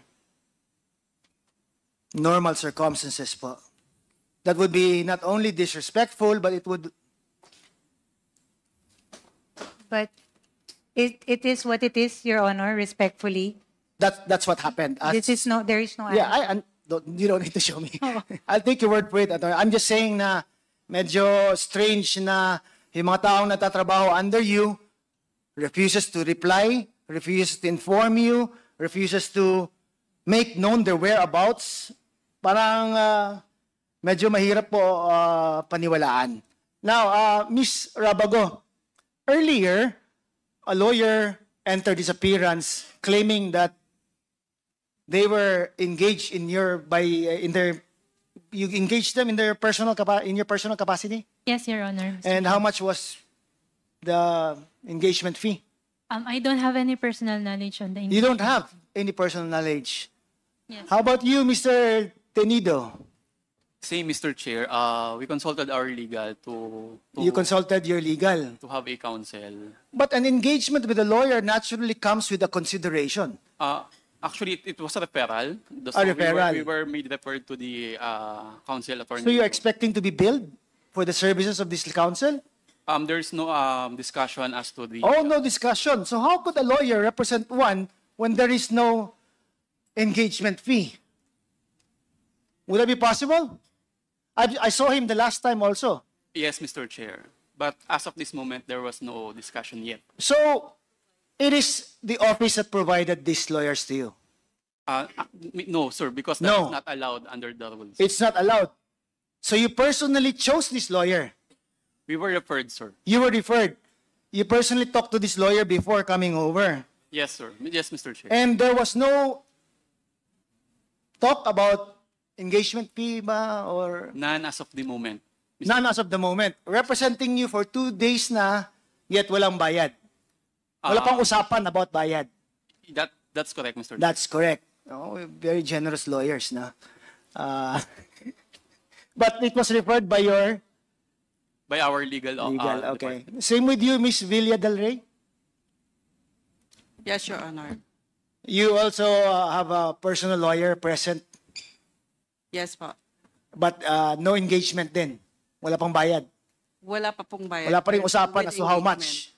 Per hour, per day, or Not yet. kahit man lang acceptance fee to represent you. Wala pa po. Wala pa. And you expect it to happen anytime soon? I think so, sir. You will be billed. Yes, sir. Okay. Will you be willing to inform this committee as to when you will be billed? Kasi parang it's impossible to think na lawyers would represent anyone for free. Di ba? It has to be for a certain fee. Right? And if you are saying na kayo ang nag-engage, kasi bawal nga ang office na mag-engage ng personal lawyers for you guys, yet none of you have talked to them about fees. Correct? Would you also confirm that, Attorney Sanchez? Yes, Mr. Chair. Wala pang usapan sa fees. In the engagement letter, there's no mention of the fees. There's no mention. Yes. So you just signed that I'm engaging you as my lawyer without knowing how much you will be billing me. Since there's no amount, Mr. Chair, that was mentioned in the engagement letter, I assume, Mr. Chair, that there will be no fees. You assume that there will be no fees, so it will be free legal representation. Because the lawyer did not discuss the fees. Because it was not discussed in the engagement letter. Same with you, Ms. Villa Del Rey? Yes, Your Honor. Are you also assuming that it will be free? I suppose? I hope so, sir. You hope so. How about you, Mr. Tenido? Same, sir. I hope so, sir. You're hoping that it's going to be free. Again, with you, Ms. Rabago? Yes, Mr. Chair, same. Paano kung hindi free yan? Hindi mo naman of choice yung lawyer, binirefer lang sa'yo. Paano yan? Paano kung the billing is too much? Gusto mong lesser sana. Paano yan? I mean, wouldn't that thing come to mind when engaging a lawyer? Not just pure, siguro hoping na it's gonna be free. Oo ba? That's most people, most ordinary people the first thing that would come to mind is magkano kaya ang ibibil nito, or magkano kaya ang acceptance fee, or what is the hourly rate for representing us. Ilang oras na tayo dito ngayon? Di ba? So it's not the office that's paying for it. It's not someone we all know. Okay. Thank you. Thank you. Thank you, Mr. Chair. Thank you. Sa itsura po ng mga lawyer nila, mukhang mahal eh. Yes, the chair would like to recognize the next interpolator, the Honorable Jill Bongalon. Thank you, Mr. Chair. Mr. Chair, I would like to direct my questions to to Attorney Camora of the Commission on Audit.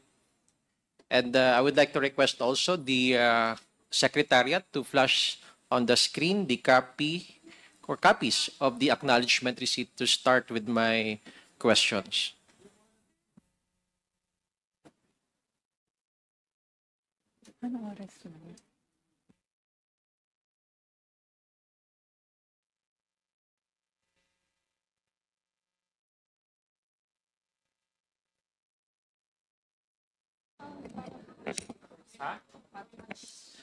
Ms. Camora, yung nakikita po natin dito sa screen ay dalawang acknowledgement receipts. Ano po?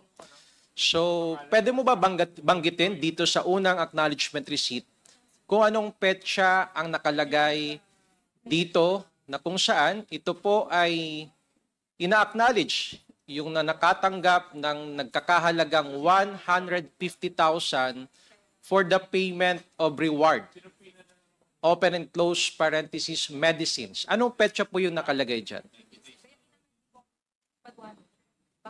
Mr. Chair, hindi ko masyadong mabasa. Para siyang, hindi ko sure kung November or December 17, 2022.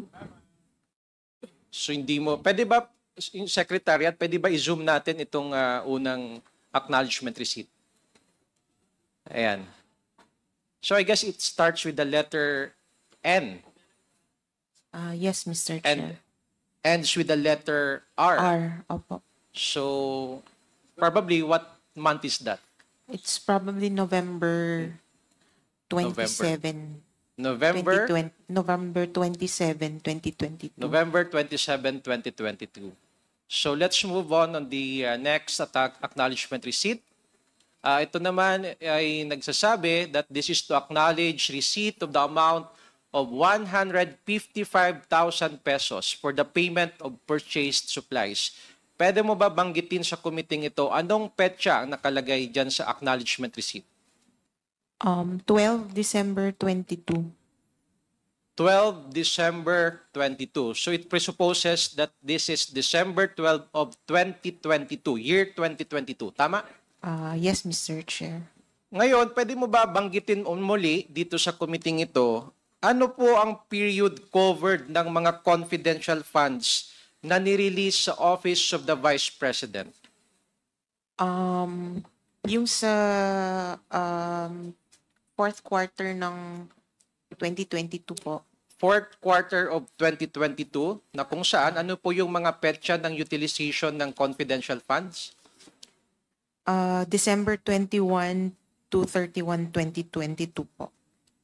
At yung mga ibang petsa na sumunod dito sa confidential funds that was released on the last quarter of year 2022?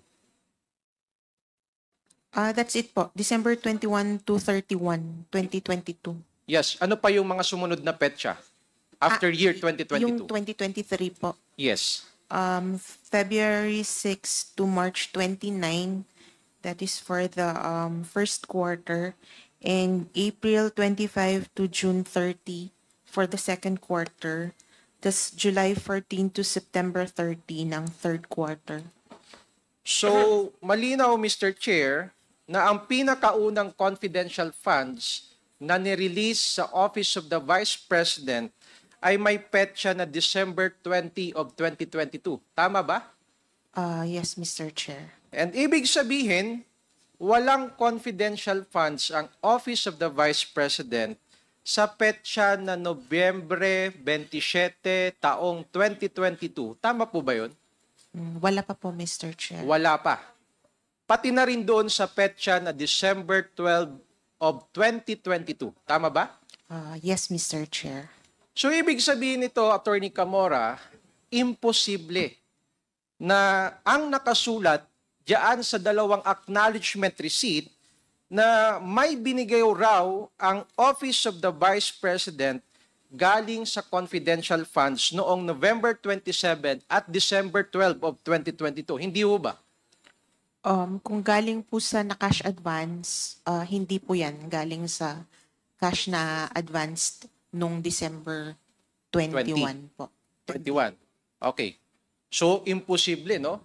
Na Yes, Mr. Chair. yung cheque dated December 20, 2022 at na yung cash ng December 21 at yung utilization, in fact, December 21 to December 31. So, imposible na meron tayong acknowledgement receipt na ang petsa ay November 27 at December 12 of 2022. Yes, Mr. Chair. So, kung nandito ka po ba nung last November 5, 2024 hearing? Opo yata, Mr. Chair. Yes, and in fact, before you were... this, Yes, before this. Before last hearing po with the people pa from the OVP. All right. So, noong nakaraang November 5, 2024 hearing, na-establish na yung mga acknowledgement receipts na dated 2023 pero sinubmit para sa December 2022. Natatandaan mo ba yon? Yes, Mr. Chair. And kung alam po ninyo, ilan ang mga acknowledgement receipts na dated 2023 na sinubmit para sa confidential funds for the last quarter of 2022? Hindi ko na maalala, Mr. Chair, kasi kayo po yata yung nagbigay ng data. Actually, it was not me. Actually, if I'm not mistaken, it was the committee the Honorable Rog Gutierrez. Opo, opo. So, around 150 plus acknowledgement receipts. Hindi ho ba? Kung matatandaan ho ninyo. 153? 150 plus. Opo, parang Acknowledgement receipts. 153 for 158. 58, to be exact.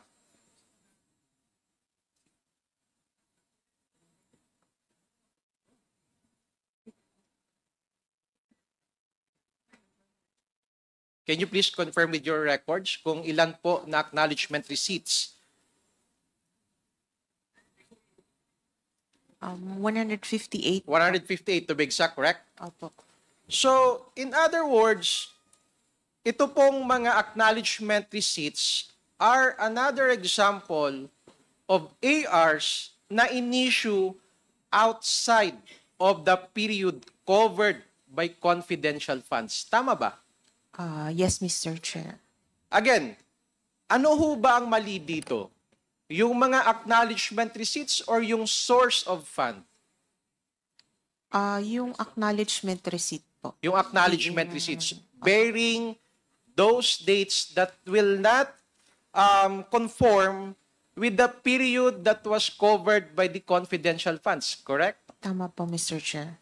So, sa palagay po ba ninyo, Attorney Camora, maaari ba natin sabihin na ito pong 158 na mga acknowledgement receipts, sa tingin niyo po ba ito ay due to typographical error?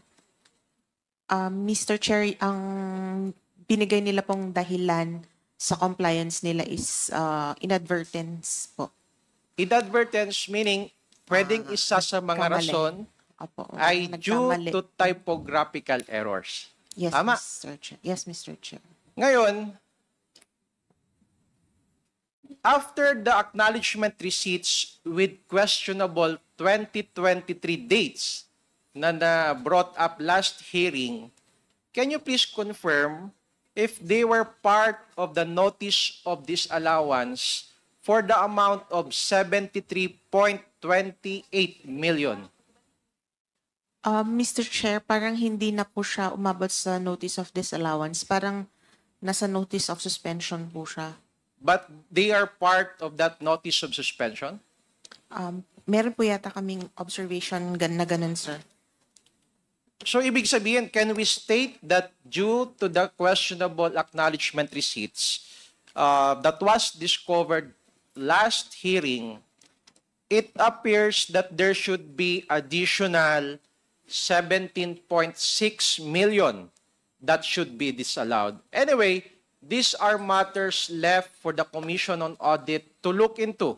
Tama ho? Yes, Mr. Chair. Would you like to enlighten us about this issue? Do you have something in your hand? Meron po kasi yung mga pinoint out na kasi may mga na-disallow na po kami and then may mga na-point out during the hearing na questionable acknowledgement receipts. So, tinignan po namin kung ano tong mga to. Kung nakasama na ba siya sa disallowance or not. So, if hindi pa nakasama sa disallowance, pwede po pong mag-issue ng supplemental. All right. Anyway, Mr. Chair, I would like to manifest that of the total amount covered by those acknowledgement receipts with questionable dates, which is totaling of 26.32 million, there is an overlap with the acknowledgement receipts disallowed under the notice of disallowance. So, may mga natitira pa po na 17.6 million which does not overlap. And in fact, this is the additional amount which should be disallowed by COA. Tama ho ba? Yes, Mr. Chair. And with that, Mr. Chair, I would like to end my questions by moving that this questionable, dubious, spurious acknowledgement receipts be referred to the Philippine Statistics Authority to verify if the names enumerated therein really exist. I so move, Mr. Chair. Just to repeat my motion, Mr. Chair, I would like to move that these dubious, spurious, and highly irregular acknowledgement receipts be referred to the Philippine Statistics Authority or the PSA to verify the names enumerated therein if these persons really exist. I so move, Mr. Chair. There's a motion to refer the dubious acknowledgement receipt to the PSA. Is there any second to the motion? Second. Duly seconded. Is there any objection? Hearing none, the motion is carried. Secondly, Mr. Chair, I would like to move also that the acknowledgement receipts be referred to the National Bureau of Investigation and the Philippine National Police for them to assist us in conducting a handwriting or signature examinations to verify whether the recipients of these confidential funds are real or not, with Miss Mary Grace Piatos as the first priority. I so move, Mr. Chair. There's a motion to refer acknowledgement receipt to the National Bureau of Immigration. NPM. NBI, National Bureau of Investigation. Investigation. National Bureau of Investigation. Is there any second to the motion? Duly seconded. Is there any objection? Hearing none, the motion is carried. That would be all, Mr. Chair. Thank you. Thank you. The chair would like to recognize the Honorable... Yes, Congressman just a Paduano. short admin matter, Mr. Chairman. But before I recognize Congressman Paduano, the chair would like to recognize the Honorable Ernesto M. Juniso Jr. from the 1st District of Manila and Honorable Lianda Bolilla, Deputy Majority Leader from 4th District of Batangas. Sino pa ba? Di na ako magtatanong. Yes, the chair would like to recognize Thank you, Congressman Mr. Chairman. Paduano. Admin matters na po, Mr. Chairman. Mr. Chairman, previously I moved to issue a subpoena to the CCTV video footages of the land bank, both branches. With that, Mr. Chairman, since the land bank explained to us that the existence of such video is only good for 90 days, so Mr. Chairman, I move to withdraw such motion, Mr. Chairman. Thank you, Mr. Chairman. There's a motion to withdraw the previous motion of Congressman Paduano. Is there any objection? Hearing none, the motion is carried. Next, the chair would like to recognize the next interpellator, the Honorable Romy Acop.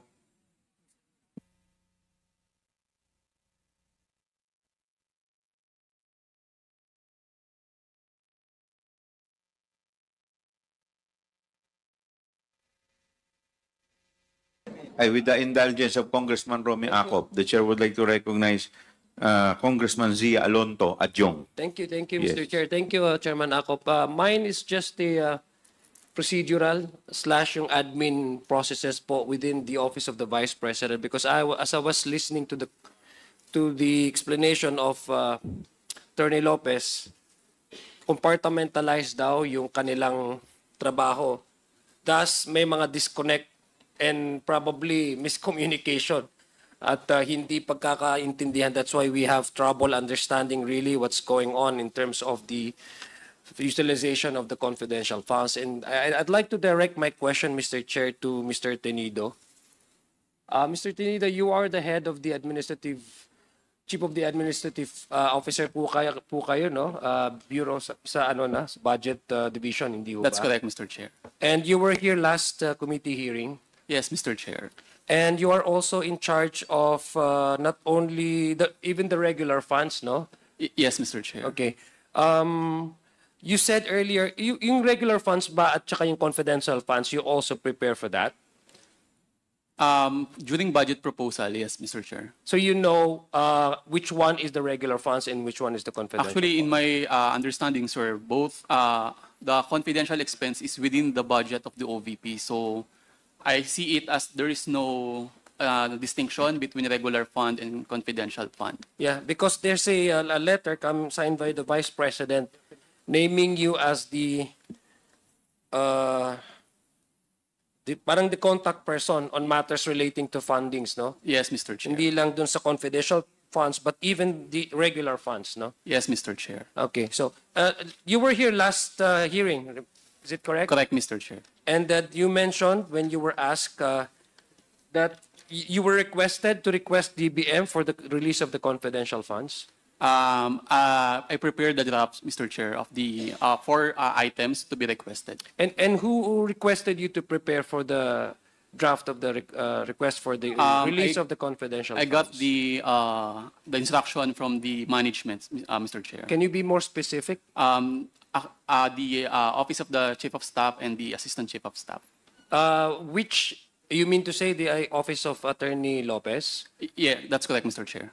So who instructed you to prepare for the what you call that, for the plan?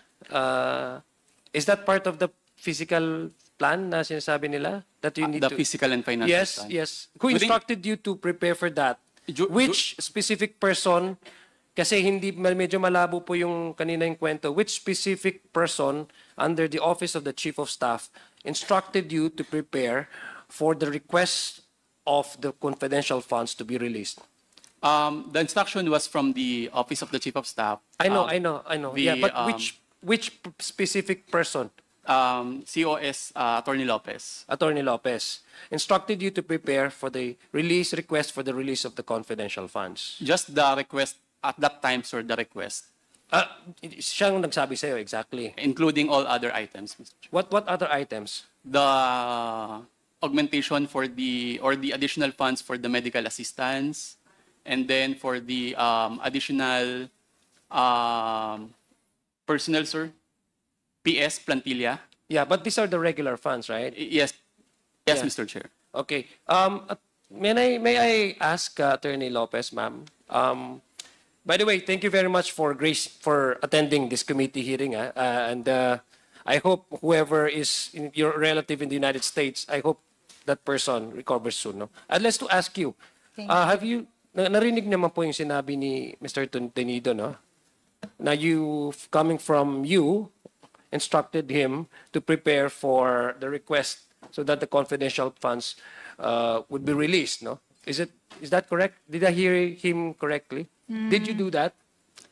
I confirm that, Your Honor. It was actually, the output is a letter addressed to the Secretary of the Department of Budget and Management. It was a request we made that was actually approved and recommended, that was given recommended approval by the DBM and was released by the Office of the President.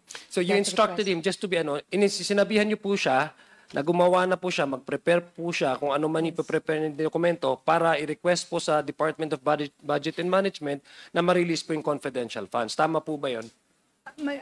Hindi po ma-release, Your Honor. Mag-request. Yes, mag-request. Among other things. Yes, mag-request, and then for the request for the release of the confidential funds. Is it correct? Not release, Your Honor. Our request Yes? is only for request for that budget alongside with all the other items that was Exactly, mentioned among others. Di ba? Tama po ba yun? Tama po Request yun. for, Your Honor, it could either be disapproved or approved. Yeah, I But know, we requested. Yeah, but that's beside the point. The point is that, kasi kanina po gusto kong intindihin because you said earlier po, Attorney Lopez, if I heard you correctly, you have nothing to do with confidential funds. So I presume wala talaga kasi there's a specific person tasked to do the request, for the planning, etc. And that's why I asked Mr. Tenido, sino yung kinokontakt nyo when it comes to the request to DBM? Kasi ang sinabi po dito sa letter is kay Mr. Tenido, yung magiging point person po ng DBM, contact person, hindi ho ba? So that's why I'm asking now, Mr. Tenido, because I want to compartmentalize, as you said, no?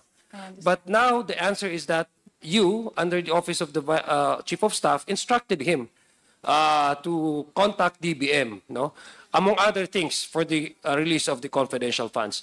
So are you now saying still maintain your position that you have nothing to do whatsoever with the confidential funds? Your Honor, Mr. Gusto ko lang Chair. po maintindihan na, Mr. Attorney Lopez. As mentioned earlier by Mr. Tenido, it forms part of the budget. So it is, and because it is part of the budget of the Office of the Vice President, and as the USEC and Chief of Staff, I signed off and made that instruction, Your Honor. Yeah, but can you help me understand in which parameters should we say that you will no longer part of anything about confidential funds? Kasi gusto ko lang po maintindihan yun because the way I understood it based on the questions kanina is you have nothing to do with the confidential funds and you cannot speak anything about confidential funds. You are not competent enough to answer any questions in relation to confidential funds. And yet, sa iyo po nanggagaling yung instruction pagdating po doon sa pag-contact ni Mr. Tenido sa DBM, among other things, not just the regular funding, but even the confidential fund. Can you further explain it to me, Mr. Chair? Okay. Your Honor, Mr. Chair, as mentioned earlier, compartmentalized. I am not privy to the disbursement, utilization, and the liquidation of the confidential funds. But as it forms part of the budget, and it was a legitimate budget request, I was part of that request, Your Honor.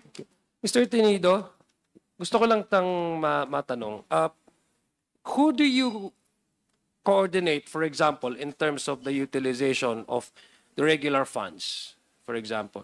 The utilization. Yeah. Usually, Do sir, you? Yes. Yes, please. usually the process po is what we do is to obligate the transaction. Okay. So when we do the obligation, doon po namin nalalaman kung cash advance ba yan, reimbursement, or payment dahil may purchase order.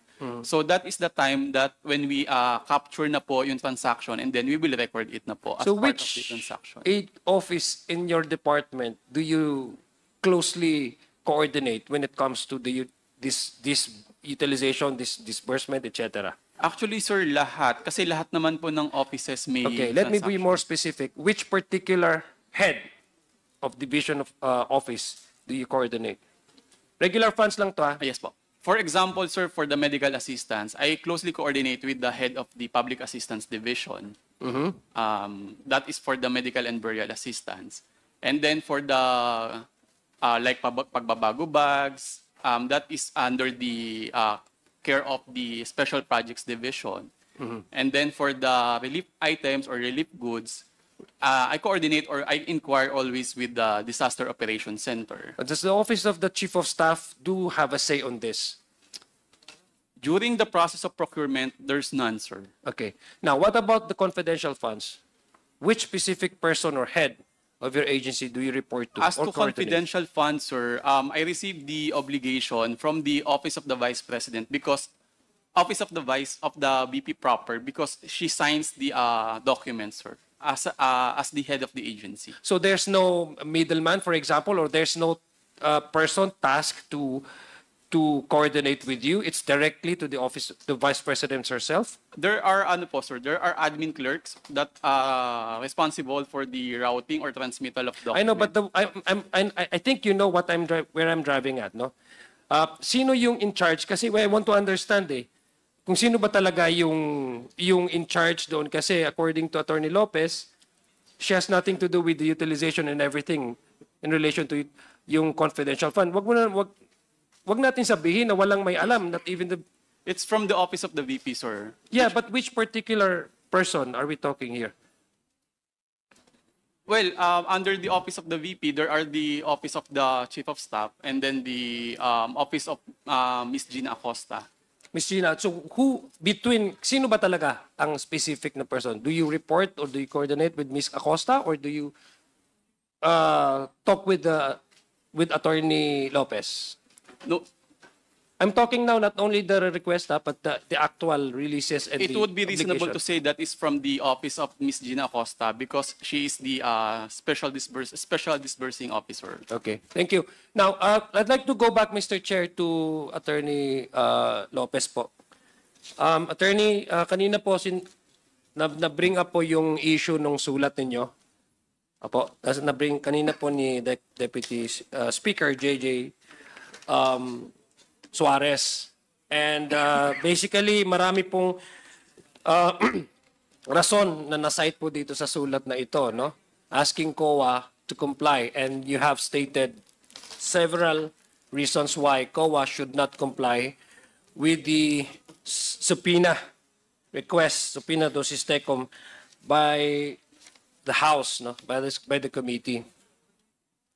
Among those reasons, Mr. Chair, is that you explicitly said in the letter, among other things, that there is no congressional power to expose for the sake of exposure. I underline that because I want to ask you, Mr. Chair, since you're here, Mr. Chair, and I assume that everything, every word, every sentence, every paragraph, every phrase reflected in this letter, you believed with conviction that COA should not comply with the request or the subpoena powers of the House of Representatives. I'm just curious, Attorney Lopez, since you're already here, and earlier I thank you for your presence, do you still maintain this position, Mr. Chair? Attorney Lopez?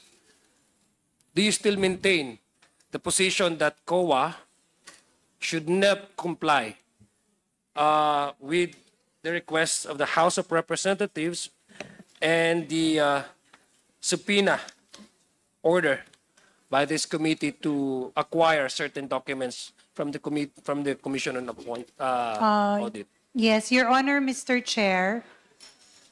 The position of the Office of the Vice President when we wrote that letter was to request COA to not yet give the said documents because there is an audit investigation ongoing. We feel that, we at the Office of the Vice President feel that it is yet too early to release documents because nothing has been made final. That was really the purpose of that request, Your Honor. So you do, but my question is, do you still stick to your position? All the reasons and the arguments you have stated here, cited, some I guess you have cited the legal basis for COA not to comply. Do you still maintain that? Yes, Your Honor. We stand by it. Actually, Do you stand by it? Still, up to now. So you yes. mean to say, here you mentioned, and I guess this is, I guess, para po sa akin, ito po yung position ninyo. The subpoena was not issued in aid of legislation. It thus exceeds the legislative power of inquiry. Are you aware, Mr. Chair, Attorney Lopez, since you're a lawyer, that the Constitution grants the House of Representatives, the Congress for that matter, both the lower house and the Senate, the power to exercise, not only to create laws or introduce laws, but to exercise oversight functions, meaning to hold inquiry in aid of legislation, Mr. Chair. Are you aware of that, and do you believe that? That's an exclusive power that is exercised by Congress. We respect that, actually, Your Honor. We recognize, as I mentioned earlier when this was asked, this letter by no means seeks to undermine the power of Congress to investigate or conduct inquiries in aid of legislation. But we feel that at that time, on the end of the Office of the Vice President, because there's still an ongoing audit investigation, we feel that it was not the right time to present or release such documents because nothing is yet final.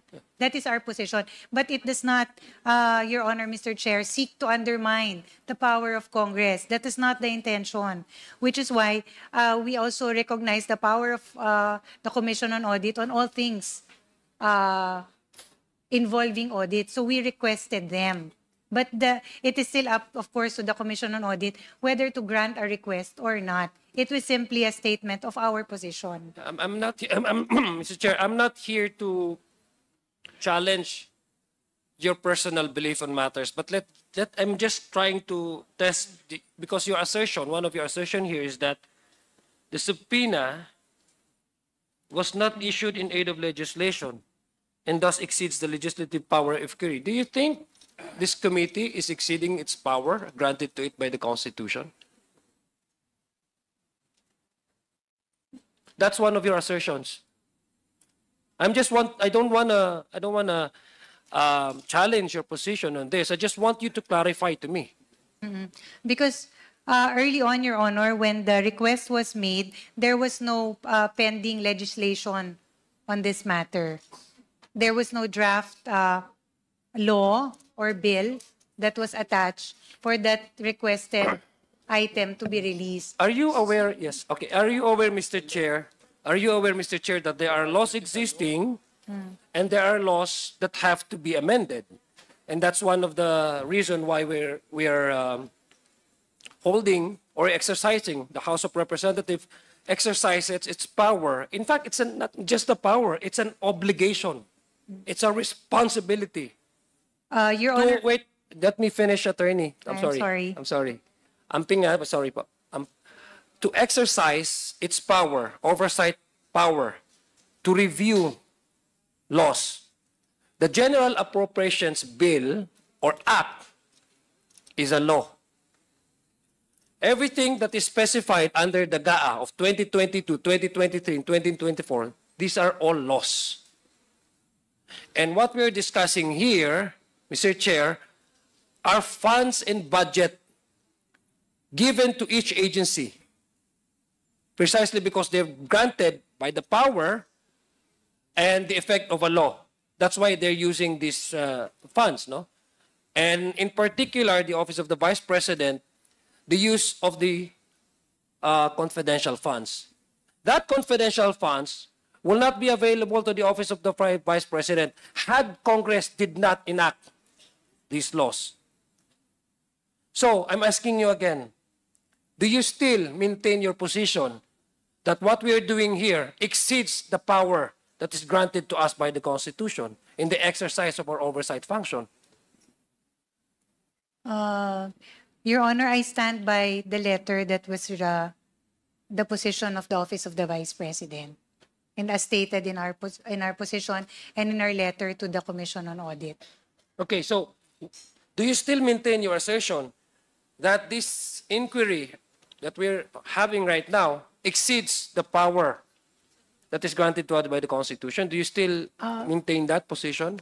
Your Honor, I think I cannot answer that because that is really actually... But this is one of your assertions, I know, Attorney but that is Lopez. our assertion, Your Honor. But What do that you is a mean? legal issue as to whether you have, the Congress has the power or not. But our position, Your Honor, as we have stated from the very beginning, is that we feel that because there is still an ongoing audit and nothing is final, we feel that it would be too early to release such information on the end of the Commission on Audit. That is basically what we are trying to request from the Commission on Audit. When you say our position, does that mean who is sino yung our? The position of the Office of the Vice President, Your Honor, which the agency that is undergoing the audit investigation.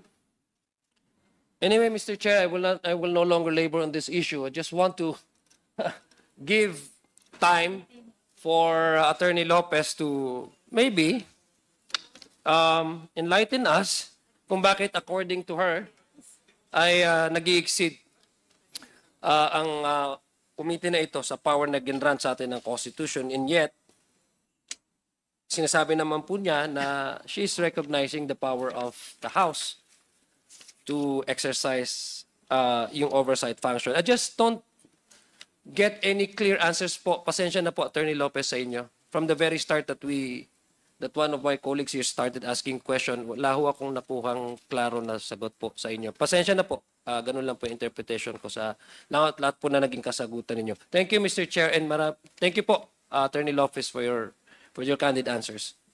Thank you. Salamat, salamat. Yes, before I recognize Congressman Paduano, the Chair would like to recognize the Honorable Julian Jambaronda from the Lone District of Iloilo City, our Deputy Majority Leader.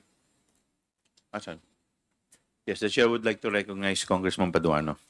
Thank you, Mr. Chairman. Anyway, Attorney Lopez, just to inform you, alam mo naman to separation of powers, power of Congress for inquiry in legislation, and question of the subject matter with regards to COA in relation to the confidential fund. Sabi mo kasi hindi pa tapos. But just to inform you, there's a lot of investigation in my committee, and ordering COA to have a fraud audit. Okay. Pending all those COA audit report. That's why this committee and this Congress has the power.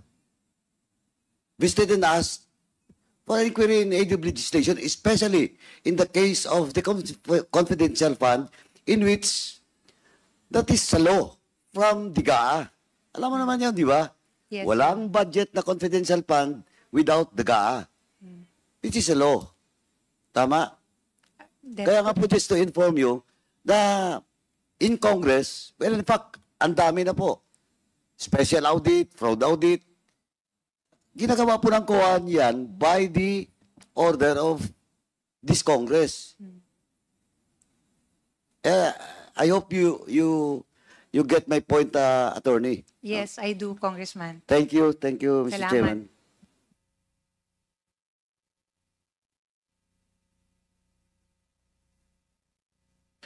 At this juncture, the Chair would like to recognize the next interpellator, the Honorable Jude Asidre.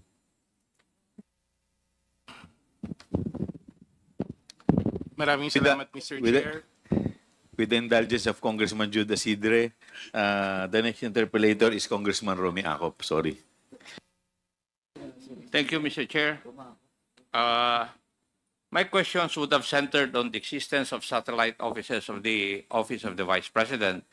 Unfortunately, COA submitted the data and information regarding the satellite offices of the OVP just last night. Tama po.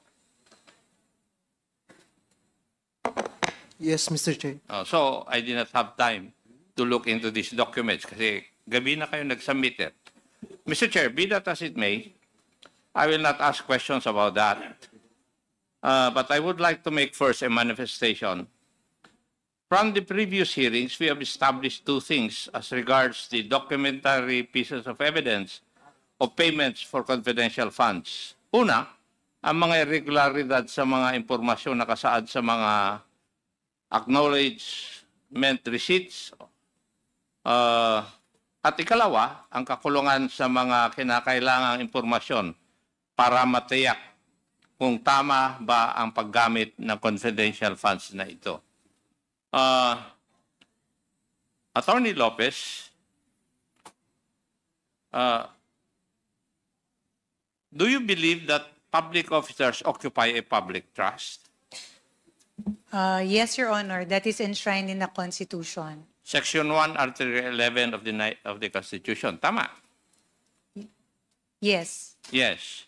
Now, would you also agree with me that the impassivity of the public officers and employees to attend congressional inquiries of the House Committee on Good Government and Public Accountability gives rise to a betrayal of public trust, considering that they are avoiding public accountability through inquiry by duly elected representatives?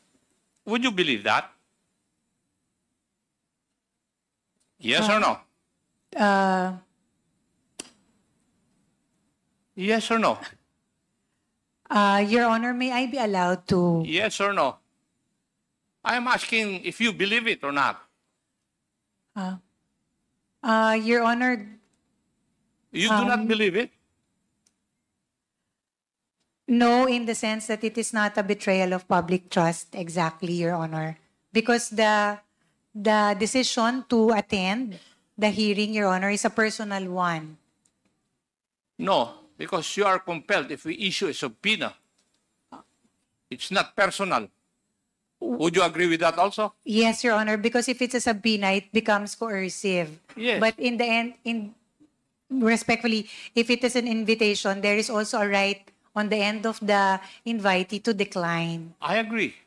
But the end of that is that we can issue a subpoena Yes. in order to force you to attend these hearings. Tama? Yes, Your Honor. Or in that case, if you are forced to attend hearings and you do not attend, would that not also constitute a betrayal of public trust?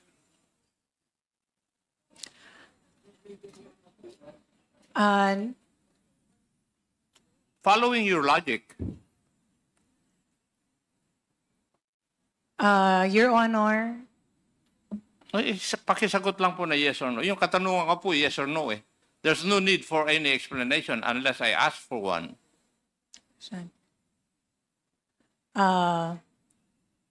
It could be, Your Honor, yes.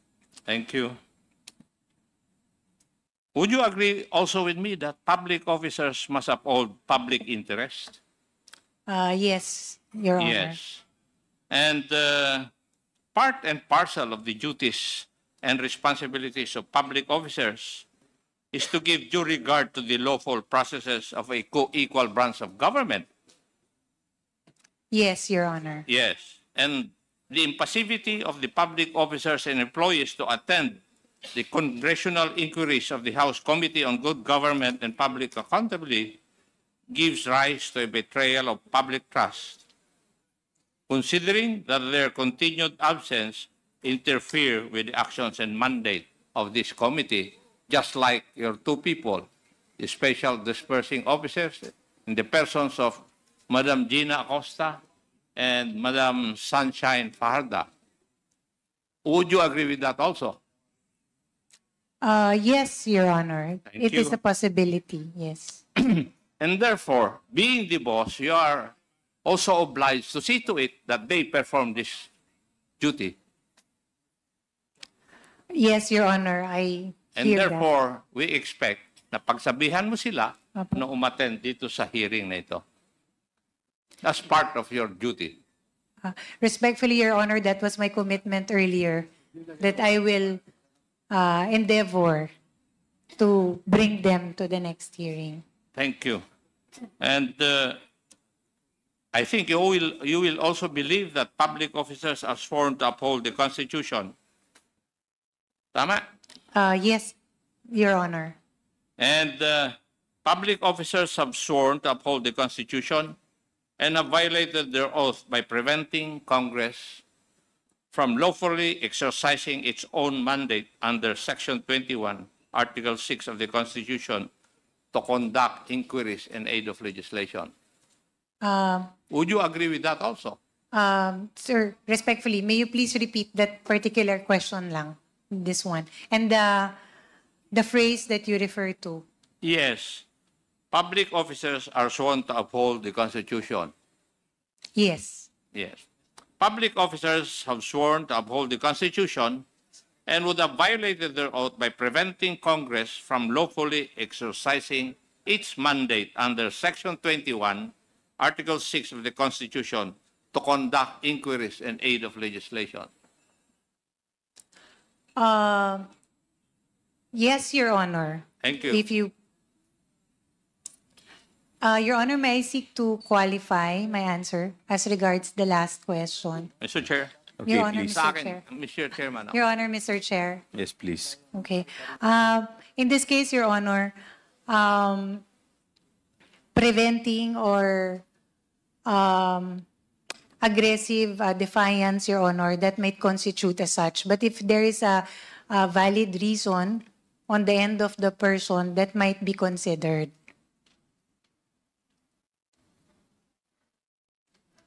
But again, aggressive and continued defiance without justification or reason, Your Honor, that may be taken as such. Congressman Acop. Thank you, ma'am. Thank you, Mr. Chair. But you will also believe that the queries of members of the committee remain and will remain unanswered if the responsible public officers or employees fail to elucidate on the subject issues by their continued absence. And the conspicuous absence of these public officers and employees of the Office of the Vice President causes immediate or threatened injury to the powers of this committee granted under the Constitution. Would you agree with that also? Yes, Your Honor. Yes. Okay. Thank you. And Mr. Chair,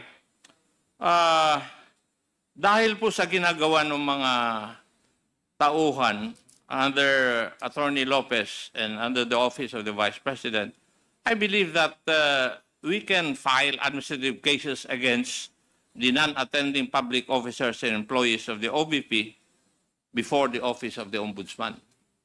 That is my point of view and my stand, Mr. Chair. Kasi they can be charged for misconduct and conduct prejudicial to the best interest of the service as a cause of action. Thank you, Mr. Chair. May I proceed? Please continue. Thank you. Clarificatory questions. Attorney Lopez, you are the Chief of Staff and Undersecretary under the Office of the Vice President. As such, you are the number 2 insofar as the OVP is concerned. Yes, Your Honor. Yes. And all those people under the Office of the President, Vice President. Vice President, kayo po ang tinitingnan na mataas maliban kay Vice President. Yes, after the Vice President. Yes. Being the Chief of Staff, kami po, ako, galing sa militar, galing sa pulis, yung mga iba, may mga opisina, meron silang mga Chief of Staff. And everybody of us will say na yung Chief of Staff ang nakakaalam lahat ng operations na kanilang opisina. Would you agree with that?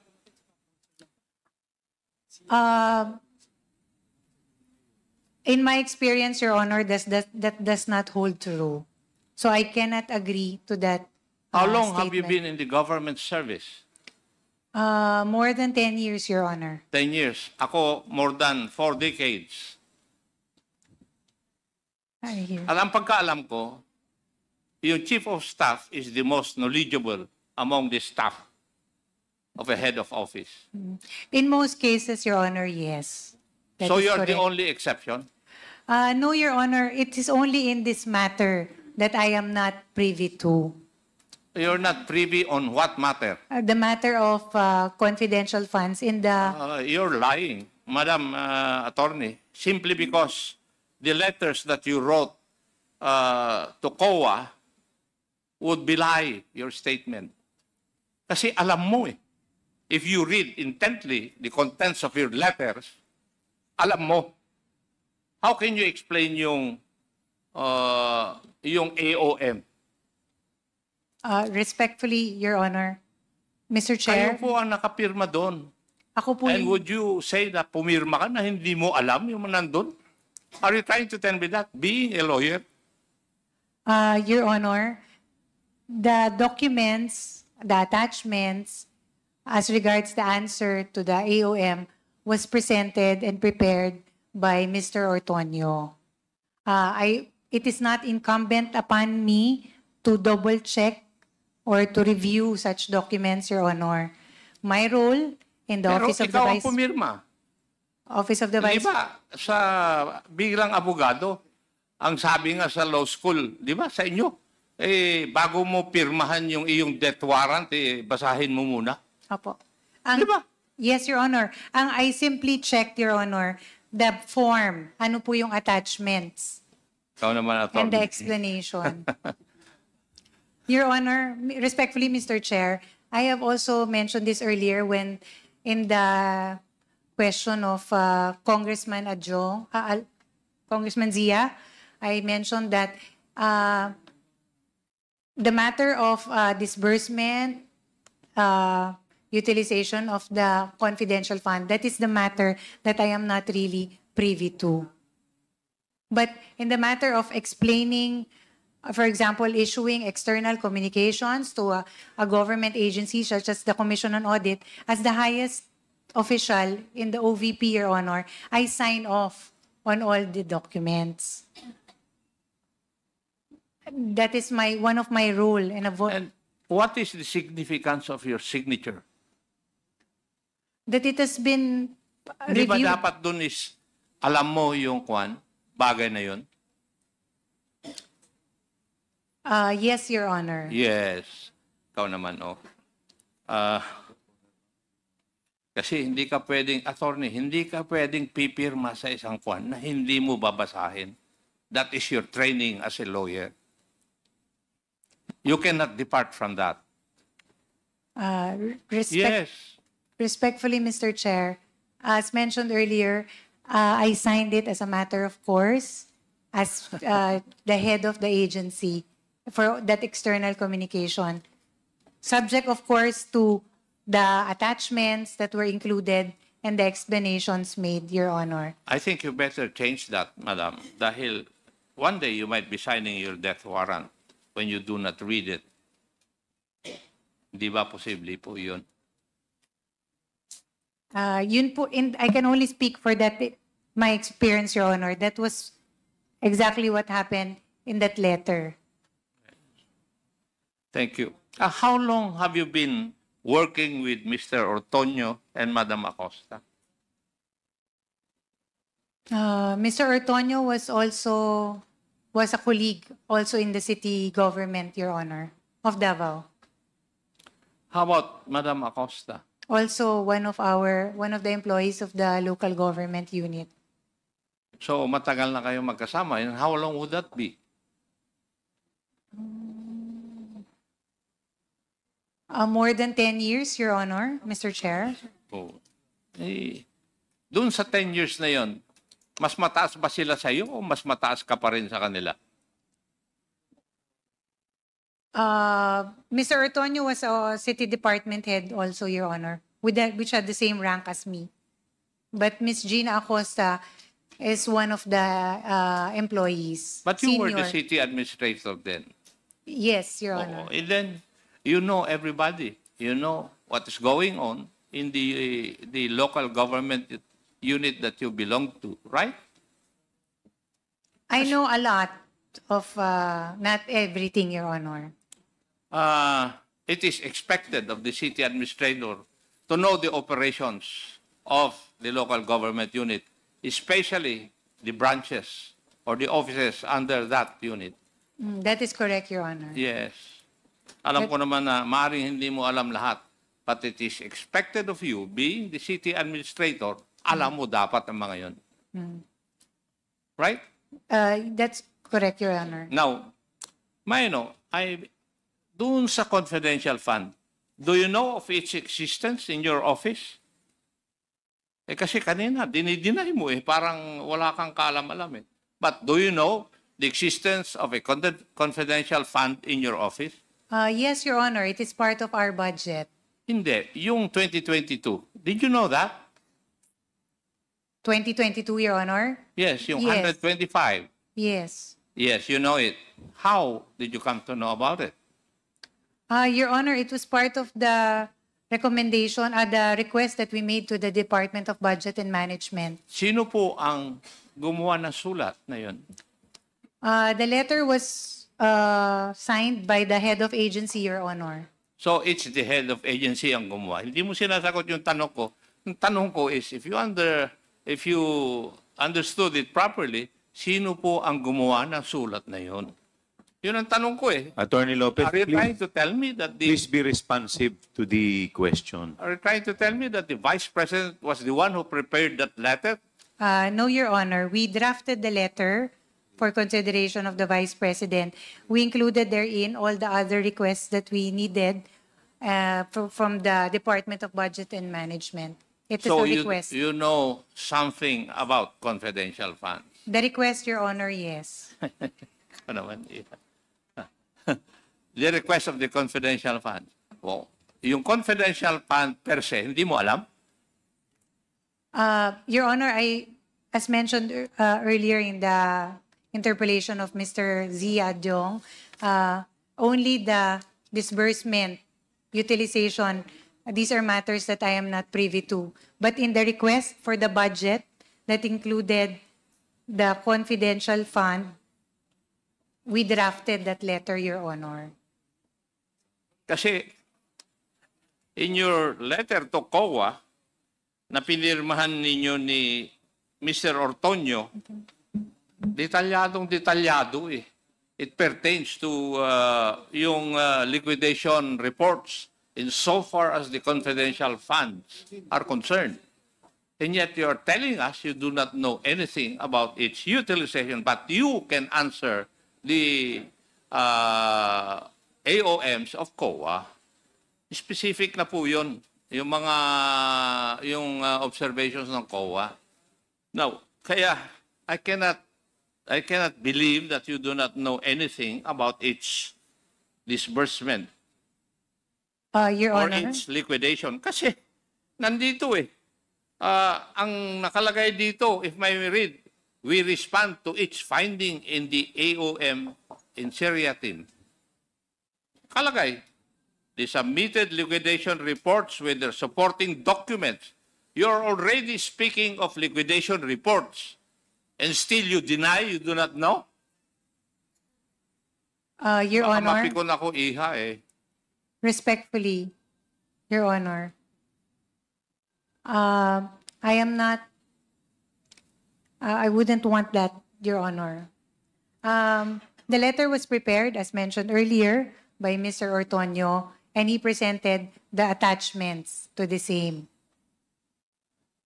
As a matter of course, Your Honor, I took a look at it, looked at the attachments, and then saw it correct in form. And because all external communications have to be signed by the highest official in the Office of the Vice President, I signed off. It was a matter of course, Your Honor, on my end. In the same manner... So when you say matter of course, Madam, you said it's ministerial on your part? Your Honor, if I may, Mr. Chair, even in the regular audit, when we have AOMs, these are... Ma'am, you have to be reminded that you are under oath. Yes, I know that. Your Honor, even for the matter of regular audit, these items are prepared by the finance cluster. And on my end, Your Honor, I review the attachments and the explanations, and then I sign off on it also. So it is really, that is, Sir Akop, what I meant by it's a matter of course. It is something that I sign off on, provided in form, it's already the proper attachments and the explanations are there. But as to whether how it was liquidated and how it was disbursed, I have no direct knowledge, Your Honor. It is simply a paper review on my end. I'm amazed, Attorney Lopez. Kasi ang tingin ko sa mga abogado meticulous sila, binabasa. Pero on your part, working as the Chief of Staff, hindi ka naging meticulous.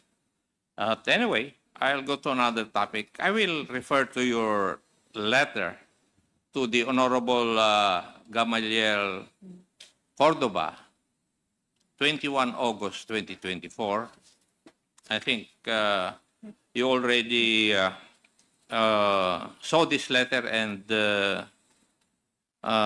shall we say, state to the committee that you signed.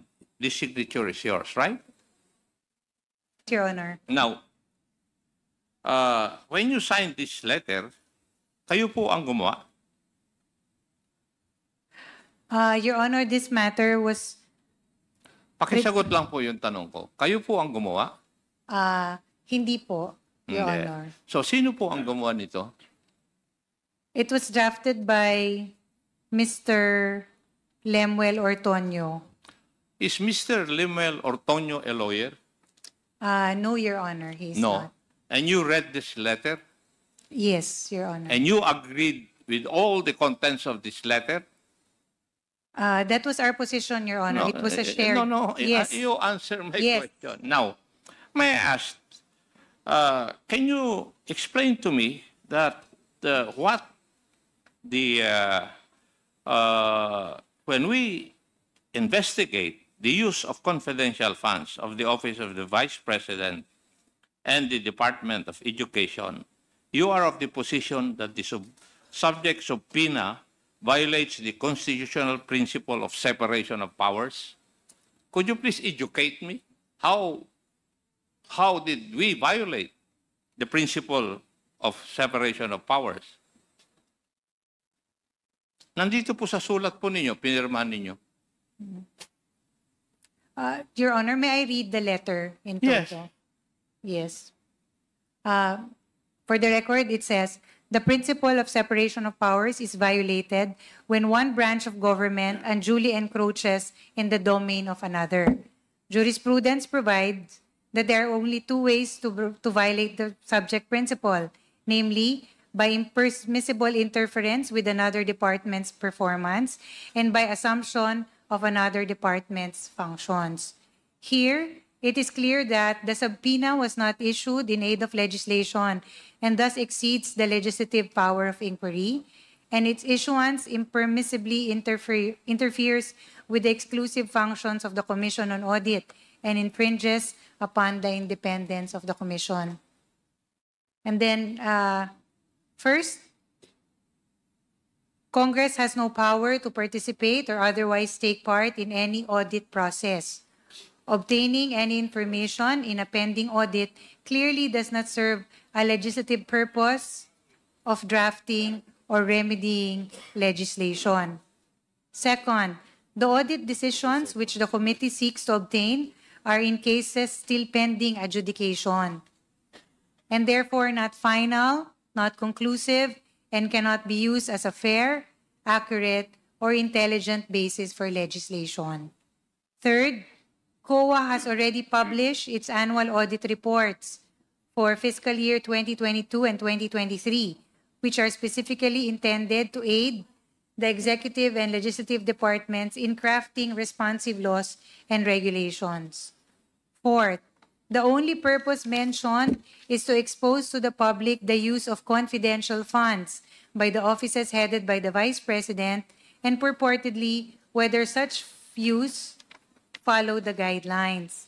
During the subject hearing, Representative Castro stated, since hindi po pwedeng sabihin dito yung findings, yung report o yung anumang observations ng COA, ang mga taong bayan po interesado dito sa confidential funds at kung paano ito ginamit, kung ito po ba ay sumunod dun sa guidelines. Also, as reported in the media, Representative Castro has been known to say that the Vice President has not yet satisfactorily explained the OVP spending of confidential funds in 2022. She added that the VP still has yet to account how she spent the said funds in 2023 and that she is not off the hook yet. End of quote. This is not related to any legislative purpose. There is no congressional power to expose for the sake of exposure. The determination of whether the utilization of the funds complied with audit guidelines falls within the exclusive mandate of the Commission on Audit. It cannot be overemphasized that COA has the exclusive power, authority, and duty to examine, audit, and settle all accounts pertaining to the revenue and receipts of, and expenditures or uses of funds and property. Constitutional framers envision the COA as a dynamic, effective, efficient, and independent watchdog of the government, and for this reason conferred upon it broad and extensive powers. Allowing a committee of the House of Representatives to subpoena audit decisions pertaining to an ongoing audit will only hamper the COA's performance of its duties. On the other hand, the determination as to the legality of confidential funds solely falls within the exclusive mandate of the judiciary. Clearly, therefore, Congress cannot infringe upon constitutional mandates vested upon other branches of the government. Item 2, the enforcement of the subject subpoena No. Let's stop there. So, yung tanong ko, please explain to me why the hearing conducted by this committee would violate the separation of powers. Yun po yung katanungan ko eh. Opo. Your Honor. You said COA is an independent body. Nandito nga sila, tinatanong namin eh. That is why I asked whether Mr. Ortonio is a lawyer or not. Believe nga ako eh. I'm amazed, Madam Attorney. Attorney ka, naniniwala ka dito sa sinabi ng isang hindi attorney. Your Honor. Di ba? Respectfully, this is the position of the agency. Hindi ko tinatanong eh. Tinatanong ko lang eh. I am amazed, Madam Attorney, na naniniwala ka sa legal stance ng isang hindi attorney. Kaya, Please answer my question. Where did we violate the separation of powers by conducting this legislative inquiry? Your Honor, Explain to me. yes. There is currently an ongoing audit in the Office of the Vice President as regards the confidential funds. The power to conduct audit or investigate belongs to the Commission on Audit. No argument about that. Yes. That is why, Your Honor, we feel it is our position that given that the audit is still ongoing, it is not final, it is not yet conclusive, the release of said documents or information infringes on the right of the Commission on Audit to conduct a full-scale investigation, given that it is still pending. So that is our position, Your Honor. It is simply that. It is a request that we made to the Commission on Audit. It does not in any way, Your Honor, mean that we do not recognize the power of the Congress to conduct in aid of legislation. It's just the timing, because the audit is still being undertaken and it's not final and still not conclusive, Your Honor. Respectfully. Chairman. Congressman Paduano. So, ma'am, kasi po, ang consent for the inquiry in aid of legislation doon sa Suprema is addressed to COA, not to your office. Tama? Apo. So, binigay sa amin ng COA. So, COA violates a law? So, by then, kasi logic dictates na COA dapat. Di ba?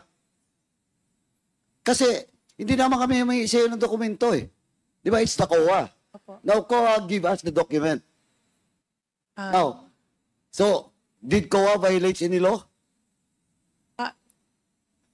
Your Honor, that is not for us to determine. We simply request No. COA. Now, kaya nga eh. Okay. Now, because that is your position, supposedly, legally, you have to file a case against COA. Did you file a case against COA? No, Your Honor. Oh. It was just a letter request. Because, no. Now, letter request. Now, COA give us the document. Yes. Sino ngayong tama? Kayo o yung Congress? O yung committee? Hindi, ma'am. Kasi ganito, abogada ka eh. Apo. Then, if you invoke this letter of yours with regards to possible violation of law, you should file a case. Yes. Diba? But not in Congress. Sa COA. Because COA complied to the orders by this committee. Yes. Diba? You're a lawyer. Diba, ma'am? Yes, Your Honor. But in this case, Your Honor, we simply made a request to the Commission on Audit. Hindi nga eh, but still you argue. Until now. A while ago, you stated that you still stand by your letter. Despite of the fact na sinagot na nga kita, in my committee, ang dami ko na pong in-order sa COA to conduct a fraud audit. Kahit wala pa pong ending nga, EUM pa lang. Because there is a basis to conduct a fraud audit. Now, question of, sinasabi mong dapat, question of legislation? Ma'am, attorney, don't you know na because of this investigation, we should pass a law with regards to confidential funds. Second, yung public funding law, that should be amended. Hindi pa ako tapos BTR. Dami tayong pag-usapan yan. Question of COA, Memorandum Circular 97-002, that should be also amended. At ilagay mismo sa mandate ng COA. Kasi ang daming misinterpretation doon. MC 97-002, iba yung requirements. Pagdating doon sa BTR, tinatanggal yung ibang requirements. And the only way that we can resolve that issue and problem with regards to COA and BTR is to legislate law. A law. Specific provision of law na dapat malinaw. Ano ba talagang requirements doon sa mga cash advances and requirements for an SDO. Yun po, attorney. Kaya hindi nyo pwedeng sabihin na we're conducting this investigation not in aid of legislation. Thank you, Mr. Chairman. Your Honor, yes. Thank you also. I hear you. May I continue, Mr. Chair? Please continue, Congressman Akop. Yung reason po ninyo is the principle of separation of powers is violated when one branch of government unduly encroaches on the domain of another. Period. Now, at what instance, pag-conduct namin ng hearing na ito, did we encroach on the domain of another branch of government? Your Honor, in this case, Your Honor, as stated, the audit investigation is still ongoing. It would seem that if the documents would be provided to the end of Congress, it is as if Congress is also conducting an audit process. We're not conducting an audit process. Yes. We're conducting an inquiry in aid of legislation pursuant to the Constitution. Okay. Now, tell me, wala pa kayong naipapakita sa akin na paano kami nag-i-encroach doon sa domain ng other branches of government. Show me. Your You Honor, must remember, Attorney, that we have oversight functions over the budget of government. And part of that oversight function is the reason why we can conduct inquiry regarding the use. So that maybe we could change, for example, the joint circular of regarding the liquidation of confidential funds. Kayo, sa letter ninyo, presume na wala kami legislative intent. How can you do that? How can you presume that? I'm sorry, Your Honor, but during the time this letter was made, there was no draft legislation or there was no... We can conduct legislative inquiry and the bill can be filed after the legislative inquiry. Yes. Kasi malicious kasi yung nasa utak ninyo . Your Honor, respectfully. Ano po? Yes, our position, Your Honor, is just that hindi pa po tapos kasi yung audit investigation. Yun lang naman po. That's why we requested COA not to release it Sige, first. please cite me a law which would say na yung ginawa po namin na dahil hindi pa tapos ang audit, hindi kami makapag-conduct ng legislative inquiry on the issue. Can you cite me a provision of law? None at the moment, Your Honor. Yes. None Kaya at the nga, sabi ko, bakit ka naniwala sa isang hindi abogado?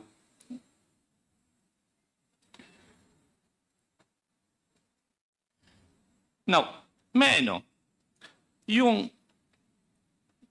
enforcement of the subject subpoena will violate the office of the Vice President's right to due process.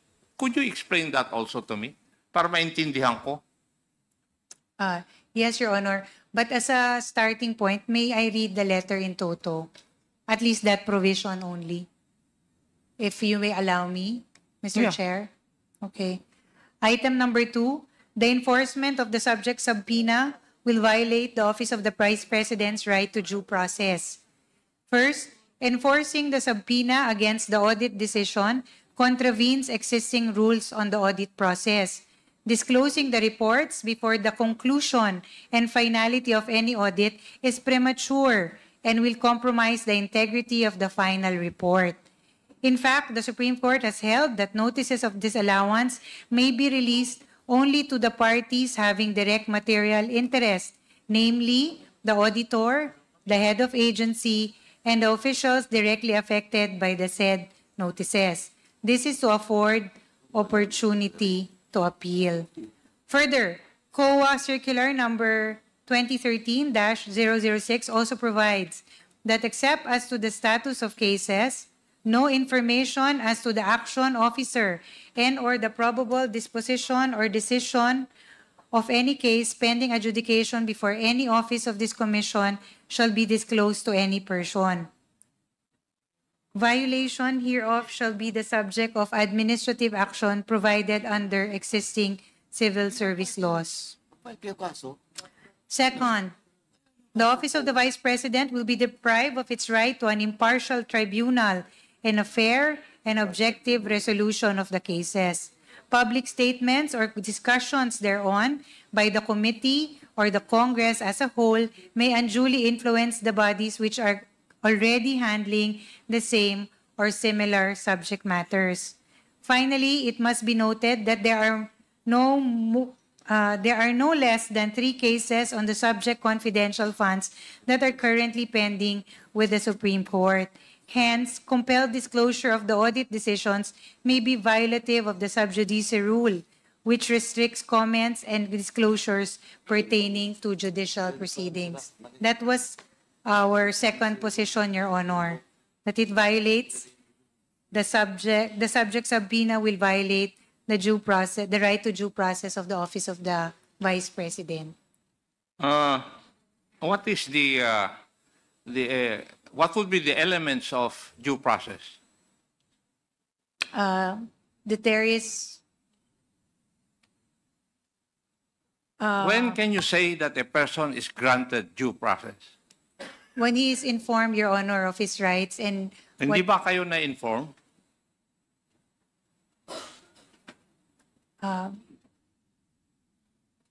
Enumerate mo yun, Iha. Tatanungin ko. The right to due process, Your Honor, pertains to the fact that that a person is made aware of his rights, and if there is any complaint or wrong that he has done, he's also made aware of such, and he's given a chance and opportunity to explain. Yun po ang pinaka-importante. Di po ba? Pero paano nga kayo makapag-i-explain if you do not, avail of the opportunity na mag-explain dito? Di ba? Yung mga tao nga ninyo, wala rito para mag-explain. And you say na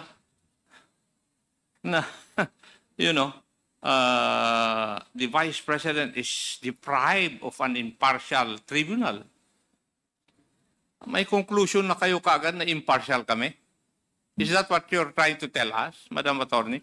No, Your Honor. That is what your letter says. We are merely saying, Your Honor, that the audit investigation is not final and not Hindi nga, conclusive. hindi. Ang sinabi mo rito the office of the Vice President will be deprived of its right to an impartial tribunal. Your conclusion is impartial na kami Di ba?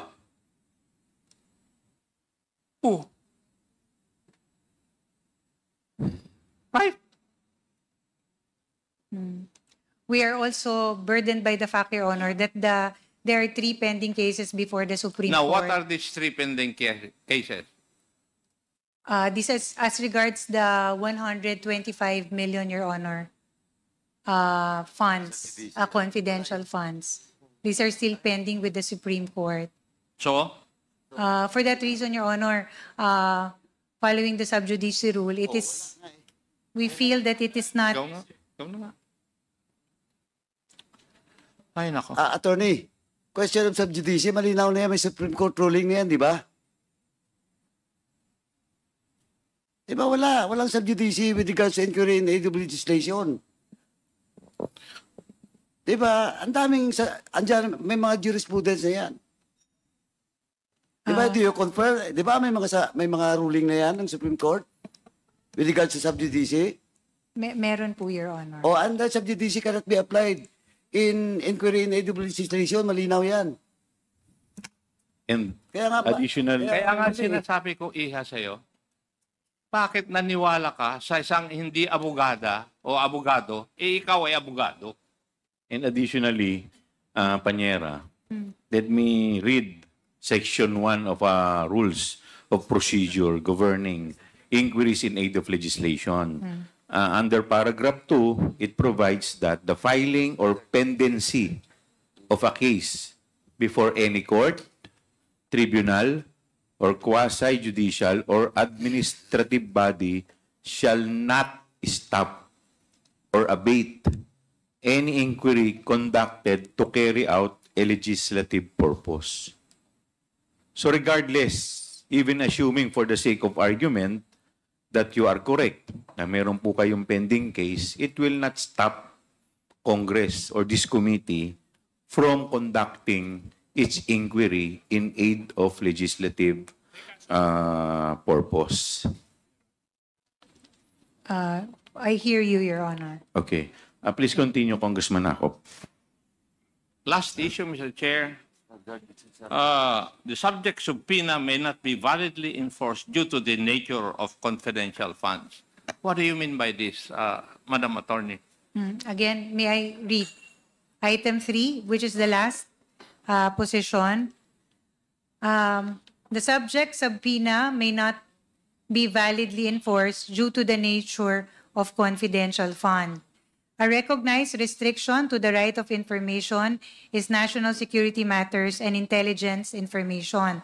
There is governmental privilege against public disclosure with respect to state secrets regarding military, diplomatic, and other national security matters.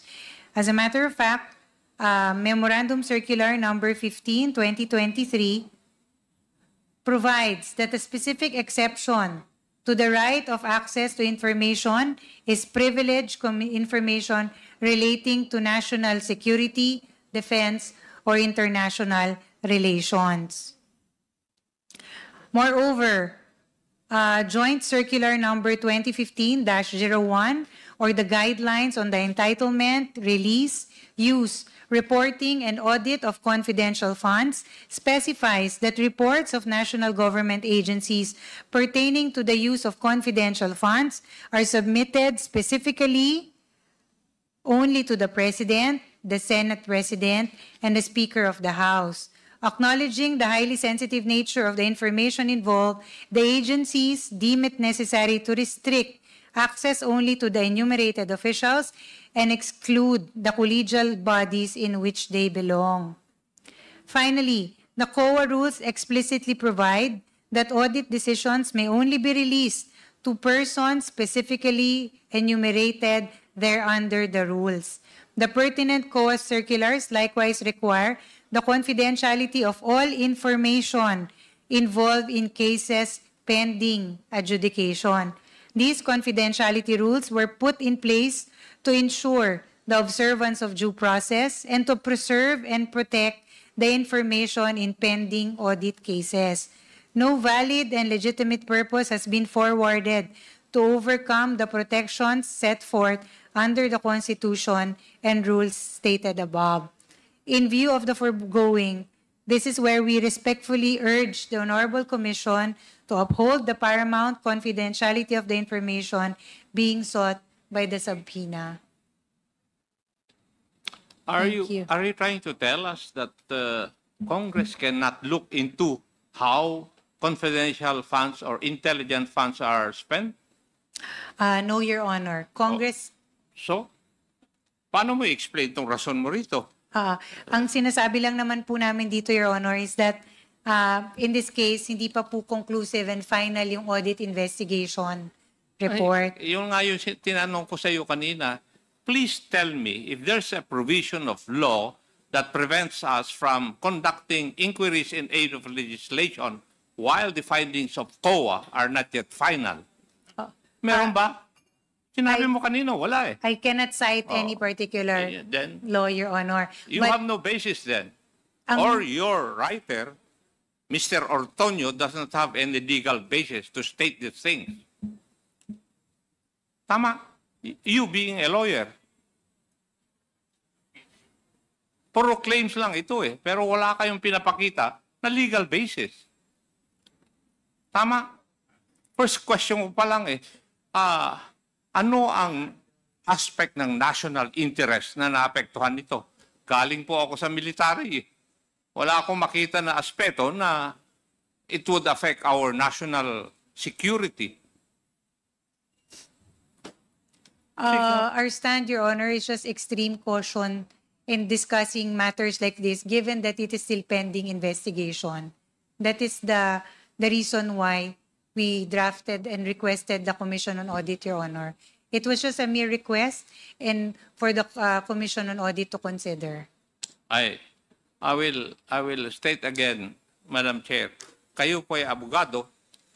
Ako po ay nagtataka kung bakit naniwala kayo sa argumento na inilagay dito ng hindi isang abogado. Thank you, Mr. Chair. Thank you, Your Honor. Mr. Chairman. Chair. Thank you. With the indulgence of Congressman Asidre, the chair would like to recognize Senior Deputy Speaker Don Gonzales. Thank you, Mr. Chairman. Attorney Lopez, could you please, national security is for intelligence funds. Confidential funds are related to the mandate of the civil agency. Can you differentiate between the two, ma'am? Magkaiba po yata itong dalawang ito. Your Honor, just a moment.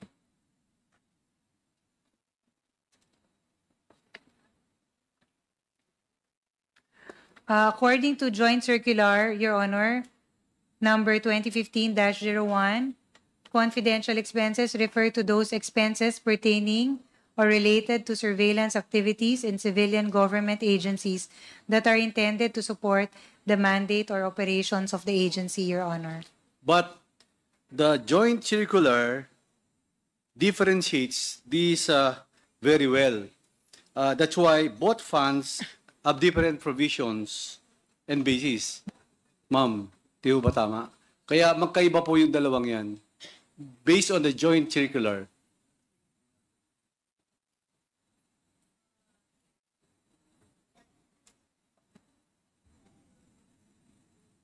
That's why confidential fund is for civil agencies and intelligence fund is only for intelligence For uniform. practitioners.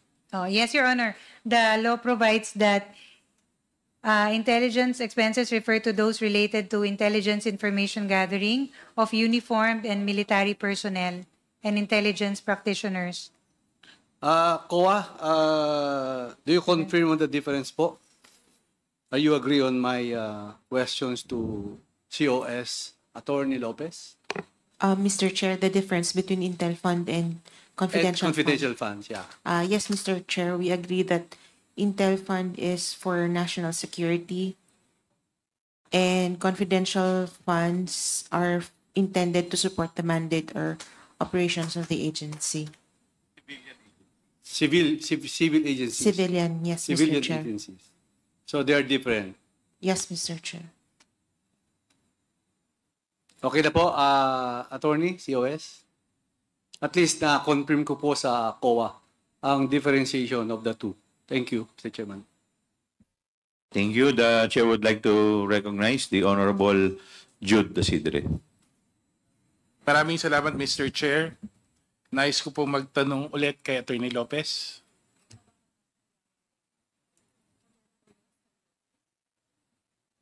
Attorney Lopez, kumusta po kayo? My back hurts, Your Honor. May katanungan lang po ako, Mr. Chair, Attorney Lopez. Una po, natanong na po ito kanina ni Kong ako, pero ulitin ko lang po for the record. Personal niyo pong kakilala si Ginang Gina Acosta. Personal? Yes, Your Honor. And, Matagal niyo na po ba siyang kakilala? kakilala ko po siya dahil she also was with the city government of Davao. Sa anong kapasidad po siya konektado sa city government of Davao? She was with the city budget office, I understand, Your Honor. At that time, you were city administrator. Matagal niyo na po ba siyang kakilala? Professionally, yes, Your Honor, matagal na po. So, sa tingin niyo po, pagkakaalam niyo po, paano kaya napili si Ginang Acosta bilang SDO? Kasi I'm sure there must be a reason for you to have chosen her from Davao LGU and bring her to the office of the Vice President. Your Honor, I did not choose her as SDO. I mean, to your knowledge, why was she chosen? I'm sure it was intimated to sa inyo bilang Chief of Staff, having supervision. No, Your Honor, it was not at all intimated. So it was to not me. your decision to choose her as SDO. I was not the one, Your Honor, for the record, to designate Miss Acosta. Were you ever consulted or asked whether she is the best person to be selected as designated as SDO? No, Your Honor. I was not consulted. Whose decision was it to make her SDO?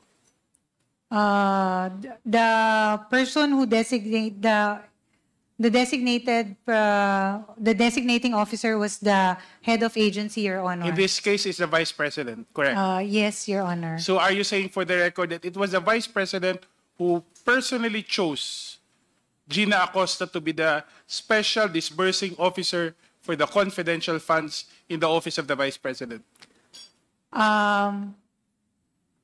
Yes or no? Yes, Your Honor. Yes. That was the designation. Naalala niyo po ba anong plantilla position ni Gina Acosta? For the moment, let me confer with Direct. Okay. Your Honor, Ms. Acosta is Vice Presidential Officer, Staff Officer 6. Okay. Salary grade? Mr. Chair? Salary grade 24. Sa iyong pagkakakilala, meron bang experience o qualification si Ginang Acosta para maging SDO ng VP? Sakasali lang to give us, you're the closest to the Vice President in the room right now. So just to have an understanding of whether the Vice President saw something in Gina Acosta for her to be qualified as SDO. Your Honor, I cannot answer for the Vice President. But do you think, that's why I'm asking, sa inyong pagkakaalam, sa inyong pagkakakilala sa kanya, meron bang experience o qualification si Ginang Acosta na sa tingin niyo po, dapat sa kanya maging SDO? I'm sure as head of office, I mean as Chief of Staff. I can only answer, Your Honor, for the functions that she does for the Office of the Chief of Staff, not as SDO. So you never had any control over her as SDO? None, Your Honor.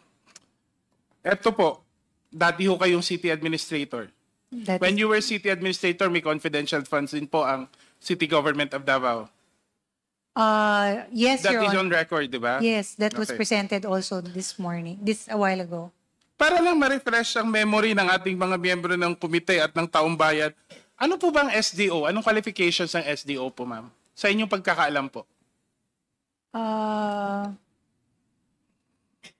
Your Honor, I have no idea what are the qualifications, but maybe the finance cluster because Can we ask the Treasury to give us Mr. Chair? Just to refresh our memory or Attorney. our understanding. Attorney Sanchez. Attorney Sanchez? Would you know? Mr. Chair, based on the circular, wala pong specific qualifications na indicated. But based also on the circular, there are duties to be performed by the SDO. So the SDO to be appointed should be able to have the qualifications to perform the duties indicated in the circular. At kasama po dito, attorney, yung tinatawag nating trust and confidence.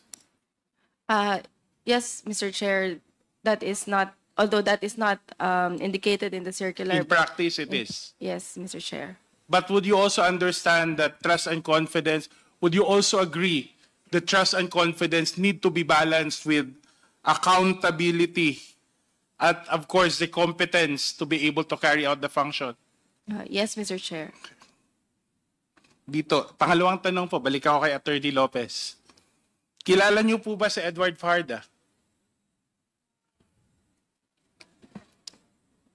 kilala ko po, Your Honor. Matagal niyo daw po ba siyang kakilala, ma'am? Hindi po. Paano niyo po siya nakilala? I only know Mr. Fajarda as the spouse of Attorney Sunshine Fajarda. So hindi niyo may alam po ba kayo kung paano napili si Edward Fajarda bilang SDO? Hindi, I have no personal knowledge, Your Honor. So hindi niyo alam kung paano pinipili ang tao, pero alam niyo po kung paano tinatanggal ang tao sa Office of the Secretary ng Department of Education? Your Honor, as explained early on this afternoon, that was a task that was given to me by the Vice President, who was then the Secretary of Education. So would you confirm that there are specific tasks that were given to you, including dismissing officials of the Department of Education for the Vice President, even if you were not connected in any way with the Department of Education? Yes, Your Honor, that has happened. Okay. So hindi nyo rin alam kung ano ang plantilla position ni Edward Farda? Hindi po. Hindi nyo rin alam kung may qualifications ba or meron bang experience si Edward Farda para maging SDO? Hindi po. I have no knowledge. Alam mo, Mr. Chair, ang bilis magtiwala ng Office of the Vice President, no? Ilang milyon, pero hindi kakilala. Ito na lang, siguro kakilala nyo po Attorney Lopez. Kilala nyo po ba si Shine Farda? At Attorney Sunshine Fajarda, yes. Matagal nyo po ba siyang kakilala? Attorney Sunshine is also one of the... Oo, matagal ko na po siyang kilala. Empleyado po siya din ng local government. Sa pagkakaalam nyo po, at based sa dahil matagal na kayo magkakilala, malapit po ba sa isang personal na rason, for personal reasons, si Attorney Shine sa head of agency, sa pangalawang Pangulo? I cannot comment on their personal relationship, but professionally, yes, Your Honor. I think their proximity because of the work that Attorney Sunshine does. Alam nyo ho, ang tinitignan ko po dito, Attorney Lopez, kanina nyo po sinasabi na compartmentalized madalas ang instructions ng pangalawang Pangulo. Tama po ba?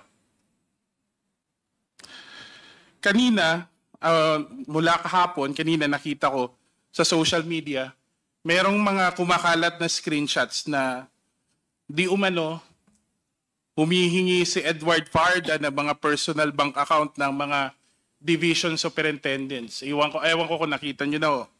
Allegedly, para may ibibigay, ipapadala silang pera sa kanila. Hindi ko verified. Nakita ko lang nandun yung pangalan niya, nandun yung discussion. Saka-sakali lang, may alam po ba kayo dito? Wala po, Your Honor. I am not aware of that. Is that a text? Chat group discussion. No, Your Honor, I'm not aware. Sa tingin nyo po, sa inyong pagkakakilala, si Edward man or si Sunshine Fajarda gagawin ang naturang instruction na magbigay ng instruction sa mga division superintendents? Your Honor, I have no personal knowledge as regards that. Hindi ko po nakatrabaho si Mr. Fajarda. Pero ano po ang posisyon niyo ni Mr. Fajarda at the moment?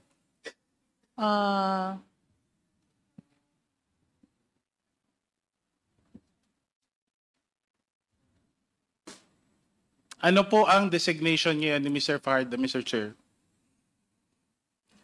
Maybe we can have Director Lin confirm this, ma'am. Sir, for a moment. Hindi ba silang dalawa ngayon ulit ay mula sa Department of Education nandun ulit sa nilipat sa Office of the Vice President? Tama po ba?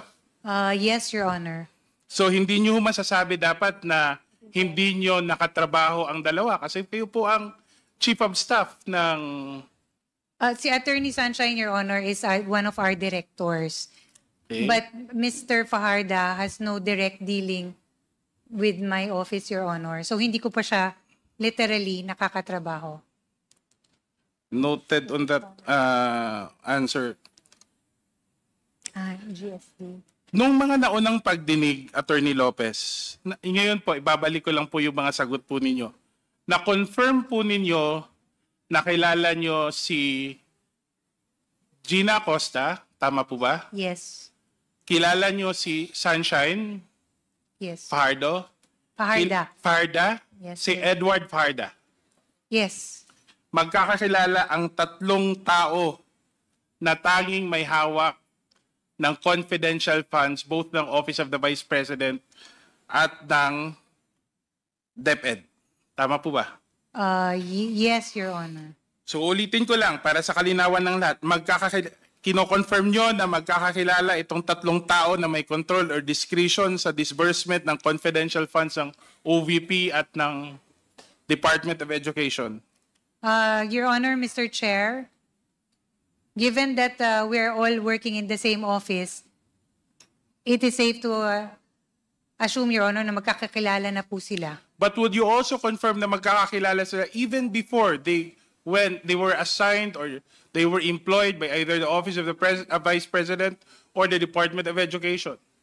I cannot confirm that, Your Honor. Pero sinabi niyo pa lang po, ma'am, na kanina na pareho silang nagtrabaho sa City Government of Davao. Yes, Your Honor. Si Sunshine at saka si Ma'am Gina siguro at one point nagkita kasi galing po sila sa Davao. At malamang naman siguro magkakilala si Sunshine at si Edward kasi mag-asawa po sila. Opo. Okay. Pero as regards Gina and Mr. Edward, I'm not sure. But Gina and Sunshine, Attorney Sunshine, At ang yes. pang-apat na tao na nakakakilala sa kanilang tatlo ay kayo po, di po ba? Yes, kilala ko po sila. Maliban po din sa Vice Presidente po. Tama po ba? Yes, Your Honor. Masasabi ba natin na kasi hindi ho birong halaga yung pinag-uusapan natin sa disbursement ng confidential funds. At kahit ho kayo, inamin nyo po at paulit-ulit yung sinasabi na kayo po ay walang alam sa detalye ng disbursement. Tama po ba? That is correct, Your Honor. So ibig sabihin kung ano mang instruction sa disbursement na binigay sa dalawang SDO ay nanggaling lamang sa pangalawang Pangulo. Tama po ba? Your Honor, I have no personal knowledge kung saan galing yung kanilang instruction. So ibig sabihin, kasi ganito yun, ma'am, Mr. Chair. If it's not coming from you, where is it coming from? Your Honor, I can only answer for myself. It is not coming But from you were Chief of Staff, ma'am. I was a Chief of Staff. Di ba? Lahat ng nangyayari, hindi pwedeng, minsan niya, ikaw pang nag-i-initial, lahat ng pipirma ng principal. Di ba? And I'd like to believe, because the designation of a special disbursing officer requires the payment of fidelity bonds. Procedurally, such designation should have come under your supervision. Tama po ba, ma'am? No, the matter of fidelity bonds, I think it went through the finance cluster. But of course, who would have endorsed it to them? You mean si finance cluster, ginawa lang nila on their own volition? I did not endorse the bonded officers, Your Honor. No, what I'm saying is, gagawin lang ba yon ng finance cluster even without your permission, without your endorsement, na ito ang gagawin nating supervising disbursement officer? So ang nagdesisyon lang nun, nakunan sila ng fidelity bond, ang finance cluster lang? Your Honor, as stated earlier, I was not the one who designated them as SDO. So these are documents. So sino pang nag-designate sa kanilang SDO ulit, ma'am? The head of agency, Your Honor. So, okay. Attorney Sanchez, kinausap ka ba ni VP Sara na ayusin yung fidelity bond ni Miss Acosta? Mr. Chair, can I respond? Yes. Tony Sanchez. Okay, thank you, Mr. Chair. Mr. Chair, whenever there is a special order designating special disbursing officers in the Office of the Vice President, it is incumbent upon the finance cluster to arrange and to obtain the fidelity bond, Mr. Chair. So we relied on the issued special order designating Ms. Acosta as the special disbursing officer. So sino po, Attorney Sanchez, Mr. Chair, ang nagpadala ng special order sa inyo? Mr. Chair, it was released through the Central Records Unit, Mr. Chair. Naka-number na siya as a special order. So we took that as para it triggered the for our division, for the accounting division to process the fidelity bonding, Mr. Chair. Ibig sabihin, Attorney Sanchez, you just processed it on the presumption that it went through the regular channels.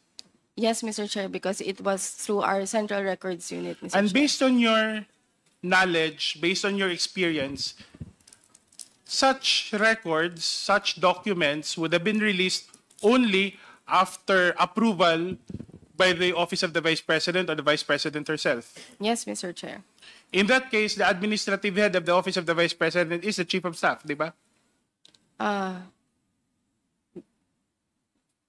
The administrative, I am the Director for Administrative Service, Mr. Chair. But what I mean is, who do you report to?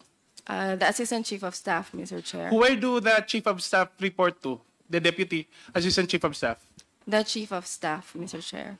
Ultimately, if you follow procedure, all documents released and signed upon by the Vice President in ordinary course of things should have been cleared by the Chief of Staff. Di po ba? I have no specific knowledge on that matter. If all the documents are coursed through the Chief of Staff, Alam mo, Mr. Chair. Ibig sabihin, si VP Sara mismo ang nagbibigay, si VP Sara mismo ang nagpapadala ng mga special orders. Mr. Chair, there are other administrative officers in the Office of the Vice President. But who proper. presents it for the signature of the Vice President? I am not... Attorney Lopez, who presents documents for the signature of the Vice President? That particular document, Your Honor, it was not from the Office of the Chief of Staff. That designating memo. But I'm asking another question, ma'am. Yes. Who presents documents for signature of the Vice President? The Office of the Chief of Staff, Your Honor, we prepare it. Correct. In Diba? some cases, correct. So for this particular confidential fund, designation of SDO for confidential fund, hindi ho dumaan sa inyo. Hindi po, Your Honor. I will repeat it because you're under oath, ma'am. Yes. For the record. You did not present the document for the signature of the Vice President. Yes, Your Honor. You did not prepare the document designating the SDO of the Office of the Vice President. No, Your Honor, I did not. Have you subpoenaed, Mr. Chair, the copy of the special order? Because it should contain the initial underneath the signature. Because if we have not, I would like to move that we request for a copy of the special order. Because otherwise, Mr. Chair, I would be worried that somebody would be given the authority to disburse hundreds of millions of pesos and not have to go through ordinary processes. Kahit nga travel order, kailangan initialan ng Chief of Staff eh. Travel order lang yun. Your Honor, may I answer? Please, Attorney Mr. Chair, Lopez. Mr. Chair, yes. As mentioned, the matter of travel orders, there are only certain travel orders that I sign because there's a delegation of authority But in our nonetheless, office. Madam Attorney Lopez, nonetheless, those delegation has been arranged with your agreement or with at least with your facilitation. Yes. So you cannot claim that delegation is proper here, di ba? Kasi ultimately, even the act of delegating has to be discussed with you. Tama po ba? And there was a discussion, I'm sorry, Your Honor, just for point of clarification. We are referring to the delegation of authority as regards travel issuances? Or are we referring to... No, ordinary documents, ma'am, that require the signature of, like we're just using an example, the travel... kasi kung ang travel authority nga kailangan ng knowledge, is issued with the knowledge of the Chief of Staff, paano mo kami mapapaniwala na ang special order authorizing someone to handle and disburse hundreds of millions of pesos did not go through you, ma'am? Either you're stupid, ma'am, or you're lying. Sorry, nadadala lang ako. Di ba? Kasi nag-chief of staff ako eh. Lahat to ng dinadaan, pipirmahan, kasi either ang principal ko ang kulong o ako ang kulong. Kasi ako ang mag-i-initial eh. And we're not talking about as an ordinary designation. This is SDO. This is an SDO designation, and now we've come to know that they use almost 500 million pesos. Your Honor, respectfully, that was a document, that was not a document that was prepared by my office. Sobrang confidential naman ng funds na yan, ma'am. Pati designation, confidential din.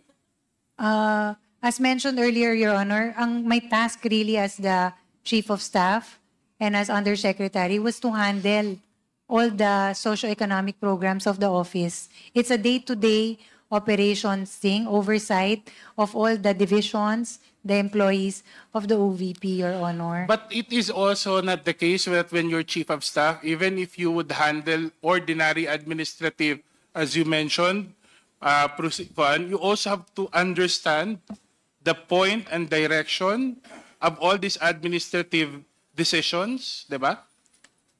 Your Honor, ang sinasabi ko naman lang po is that that particular document, the designation was not prepared by the Office of the Chief of Staff, did not go through me. So I really have no information as regards that. Anyway, sorry kanina, Yun Attorney lang. Lopez, so, medyo nadala lang ako, pero ito Oo, na lang. no need for name calling sana, sir. Sa tingin niyo po, My request. ang tatlong individual na to, na mention kanina, Attorney Lopez, si Fajarda, si Sunshine, si Edward, at si Gina Acosta. Kikilos ba ng mga to? Kasi sabi mo, walang instruction from you. Sa inyong pagkakakilala sa kanila, kikilos ba sila? Gagawa ba sila ng kahit anong hakbang na walang instruction mula sa inyo o sa pangalawang Pangulo? I can only answer for Ms. Gina Acosta, Your Honor, because she is under the Office of the Chief of Staff doing certain tasks. Well, she worked without the Vice President's instructions. As regards, I cannot say, Your Honor, because I am really Okay, not I part will of- qualify I will revise the question. Should she act without kasi wala ka naman eh, out of the picture ka. In your estimation as Chief of Staff, should she act without the instruction of the Vice President? Kasi kung hindi ka rin kasama, baka si Gina Fardo talaga ang nagtago nung nag-disburse lang, kanya lang, di ba? Your Honor, given that she was designated as an SDO, she will get her instructions from the one who designated her as SDO. Okay. Hindi ko ako abogado, ma'am, pero ang sagot niyo po, abogado talaga. Ano? Ito na lang. Kikilos ba, gagalaw ba si Ginang Acosta dapat bang gumalaw o kumilos o magdesisyon si Ginang Acosta na walang pahintulot o instructions mula sa pangalawang Pangulo? Hindi po. Tama. Salamat po for that answer. Pwede ba nating masabi, ma'am, na dahil matagal nang magkakakilala itong tatlong tao, magkilala din ninyong kayo, kilala din ni Vice President, pwede ba nating masabi na sa usapin ng confidential funds, the act of one is the act of all? Your Honor, as I mentioned, I can only answer for myself. No, I am not privy to anything as regards the disbursement, utilization of the confidential funds. Ma'am, kung hindi po kayo privy sa utilization ng confidential funds, paano nyo po ma-establish yung boundaries ng liquidation at kayo pa po ang nagsulat sa Commission on Audit tungkol dito? Oo. As I mentioned earlier, Your Honor, these were documents and attachments presented and prepared by Mr. Lemuel Ortonio. Ma'am, as a lawyer and as a chief of staff of the Vice President, hindi ba sa tingin ninyo, in your judgment, etong mga arrangements na to na medyo sabihin na lang natin unorthodox, no? Ito ang nagresulta ng kakulangan po ng transparency sa paggamit at pag-disburse ng confidential funds. In your judgment, ma'am, you know, you're not the only agency that has confidential funds. And we did not see these problems in other agencies. But can you at least acknowledge that all this trying to find ways of compartmentalizing, of skirting procedure, have contributed to, at least na lang, ma'am, to that impression that there is a lack of transparency in the disbursement of confidential funds, that you could have done better in the use of confidential funds? Your Honor, Mr. Chair,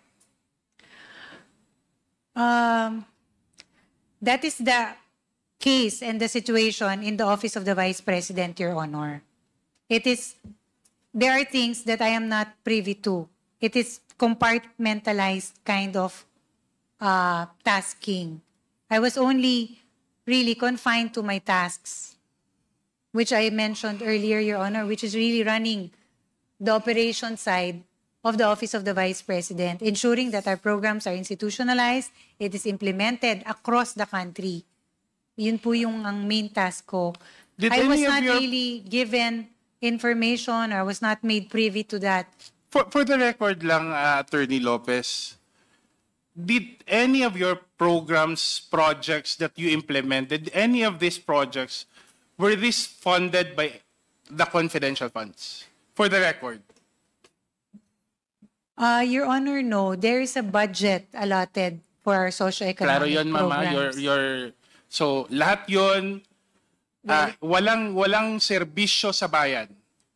Walang serbisyo, walang social service na napondohan galing sa 600 billion or 500 billion ba, o 500 million ba, na na-assign sa confidential funds? None, Your Honor, because all our projects have allotted, all our socioeconomic programs have different allotments in the budget. Kasi regular item yon sa office, di ba? So itong 600 million or 500 million in the case of the OBP were for items that were never part of assistance programs, nothing to do with helping the people. Tama po ba? None, Your Honor, for a regular program. Thank you for that clarification, Attorney Lopez. Mr. Chair, kanina pa sinasabi paulit-ulit ni Attorney Lopez na compartmentalized ang trabaho ng Office of the Vice President at mga nasabing tao na pinangalanan natin. Hindi niya alam ang detalye ng disbursement ng mga confidential funds.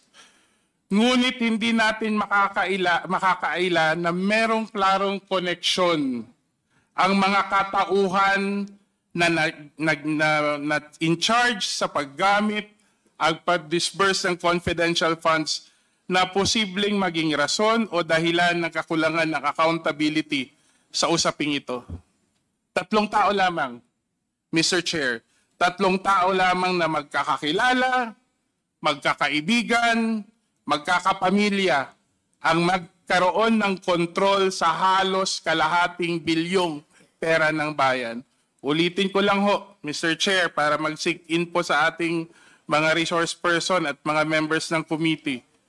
Hinayaan, pinahintulutan at itinalaga ng tanggapan ng pangalawang Pangulo ang 3 tao at 3 tao lamang ang na magkakakilala, magkakaibigan at magkakapamilya ang kontrol sa pondong ating tinitignan.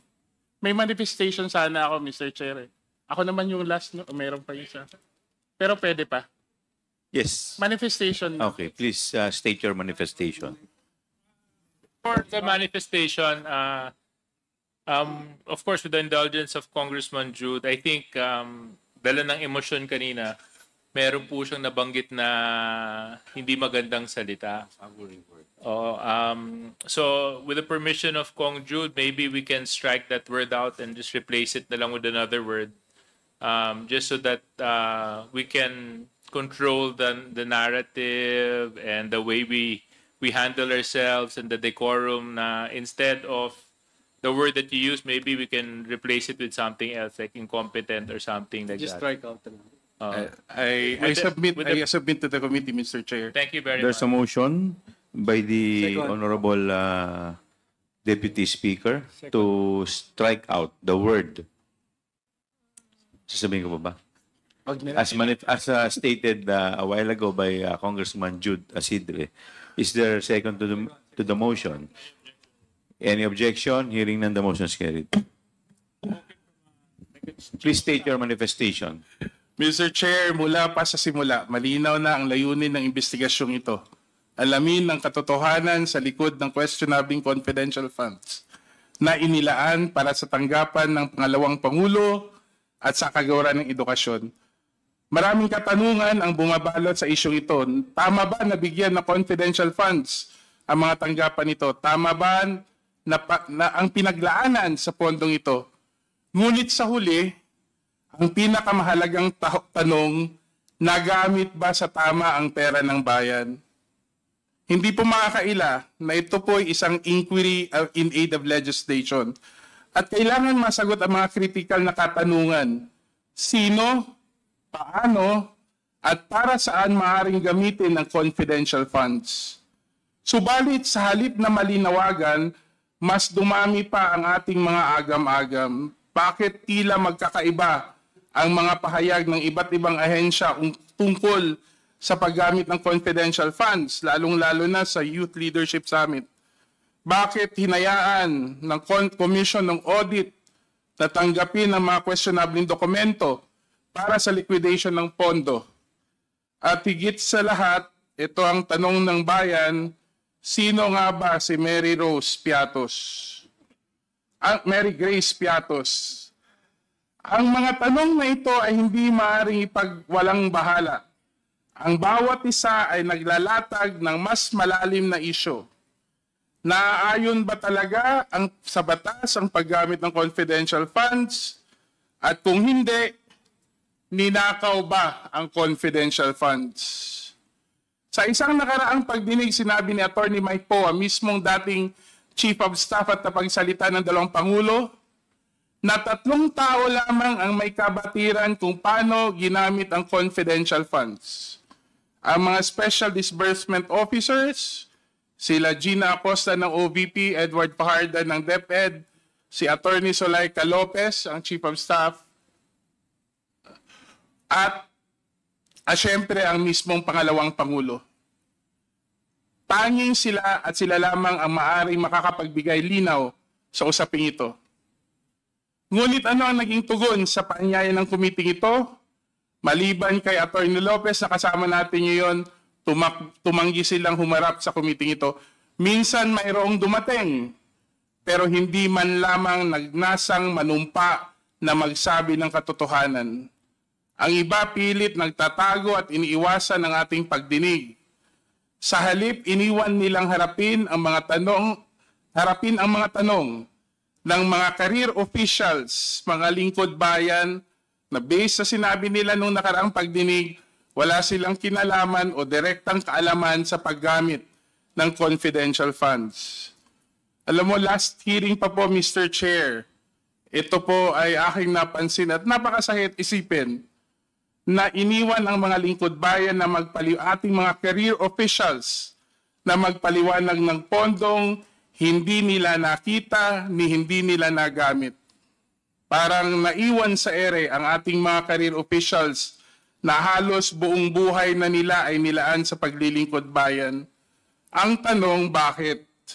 Ano ang kinakatakutan ng mga opisyal na may direktang kaalaman dito?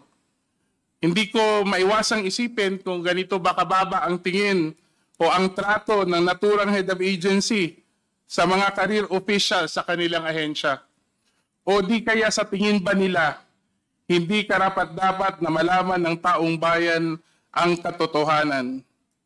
Nitong nakaraang pagdinig na tanong ko po sa ating mga panauhin, ating mga career officials, at nandito po sila at sinang-ayunan nila ako, na kahit ano pa ang kanilang pagnanais at pagsisikap na sundin ng mga batas at alituntunin sa tamang paggamit ng pera ng bayan, mananaig pa rin din sa huli ang patnubay at desisyon ng mga nakakataas, at sa puntong ito, ang mismong pangalawang Pangulo ng ating bansa.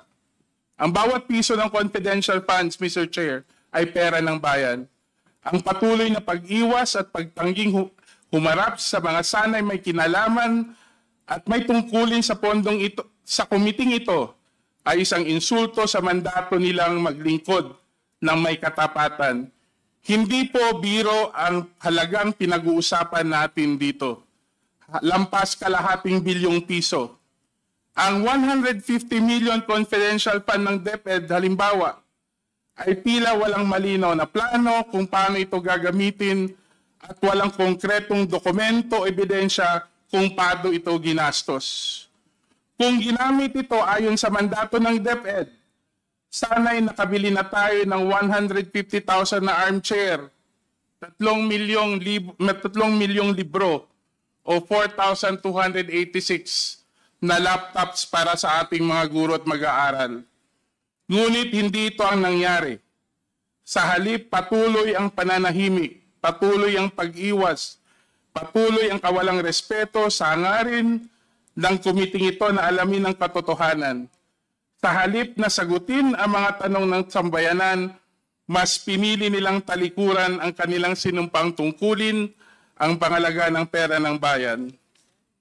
Hinihikayat ko, Mr. Chair, na kahit minsan hindi natin nakukuha ang mga sagot na gusto nating malaman sa ating mga resource person, ay wag ho tayong tumigil, wag ho tayong mapagod hanggang mailabas sa katotohanan at magkaroon ng kasagutan ang mga tanong ng sambayanan na nanatiling matalim at mariin. Nasaan na po ang confidential funds? Sino po si Mary Grace Piatos? At higit sa lahat, sino po ang nagnakaw ng pera ng bayan? Maraming salamat po. Thank you, Congressman Jude Asidre. The chair would like to recognize the next and the last interpellator, the Honorable Congresswoman Franz Castro. The last but not the least. Yes. Thank you, Mr. Chair. So, unahin ko muna, Mr. Chair, yung parang ano tayo dito, no? 9 na oras na tayo nakaupo dito. At parang napuspos na no, yung mga tanong natin, except for dun sa talagang yung totoong resource person na dapat na siya yung nakakaalam, no, na dapat na magpaliwanag dito. But anyway, Mr. Chair, doon sa 125 na confidential funds, Mr. Chair, I would like to ask the COA doon sa payments on the rental of safe houses. There are 34 acknowledgement receipts. Tama po? COA, Attorney Camora, you're recognized. Tama po, Mr. Chair. A total of 16 million pesos. Tama po? Tama po, Mr. Chair. Ito po, Mr. Chair, no, mula December 21, 2022 up to December 31, 2022. So, 11 days na ginastos para sa mga safe houses. At nakita natin dito, Mr. Chair, no, yung mga kapuna-puna na mga observations dito. At kung aanalisihin natin ay baka nga, no, di natin alam saan napunta itong mga amount na ito. Kasama ba yung 16 million sa notice of disallowance, Mr. Chair? COA. Mr. Chair, parang hindi na po yata siya kasama. Yes. Pero kung papansinin natin, Mr. Chair, dito sa summary ng expenses doon sa safe house. Like for example, December 21, 3 acknowledgement receipts yan, totaling to 1.1 million. In December 22, totaling to 1.7 million, 4 yan na safe houses. In December 23, we have 2 acknowledgement receipt, equals 1 million. Meron tayong December 24, 2 acknowledgement receipt, which is 600,000.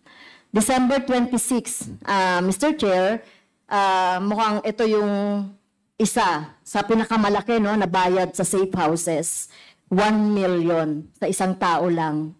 No, 1 million. And then December 27, totaling to 3.45 million o 3.450 million. Okay, so ilan to? 2, 4, 6, 7. 7 na mga safe houses yan. And then 28, December 28, Mr. Chair, meron tayong 2.850 million na gastos para sa safe houses. 2, 4, 5. Okay? 5 people, no? Merong mga unreadable. Okay, in December 29, Mr. Chair, meron tayong 2.450 million. December 30, dalawa po, Mr. Chair, 1.1 million. December 31, 500 million. By the way, take note, December 28, merong 1 million na safe house. No, total doon. And then undated, merong 250,000, Mr. Chair. So meron dito, Mr. Chair, no, may mga pangalan. Okay? May mga pangalan yan. Pero merong unreadable, 8 yan na mga unreadable, merong hindi permado.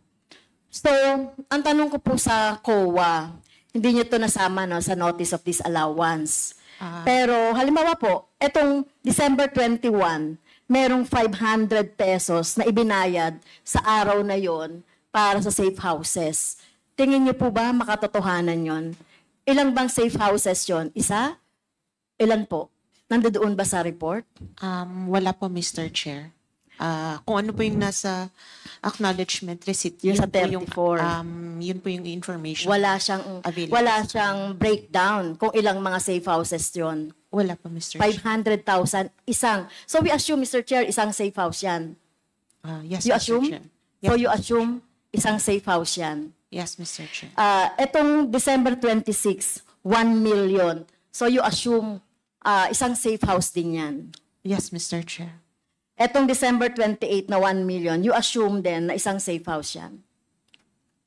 Since wala pa talagang Okay. indication. December 29, 750,000. Isang safe house din yan. Tama? Yes po. Wala nga pong indication sa Yes. acknowledgement receipt. So, hindi nyo sinama ito sa notice of disallowance. Hindi ba kayo nagtaka dito sa mga amount na ito na, Mr. Chair, ito lang kahit na 250,000, makakabili ka na ng isang bahay doon, di ba? Pero rent ng safe house. So ano ba ibig sabihin ng rent ng safe houses? Anong kasama doon? Rentals and incidentals po based on the joint circular. Rentals of safe houses, Mr. Chair. Okay, yung rental. Sa isang araw, 1 million. Kasama doon yung mga incidentals. Yes, Mr. Chair. So hindi kayo nagtaka doon? At You that just time- accepted the acknowledgement receipt on face value. Yes, Mr. Chair. At Yes, that so time po, yun ang problema natin dyan, Mr. Chair. Did you attempt na mag-imbestiga po dito? Kahit na sa isang sa isang date lang, nag-attempt po ba kayo na tukuyin itong mga to? Mr. Chair, at that time, hindi po na-raise naman po na red flag siya sa amin. But then, yun nga po, as you have stated kanina, based on inputs din po sa mga hearings, part po ng magiging review namin is itong sa safe house rentals. and may be subject to supplemental NS or ND po.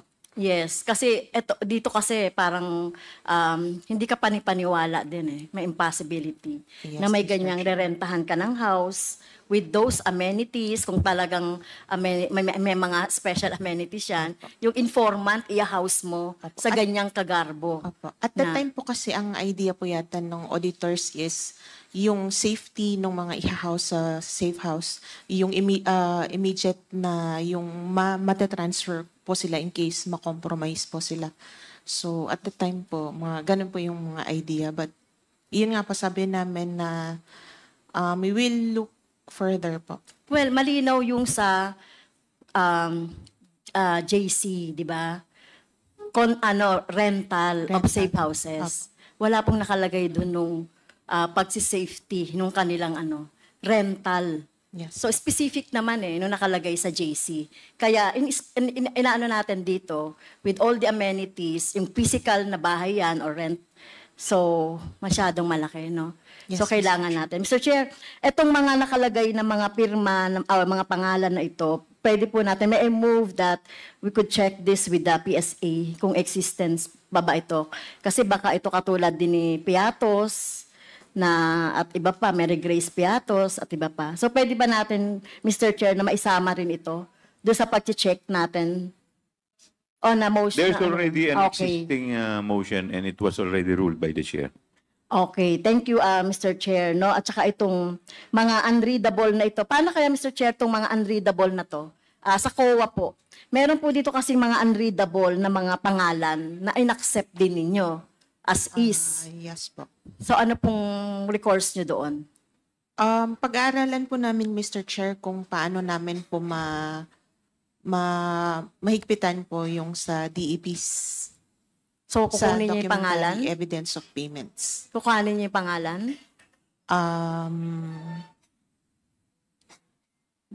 Possible po na pag hindi namin ma-verify talaga yung name is i-end din na po namin sila.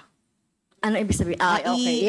I-part po Okay. na ng Thank notice you. of disallowance. Okay, thank you. At saka ito din kung existing itong mga pangalan na ito. Opo. Okay, so 16 million din yan. Okay, next. Kumusta po si Attorney Lopez? Kasi tayo kayo ng tayo. Understandable naman kung meron kayong dito, no? Scoliosis, At, Your Honor. at sa loob ng 9 na oras, very cool din kayo sa Thank you. pagsagot. Thank you. Okay, so tayo po, ginagawa lang natin yung trabaho natin.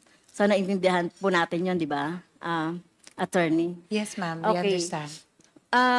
Dito sa letter, alam nyo, parehas talaga kami ng line of thought ni General Acop Representative Acop, yung mga tanong niya, natatanong niya na dito sa letter na ito.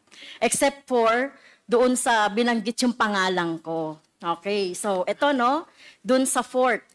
At in-emphasize pa, Madam Chair, Mr. Chair, for the sake of exposure.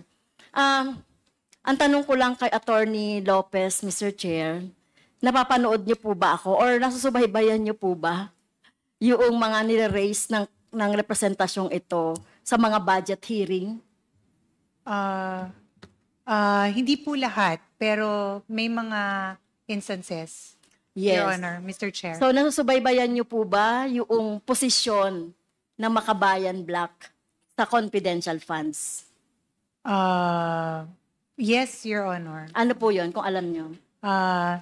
That certain agencies should only be given, should only be allotted confidential funds. Not all agencies.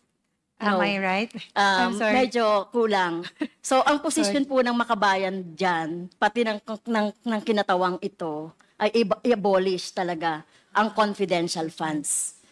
Dahil, eto na nga, no?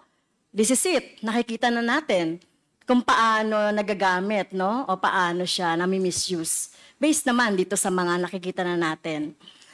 Okay, so sinasabi ni Attorney Lopez, Mr. Chair, for the sake of exposure. So ano po yung ibig sabihin nun? Bakit parang in-emphasize nyo pa na ako ay ni-raise ko itong confidential fund for the raise of exposure. Anong tingin niyo mapapala ko na i-raise ko to for the sake of exposure? Respectfully, Your Honor, Mr. Chair, may I be recognized? You're recognized, Attorney Lopez. Thank you, Sir Chua. Ma'am, as mentioned earlier, the letter that we have submitted is a mere request to the Commission on Audit. Yeah. It is a simple statement of our position, given that there is a ongoing audit investigation on the confidential funds. No, you are not responsive, Mr. Chair, doon sa tanong ko. So anong mapapala ko lang doon sa sinasabi nyo na, at in-emphasize nyo pa for the sake of exposure. No? The only purpose mentioned is to expose to the public the use of confidential funds. So the only purpose ay expose ko lang yan. Tingin mo wala akong dahilan bakit natin nire-raise itong confidential funds? Hindi naman po, Your Honor. Ito lang po yung position namin as an office. Hindi naman namin sinasabi na wala po kayong purpose. Except to expose it. No, in this case kasi, Your Honor, the premise is that hindi pa po final yung findings ng audit investigation. So, we feel that it was not the right time to release it because it was inconclusive. It was not final. Yun naman po. But it is not to say, Your Honor, that you have no purpose. Yes. Really, at the end of the day, meron po kayong position. I understand that as member of the Makabayan, sorry, Your Honor. Makabayan Block. Yes. As member of the Makabayan, mula pa nung panahon ni former representative sa Turo Ocampo, against na kami sa mga confidential funds, sa mga iba't ibang funds na walang control, no, yung ating taong bayan. Kaya yung pag-expose natin ng confidential funds, hindi lang yan sa panahon namin. At nakita naman natin yung mga experience niyan. Instead, di ba, kung meron tayong confidential funds, ibigay yan doon sa mas tangible na mga projects, mapapakinabangan ng taong bayan, di ba? So, yun po yung namin doon. At hindi yung dahil in-expose lang natin. Kasi meron din kasing statement si Vice President, with due respect, na ginamit itong confidential funds, no? At napag-usapan namin with the Speaker. Walang ganon. For the record, Mr. Chair, no? Walang ganon na etong confidential funds, kaya daw in-expose ni France o kaya in-expose ng Makabayan dahil meron kaming kontsabahan ng speaker or leadership. Walang ganon, no? Nakita nyo naman, no? Bakit natin expose ito? Dahil may nakita tayong notice of disallowance at bukod pa dun sa purpose natin na syempre hindi dapat nagkakaroon ng confidential funds. So, yun po, no? Para on the record, malinaw lang yung posisyon ng Makabayan at ng kinatawang ito dito sa confidential funds at walang kinalaman si Speaker, with due respect, no, kung bakit namin ini-expose yung confidential funds. O baka naman isipin na naman ni Vice President na pinagtatanggol natin ng Speaker. Wala pong ganon. No? Dito sa Kongreso, magkakaiba man kami ng position dito sa Kongreso, we respect each other's political position, political belief, no? So, talagang gano'n na, kasi iba-iba talaga pinanggagalingan. Okay, so gusto ko lang malaman, di ba? Gusto ko lang din dinawin yung point na yon. Well,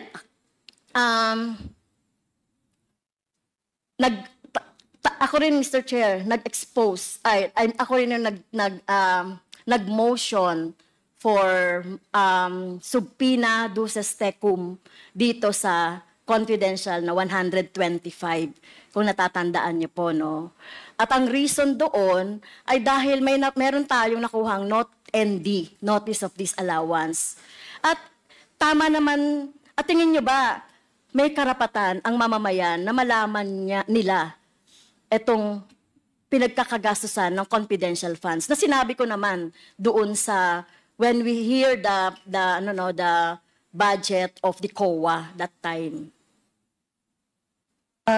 Your Honor, the agency errs on the side of prudence because according to the JC memorandum circular, this is information that is only given to certain agencies. Yun lang naman ang Yes. position namin. We Kaya- just want to be on the prudent side of releasing information. Yes. Kaya nga, in aid of legislation, binuksan natin itong issue ng confidential funds. Wala pa ang VP, wala pa ang OVP, ay issue na natin itong confidential funds. Kaya gusto natin talagang mabago, no? Yung pagtingin dito sa confidential funds. Okay, Mr. Chair, nung tinanong natin during the budget hearing of the OVP, yung tungkol sa, ako yung first na nagtanong doon sa budget hearing ng budget ng OVP. Did you remember that, Mr. Chair? Nandun ka sa likod ni VP. Opo, Oo, yes, nandun yes. ka sa likod ni VP. At talaga namang hindi ako satisfied kasi wala naman siyang sinagot. 2 linya lang yung mga sinabi niya, di ba? So, hindi ako satisfied talaga. Okay, Mr. Chair. So, yun lang, no? Gusto ko lang linawin yung ano ba yung position namin sa confidential funds? Ano ba yung papel dito ni Speaker? No, walang papel whatsoever si Speaker doon sa pag-ano namin, pagbusisi namin sa confidential funds. Hindi lang naman OVP. Kung mapapakinggan nyo ko, ang makabayan, hindi lang confidential funds ng OVP ang kinikriticize namin. Tama? Okay, so, Mr. Chair, kanina pa kasi, na tinatanong natin si Attorney Lopez na sinasabi niya parang wala siyang alam sa confidential funds. Not until na sinabi ng ating si DS Suarez, yung tungkol dun sa 2 letter. Nang ibig sabihin, meron siyang alam kahit papaano dito sa confidential funds. Pero kung di pa binrought out itong letter na to, na talagang kayo, yung nakapirma dito, ay talagang mukhang pangangatawa na ninyo, na wala talaga kayong alam. Tama ba yung impression ko? Your Honor, wala po talaga akong alam as regards the disbursement, utilization. Hindi. Hindi yun. Yung the whole, yung confidential funds. Kasi parang sinasabi mo kanina na labas ka doon sa confidential funds. Kasi from budgeting, kasi tinanong ko nung last meeting, si Mr. Tendo, Rabago, napag-usapan naman talaga ito, yung 125, na pagre-request, nung 125. So may alam ka doon. Siguro ma'am, for the record, Mr. Chair, Your Honor, Mr. Chair. Yes, Oo. please continue, Ayun lang Attorney po yung Lopez. point of clarification. Ang point of clarification is that I am aware that in the budget of the OVP, meron po tayong confidential funds. Ang wala lang po akong direct or personal information is as regards the utilization, disbursement of Well, the said fund. I respect your Yun po your yung- answer to that. May clarification. Pero Oo. you respect me also na hindi ako naniniwala. I understand, Your Honor. So naniniwala ka ba na yung confidential fund is a public fund? It is not private. Yes, Your Honor. Okay. So lahat po ng public fund, according to the law, ay ino-audit yan. At tinitignan ko saan ginamit at dapat alam din ng bayan, ng taong bayan, saan niya napunta. Yes, Your Tama. Honor. Oo. Kaya walang confidential na nga, kino-confidential pa natin, yung paggasta nito. At sinasabi natin, kaya gusto natin baguhin yun Kung magtutuloy pa rin yung confidential fund, hindi lang dapat speaker, hindi lang dapat Senate President, hindi lang dapat agency ang nakakaalam nitong utilization ng confidential funds. At doon tayo nang gagaling, mabago yung mga But of course, ang position namin, i-abolish yan. Okay, Mr. Speaker, dahil dito sa sulat na to, Mr. Speaker, Mr. Chair, sinasabi kasi dito sa sulat na ito na tama ba request lang sa COA na wag pagbigyan yung aming request for the subpoena? It was really just a request directed to the Commission on Audit, Your Honor. Pero Mr. Chair, on the second paragraph nung kanyang letter, yung letter po ni Attorney Lopez, nakalagay dito, we are of the position that the subject subpoena should not be complied with for the following reasons. Ayun, na-explain mo na yon. Ano po bang ibig sabihin ng should not? Are you commanding? Are you demanding the COA na wag sumunod doon sa subpoena do sa stepum?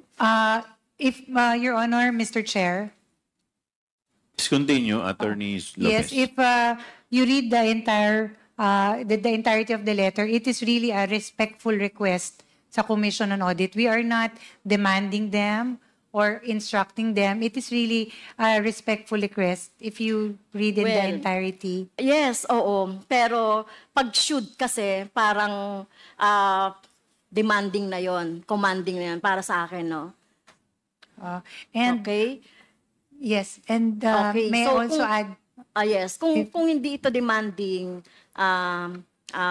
commanding, parang siga-siga ba yung Office of the Vice President na utusan yung OVP, utusan COA. ang COA na hindi kami sundin ang Congress or House of Representatives? Your Honor, Mr. Chair, hindi po siga-siga ang OVP. It is really just a respectful request, Your Honor, for them to consider our position. Like all position papers filed, ito po yung we feel that these are the issues that we needed to raise. So, Okay. which we addressed to the Commission on Audit. Okay. So kanina, Mr. Chair, no, binanggit na ng ating mga colleagues yung mga dahilan, no, kung bakit mali ang paniniwala ng Office of the Vice President, kung bakit we are holding a hearing in aid of legislation dahil sabi nila wala pa daw batas o wala pa daw panukalang batas. So kaya nga tayo nag-hear ng, 'di ba? Malinaw naman na 'yan. Pero dito sa letter na ito, Mr. Chair, may plano talaga ang Office of the Vice President na mag-interfere doon sa ating conduct ng ating proceedings. Dahil dito, Mr. Chair, at I'm sorry, Attorney Lopez, no, dahil ikaw yung nakapirma dito, and according to our rule, one of the reasons on the undue is the undue interference in the conduct of proceedings. So may I move, Mr. Chairs, na nag-violate si Attorney Lopez dito sa ating proceedings or doon sa ating trabaho due to this Section 11, letter F, undue interference in the conduct of proceedings. May I move to cite Attorney Lopez in contempt, Mr. Chair? I move. Your Honor, Mr. Chair, before you make the ruling, Any second? if I may be allowed, Any second to the motion? uh, Duly seconded? Is there any objection? Your Hearing none, the Honor. motion is carried. respectfully, it was not the intention of the Office of the Vice President to, Attorney, you wait for me to acknowledge you. okay, I'm sorry. For that, Apologize, Your Honor. I move for 1 minute suspension.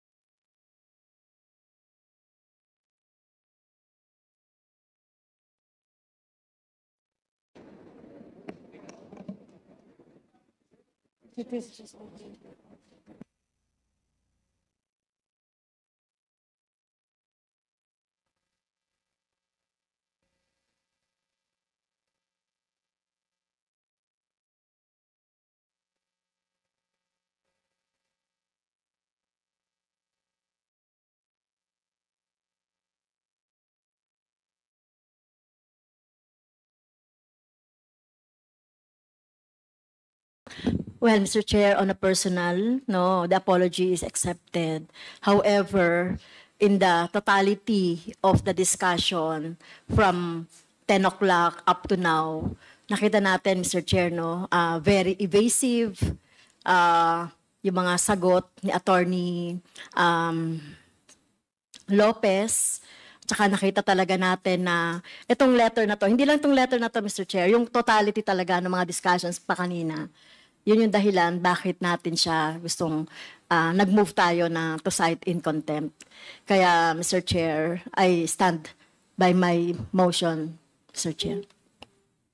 Okay, since we have already cited Attorney Lopez in contempt, the question now is the period. So what is the pleasure of the body? May we know from Congresswoman Franz Castro? Since maximum naman, Mr. Chair, no, na penalty natin dito is 10 days, considering the health no nung ating resource person. Nakita naman natin siya kanina, no. And naging matyaga naman siya din sa pagsagot sa atin. So we will have the next meeting on November 25, Mr. Chair. So I move na until November 25. Which is on Monday. Yeah. Okay. Is there any second to the motion? Second. Duly seconded. Is there any objection? Hearing none, the motion is carried. Acknowledgement receipts. 4,500 acknowledgement That's receipts. in total, both from the Office of the Vice How many President. people? And I presume if for each individuals, So magkakaiba yung pangalan, Mr. Chair. parang may pagkakapare-pareho nga eh, Mr. Chair. Eh. Kaya, as I already So, showed. Mr. Chair, I just posed that question so that in the next review of the Honorable Zia, maybe he can look into the 4,500 acknowledgement receipts. Kung ito ba ay 4,500 na tao o these are 4,500 acknowledgement receipts covering how many people? Yan lang po. Kasi para po medyo maliwanagan ako dun sa presentation. My next question, Mr. Chair, to our distinguished resource person from COA. She mentioned that she perused over these documents. So I'm not sure, Mr. Chair, if it's COA who can answer or somebody else from our resource person. Sino po, kasi acknowledgement receipt, ina-acknowledge mo na natanggap ka, sino po ang nagpapatanggap? Who releases Attorney the Camora. money? Mr. Chair, it is supposed to be the SDO, the Special Ilan po ang District SDO, Mr. Officer. Chair? Sa case po ng OVP, Mr. Chair, isa, and sa case po ng DepEd is isa din po. In a span of how many months or days or weeks po na pa-release ng dalawang SDO yung 4,500 na acknowledgement receipts? I think yung 4,000 po is for the total of from 2022 ng OVP, 2023 ng OVP, and 2023 po ng... So if we just reckon on the date, Mr. Chair, so kasi nakita ko lang, pasensya na, medyo hindi ko kasi nakita lahat ng papel, I'm just basing on what I saw. Tama ba yung present ni Kong Zia, merong date? May date ba sa baba? Yes, Mr. Chair. Yung sa acknowledgement receipt may date. So, Yes, Mr. kung ako po ang SDO at magpapareceive ako, dun po sa dates, yung inclusive dates, paano po ba? Like, ilang tao ang tatanggap dun sa isang SDO? Ang presumption po dyan is yung taong tumanggap nung payment, siya yung nandyan pong received by. So, pardon me, Mr. Chair? One person yung one acknowledgement receipt. Precisely. What I'm referring to is, yung acknowledgement receipt, di ba may mga dates? So, ang Yes, nagpapareceive isang tao lang. Kunyari, ma'am, attorney, ikaw yung SDO. Ibig ba sabihin ng SDO, ikaw ang nagpapatanggap ng pera? Tama po ba? Yes, ideally po. Okay. Supposed to be So, po. ideally and supposed to be. In this case, hindi po ang SDO ang nag-release ng pera? Sa pananaw nyo? I think meron po silang certification na sila po yung nagre-release ng pera. And in this case, Mr. Chair, yung SDO po ay sino? If we can hear the name again. Sa OVP po is Gina Acosta, and sa DepEd po is Mr. Edward Fajarda. Sorry, ma'am. Sa OVP po is Miss Gina Acosta and sa DepEd po is Mr. Edward Fajarda. So ganun po pala ka-importante, Mr. Chair, bakit hinahanap natin si Ma'am Acosta at si Ginoong Fajardo. Kasi this will solve all the problems. Malay mo, totoo naman palang sila ang nagpatanggap. At totoong tao si Kokoy at si yung mga minention nyo. So kung ganun, kung wala naman tayong tinatago, mas mararapat talaga. It will be better to request them to appear so that all these questions will be answered. And kung wala namang mali, di matapos ito at itong ating mga butihing kawani sa gobyerno ay makabalik sa kanilang opisina at makapagtrabaho.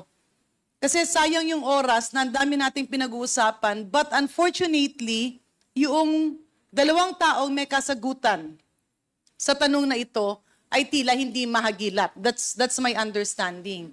So with that, Mr. Chair, may I again ask our Commission on Audit representative or any resource person for that matter, kapag ang SDO, pwede po ba niyang i-delegate yung kanyang function? Ibig sabihin, pwede niya bang i-delegate ang pagpatanggap ng pera? Zia?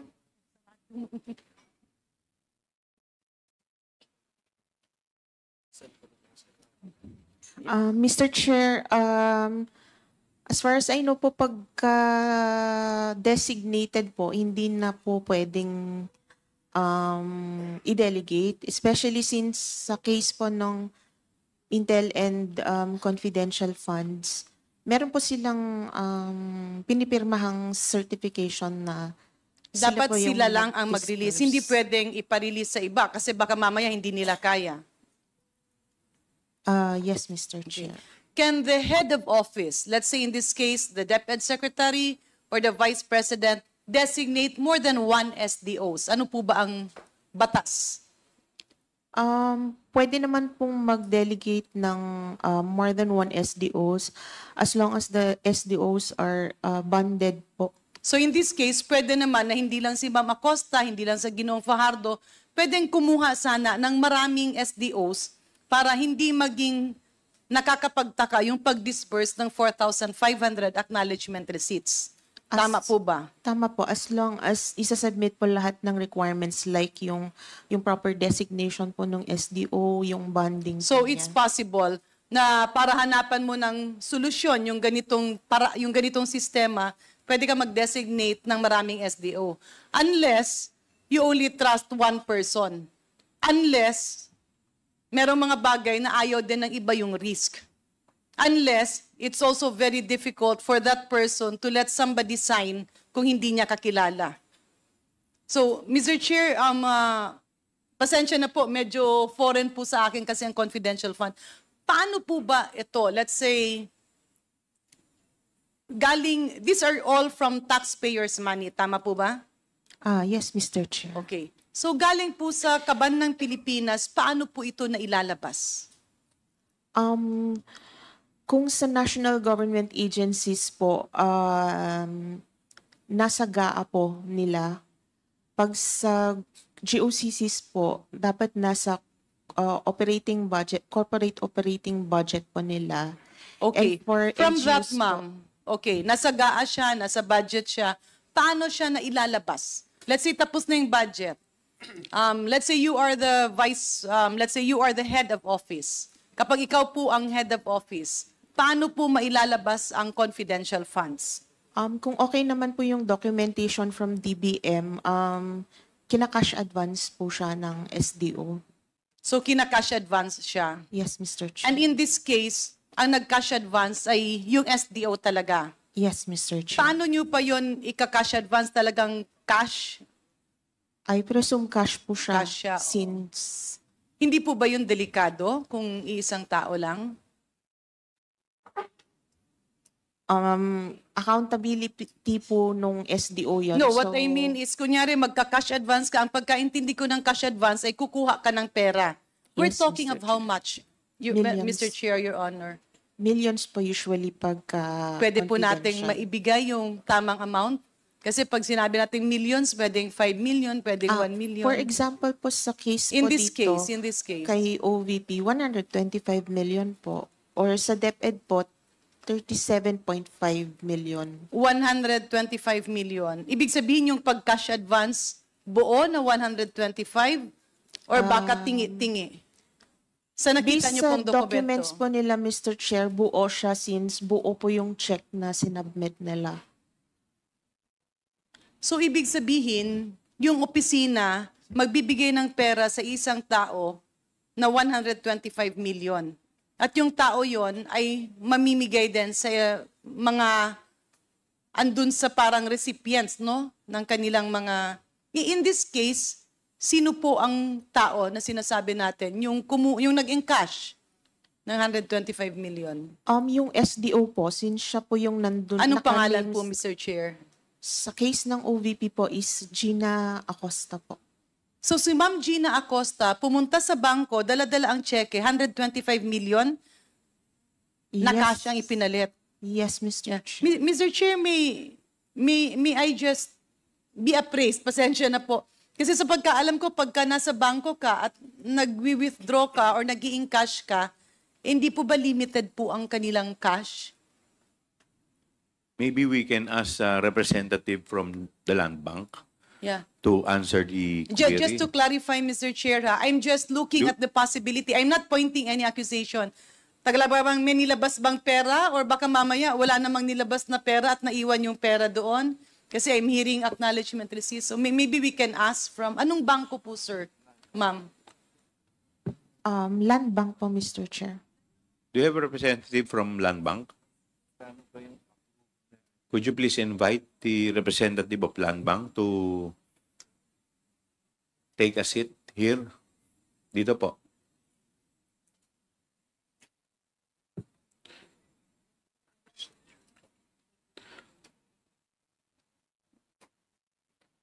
Ma'am, could you please state your name and your position? I am Nenita Camposano, the department head of the OTR branch. I was Pardon me, Mr. Chair. Ano, pakiulit po, ma'am? I'm Nenita Camposano, department head of the DOTR branch of Land Bank. Yes. I was You have formerly- taken your oath already, right? Yes. Tama pa. Please So- continue, Congresswoman. Ma'am, sa magkano po ang usual na cash na nasa bangko po ninyo at any given time? Different branches have Hindi, different... in your, you can probably speak in behalf of your branch. I mentioned before that the CIB level of the DepEd branch where I was formerly the department manager. Ano po, CIW? Ano yung sinabi niyo po? The cash in vault, sorry. Okay.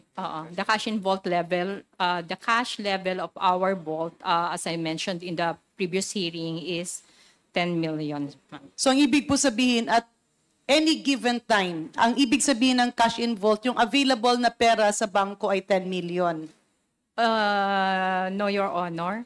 That is the maximum, but we don't store cash at that much. 10 million is the maximum, but you don't store for purposes of safety. Security. Yes, ma'am. Okay, so magkano po usually, ma'am, average? 5 to 6. 5 to 6 million. So you can say that the highest will be 10, it can be 3, it can be 4, and the average is 5. Is this true na yung SDO ay nag-encash? Was it encash or nag-encash ng 125 million at one time? I was with DepEd branch, ma'am. The OBP is with our Shaw Boulevard branch. Okay. So can Do we have a representative from Rojas Boulevard Shaw Boulevard. branch? Shaw Boulevard or Rojas? May I be excused, Your Honor? So while waiting for the other manager, so Ito sa po. inyo po, ma'am, at one time is 3 to 5 or 10 million. And for sa DepEd, magkano po ang ini-encash ng SDO? This particular check, ma'am, 37.5 million. So paano nyo po nagagawa yon? Kasi 5 to 10 million lang yung cash on vault nyo.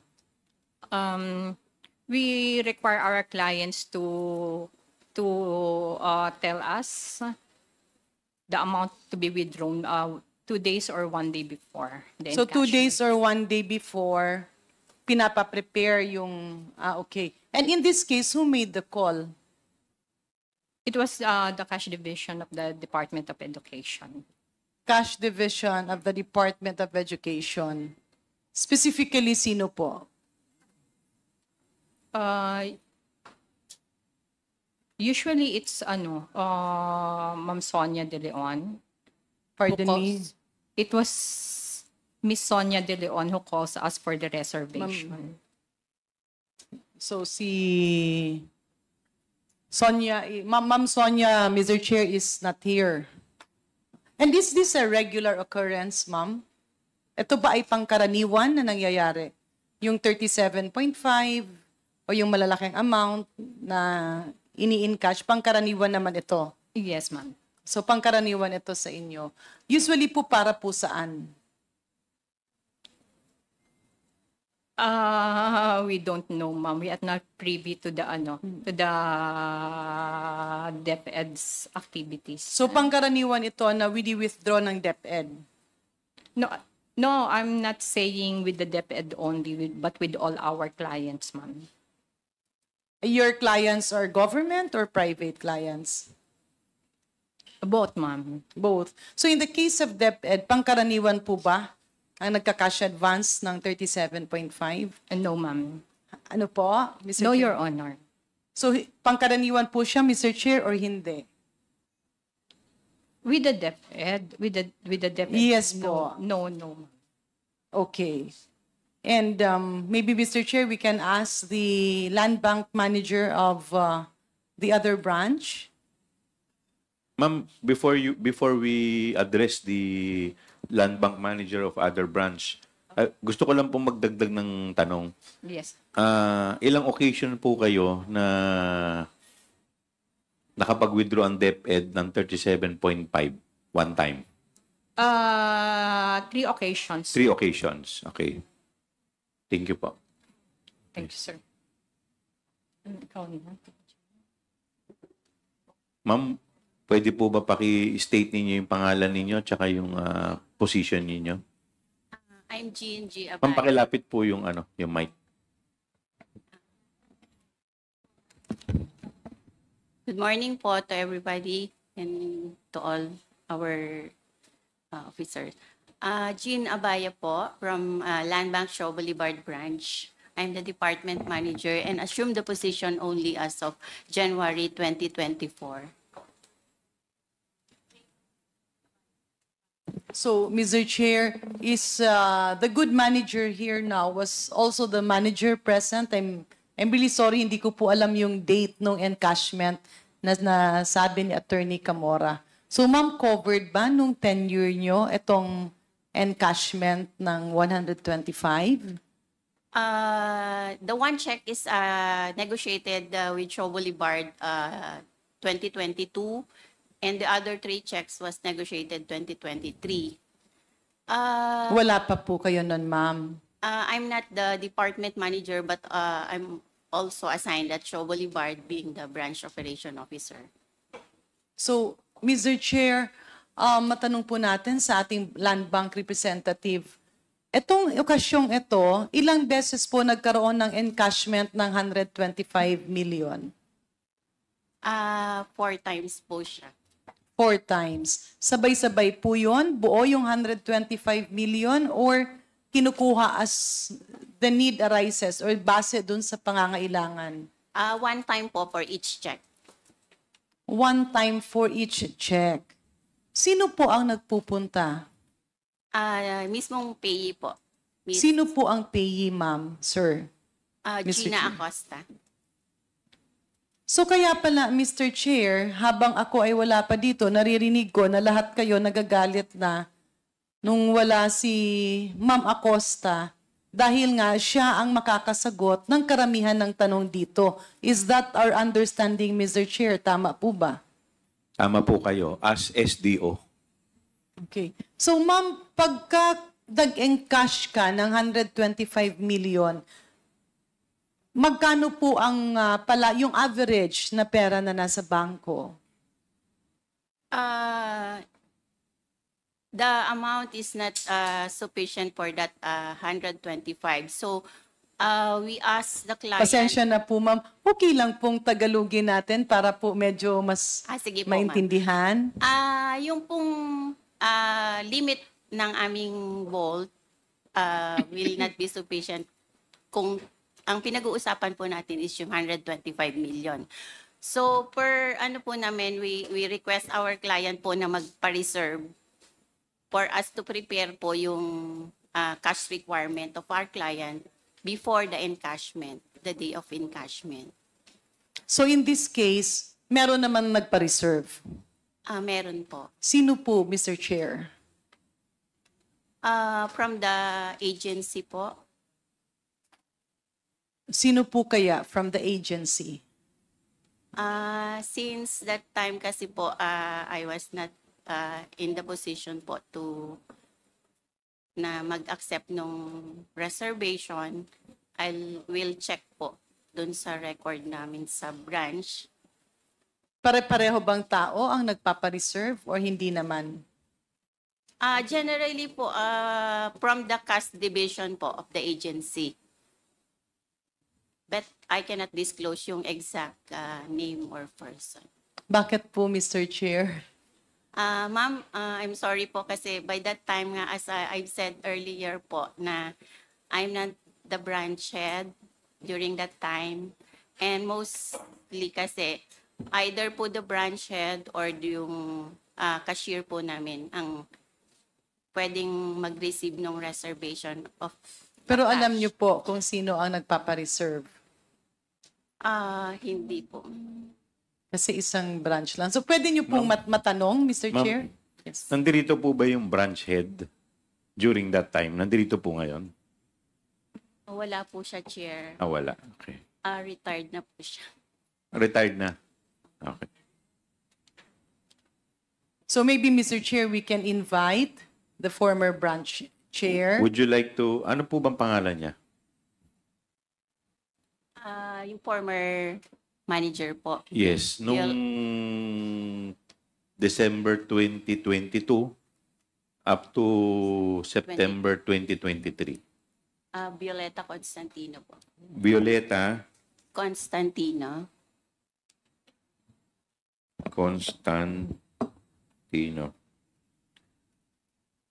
Mr. Chair, I move that we invite Mrs. Constantino in our next hearing. Is there any second to the motion? Duly seconded. Is there any objection? Hearing none, the motion is carried. So, Mr. Chair, the reason why I'm asking this, andun kasi yung risk. Yung risk ng tao, na for all we know, kawawa rin naman si Ma'am Gina Acosta, na pupunta siya, delikado ang buhay niyan. Kasi 125 million cash is not a joke. Ito po ay 4 or 5 beses na pumabalik-balik siya, Mr. Chair, Your Honor.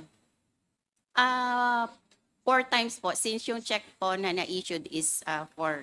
So mag-isa lang talaga siya na pumupunta or merong mga kasama? May mga kasama po. May mga kasama. Nakikilala niyo po yung mga kasama niya? No, ma'am. By face, makikilala po? Hindi na po, Miss Chair. Ano po yung sasakyan na ginagamit nila? We're not aware po of the, kasi po yung parking, hindi naman po namin. Kasi di ba yung pera nasa loob ng bangko? Maglalabas ka ng pera sa labas, isasakay po ba natin sa tricycle, Mr. Chair? Hindi po. It's since over-the-counter transaction po siya, after release po kasi ng bank sa client, it's call na po ni client where kung saan Ma'am, po can nila you please ilalagay. speak closer to the microphone? Hindi na po namin chine-check or minomonitor yung kung anong car po or vehicle Sino po, po. Mr. Chair, Your Honors, yung naghahakwat? Sila po mismo, yung mga client. Ibig sabihin, wala pong taga-bangko ang naghahakwat or nagpapalabas? Wala po. Yeah. It's just quite unusual, Mr. Chair, that the branch manager who's present here now seems to have probably a temporary amnesia on what has happened. Kasi napaka-imposible pong maglalabas ka ng 125 million cash, 4 na beses, ni hindi mo lang titingnan kung ano yung paglalagyan at ni hindi mo tutulungan yung kliyente na maglabas ng pera. Kasi syempre, alam mong it can invite perpetrators, either ma-hold up, either pasukin yung branch. Kung ganyan po ba, ma'am, nilalock yung branch or parang open to all lang? Miss Chair, hindi naman po. Yung dun sa lalagyan, ma'am, nakikita naman po namin kasi from the teller, i-release po yung money. So the teller, nakikita niya po kung saan niya ilalagay yung money.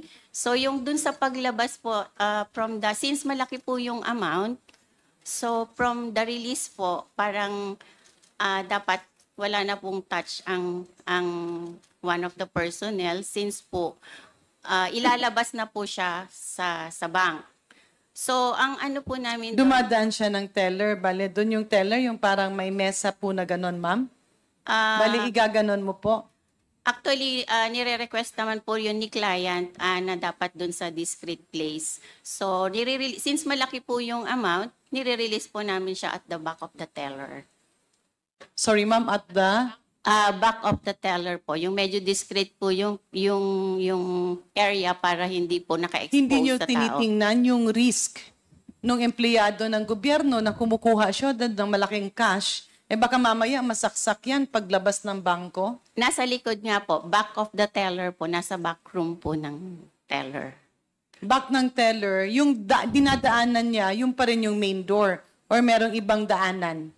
Yung exit, yung entrance and exit, isa lang po yung dun sa case po ng Shaw Boulevard branch. So dun din lumalabas? Yes, Miss Okay. Chair. At ang naghahakwat nun ay yung kliyente na mismo? Opo, kasi may mga kasama naman po sila na Hindi nyo po kilala yung mga kasama? Hindi po. Hindi nyo naman hinahatid yung pera papunta sa opisina, sa DepEd? Hindi po, Miss Chair.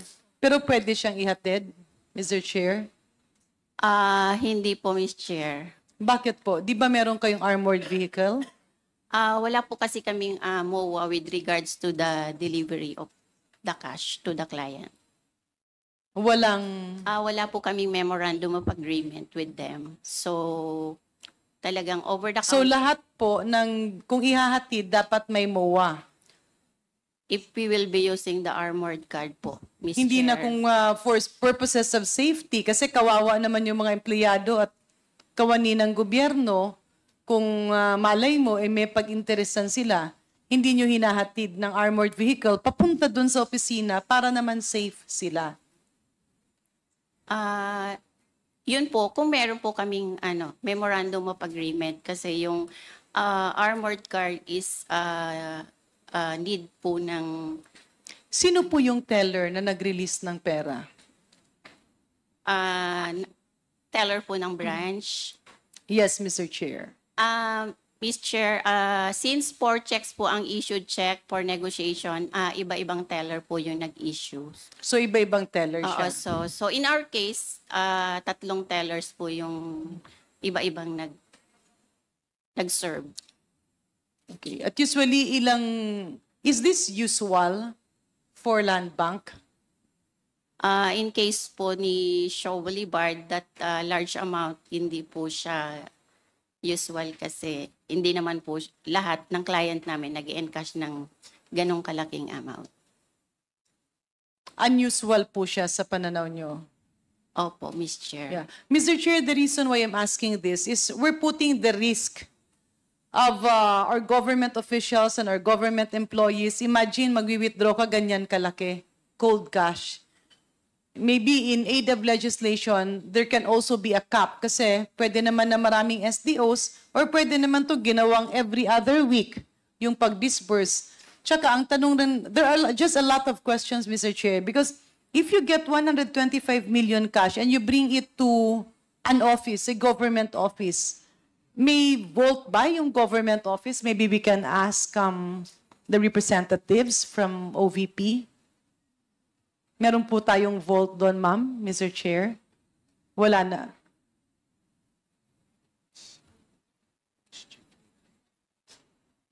Can the finance chief answer, Mr. Chair? Yes, Attorney Sanchez or Attorney Lopez?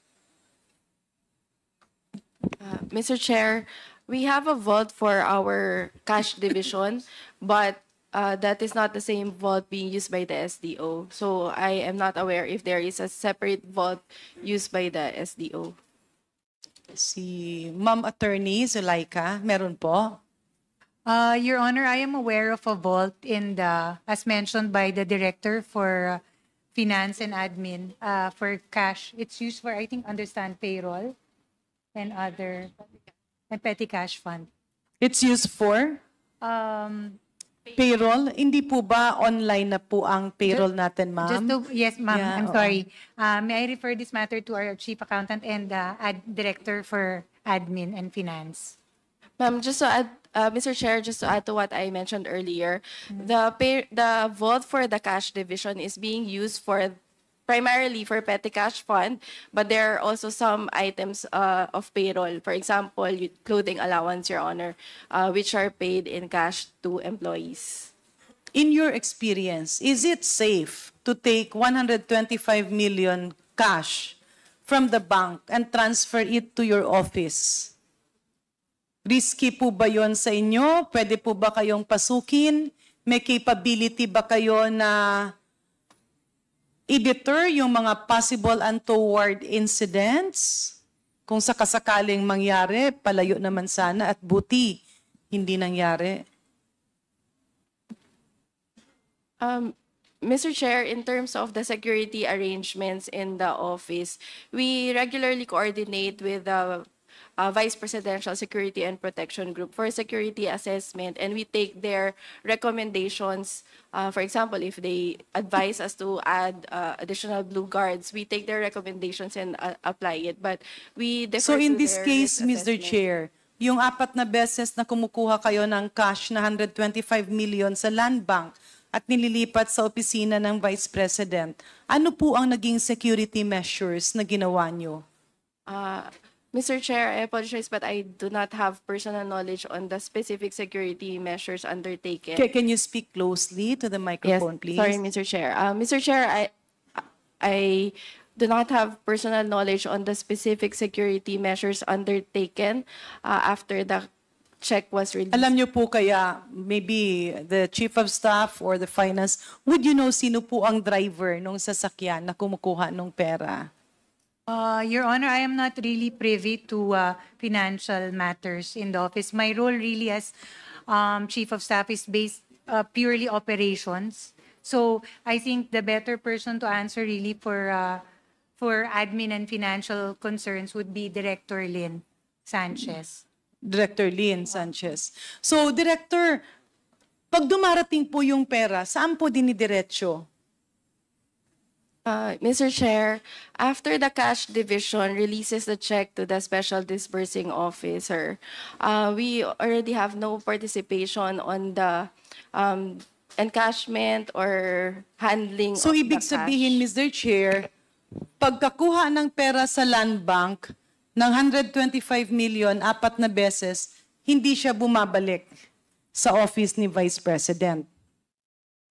Mr. Chair, I do not have information on whether bumabalik siya po or hindi. So, hindi siya napupunta sa opisina. Kasi 4 na beses ito, Mr. Chair, Madam Resource Person nangyari. Tsaka ang laki kasi ng amount eh. Ilang kahon po yun? Yes, Mr. Chair, as mentioned earlier, hindi ko na po nakikita yung pag-encash and pag-handle ng So cash. maybe, Mr. Chair, we can ask the Land Bank Manager, Ma'am, ilang boxes po yun? Doon po sa amount ng for the OVP, 2 box po siya ng BSP box. 2 box siya ng BSP box. So ibig sabihin, Point of clarification. Sorry, I've never seen a BSP box. How big is that box? Malaki po siya, Mr. Chair, pero pag kinash out po namin siya kay client, hindi na po siya nakabox. They put it in bag. in our ano lang. Mr. Chair, can we request the resource person to Yeah. speak close to the microphone? So hindi na siya nakabox, saan po ma'am? Linalagay po ni client dun sa kanyang sariling bag. May dala po silang bag. Sorry, may I just interject? Anong bag po ito? Duffel bag? Eco bag? Ano pong bag? Congressman Pamela Zamora. Very curious lang ako. Kasi ang laki nung amount na pinag-uusapan. So anong, maleta po ba? As I remember po, malalaki siyang parang gym bag. Duffel bag. Duffel bag. Ah, Ang isang duffel bag po, ilan po ang kasya doon? hindi ko po ma-remember yung kung ilan yung, kasi parang hinati-hati po nila. Ilang duffel bag po yun? Hindi if you ko, could recall. more or less po, mga nasa 3 to 4 duffel bags. 3 to 4. Ay, duffel bags, parang gym bag po, not duffel bags. Parang gym bag Opo, na malaki. na malalaki Kasi kung po. 3 to 4 sa 125, so more or less, mga 25 to 30 million na kada isa. Tama po ba? Probably, Mr. Chair. Probably. Chair, mag-interject lang. Mr. Chair. Yes, Congressman Jojo. Sa kay manager, sure kayo na hindi nag-request for delivery? Considering yung amount niya at saka 4 times na may withdrawal at syempre once na nag-abiso sa bangko, the following day ang withdrawal nito supposedly, di ba? So, parang unusual naman na pipick upin nila sa bangko yung actual na withdrawal. Di ba, pagka ganitong extent ng withdrawal, usually, no? Kasi galing din ako ng bangko, ma'am, dine-deliver yung mga ganitong kalalaking amount. Hindi po, Mr. Chair, since nabanggit ko kanina na wala naman po kaming memorandum of agreement as to the cash delivery. Mr. Chair, if I may. Yes, Congressman. Can we inquire Garin. from other resource person if indeed a memorandum of agreement is needed when you use the, what do you call that? The special vehicle. Armored vehicle. Miss Camposano. Ma'am, before I recognize you, the Chair would like to recognize Senior Deputy Speaker, Don Gonzales. Yes, please continue. Yes, Madam Chair, a memorandum of agreement is needed for us the day to deliver the cash to our client. In this case, did you not suggest or recommend to the agencies concerned that the cash be delivered by your armored vehicle, considering that this is cold cash and you are in Metro Manila where there is traffic and those traffic stops can actually put the danger of our DepEd and OVP officials in jeopardy. Kasi ang dali-dali lang yan, may mag-text lang, ayan o, naglalabas ng pera, unless marami ang nag-secure sa OVP at sa DepEd para ilabas yung cash na ito. Or bulletproof din ang gamit. Or the next question is, saan ito nilalagay? Kasi syempre, ang laking pera, kunyari 125 million cash, bibit-bitin mo pa uwi sa opisina. Gaano po kalaki ang office ni Ma'am Gina Acosta? Maybe we can ask Representative from OVP. Attorney Sanchez. Yes, Mr. Chair. It's just a small office, Mr. Chair, and it's shared with other staff. So, Mr. Chair, Your Honors, no? Tama naman po na yung accountable is Miss Gina Acosta because she's the payee of the check. However, that's taxpayers' money. That's still pera ng sambayan ng Pilipino na in-entrust sa OVP at sa DepEd. And our good, distinguished resource person here, Attorney Sanchez, tama na. I'm not sure, Mr. Chair, I'm not a lawyer, but is it not that they will also be accountable because they are aware that a 125 million cash check will be encashed, brought back in cold cash, stored in the office that is shared by many people. So I think accountability does not stop with Ms. Acosta. Accountability also includes those in the finance and cash division kasi alam nila, unang-una, kapag ikaw ay nasa gobyerno, you have to make sure na yung cash na nasa office nyo ay tama-tama lang para hindi hold upin yung mga empleyado doon. Pangalawa, it's a shared office. Pangatlo, it's a huge amount. May I ask, Mr. Chair, ma'am, bakit po, instead of 125 million cash, 4 na beses, ba't di nyo na lang ginawang 10 million, 15 million, lower, para yung risk hindi malaki? Kasi di ba nasa opisina nyo nakatago ang pera? Bakit po? Attorney Sanchez. Yes, Mr. Chair, I would just like to clarify that I do not know if kung saan po nakatago yung pera. So, I'm not aware kung sa opisina So you po are not nakatago. sure na from the bank, tinediretso sa office? Yes, Mr. Chair. And then, in terms of the amount... Mr. Chair, sorry to cut you on that, ha? Ma'am, kayo ang nagpaparelease, kayo ang nag-i-issue ng cheque. I-in cash. Malaking amount. Ibig sabihin, hindi nyo na chine-check na napupunta sa opisina nyo? Next question, Mr. Chair. Is there a possibility that it is being brought by Gina Acosta to her house? Mr. Chair, again, I do not have personal knowledge. Is it possible? Mr. Chair, for possibility, I would agree that there is possibility, Your Honor. In this case, Mr. Chair, ma'am, pasensya na po. Pero you are in charge of the coffers of the OVP. You would release a check of 125 million, not once, not twice, not thrice, but 4 times, and cash it totally, and then pinapabayaan nyo na lang, kung inuwi yan at tinakbo ng tao.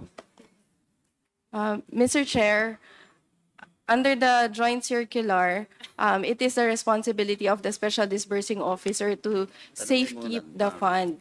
So it is also for that reason that there is a bond for the Special Disbursing Officer. And as to the amount that was asked earlier, we just relied on the amount of the disbursement voucher that was submitted to the accounting division for the release of the checks, Mr. Chair. Yeah. Mr. Chair. Ma'am, sandali lang po, Yes. may isang tatanong lang ako. Kanina sinabi po ninyo maliit lang yung opisina ni Ma'am Gina Acosta. Tama po ba? Could you please describe the office of Miss Gina Acosta? Yes, Mr. Chair. Mr. Chair, the office of Ms. Gina Acosta, it's located in the executive wing of our office. So, different staff sila doon, and then parang cubicle lang siya na tabi-tabi. Cubicle lang. Yes, Mr. Wala Chair. ba siyang taguan doon sa opisina niya ng pera? I am not aware, Mr. Chair. So, pag sinabi mong cubicle, di ibig sabihin, hindi siya talaga office. Yes. Tama ba? Mr. Chair. Yes, Mr. Chair. So, there is no way na po pwede niyang itago sa opisina niya yung 125 million. Tama po ba? Kasi cubicle lang eh. Mr. Chair, may mga storage shelves doon sa opisina. Storage shelf. Shelves, cabinets, Mr. Cabinet, Chair. but Yes. not vault. I'm not aware of any vault, Mr. Chair. And I have not inspected the storage shelves, Mr. Chair. Chairman. Yes. Congressman Paduano. Nasa likod ako eh. But anyway, Mr. Chairman, yung land bank ba? Land bank, ano ba talaga nangyari? You delivered, kinuha, 125 million?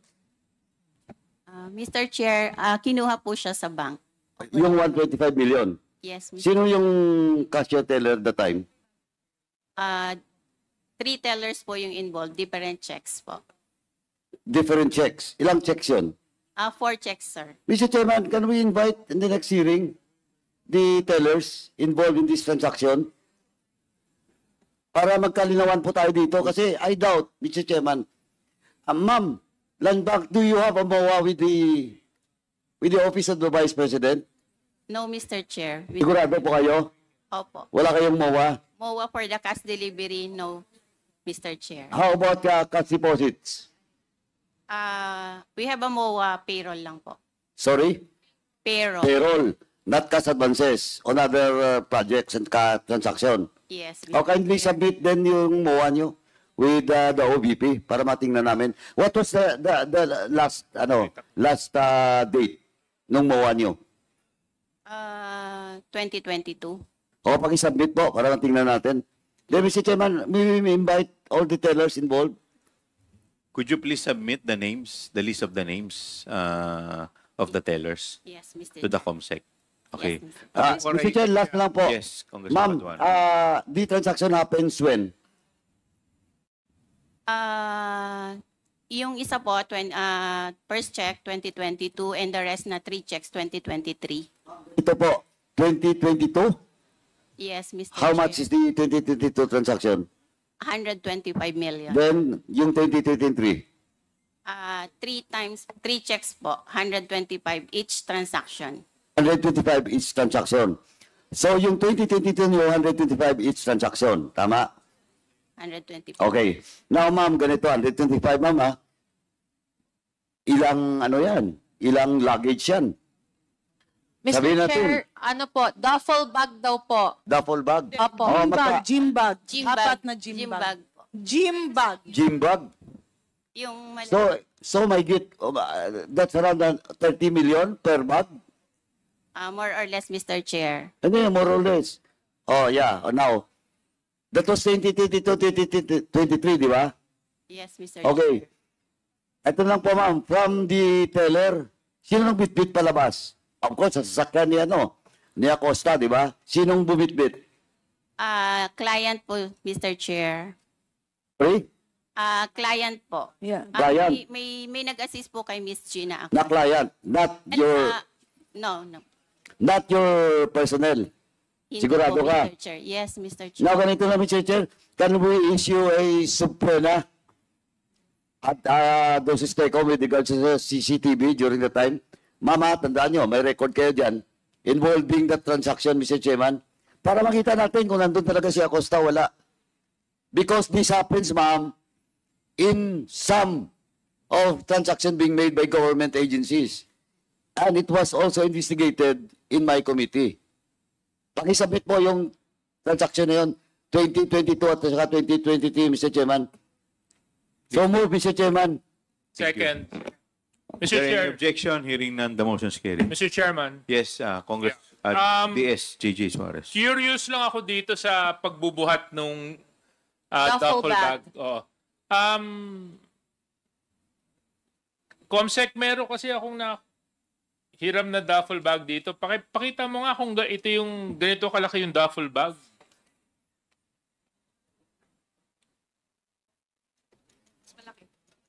Mama, ganyan kalaki?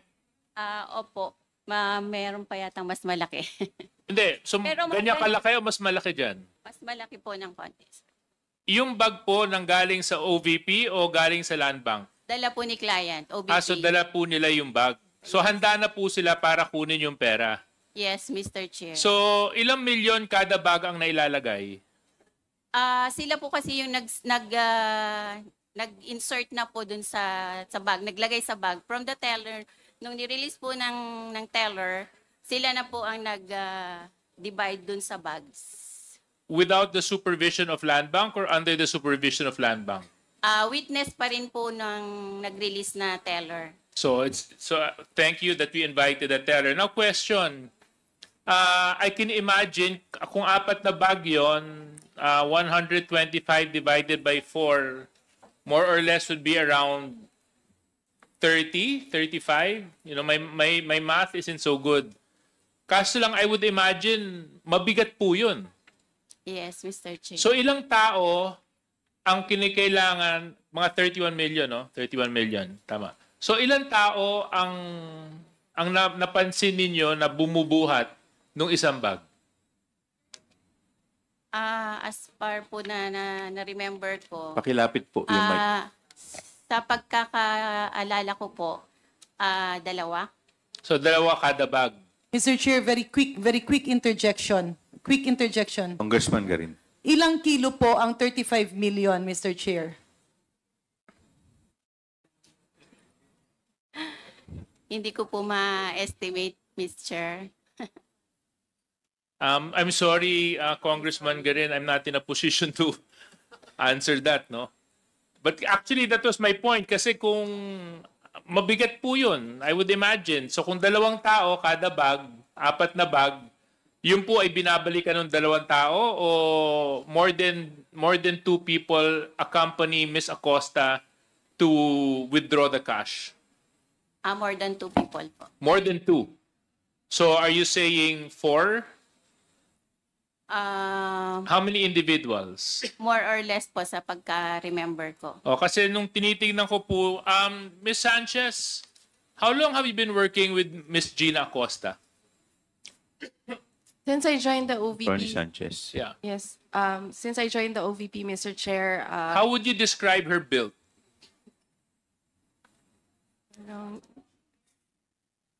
Is she as tall as you are? Kasi tangkad mo ba siya? Medyo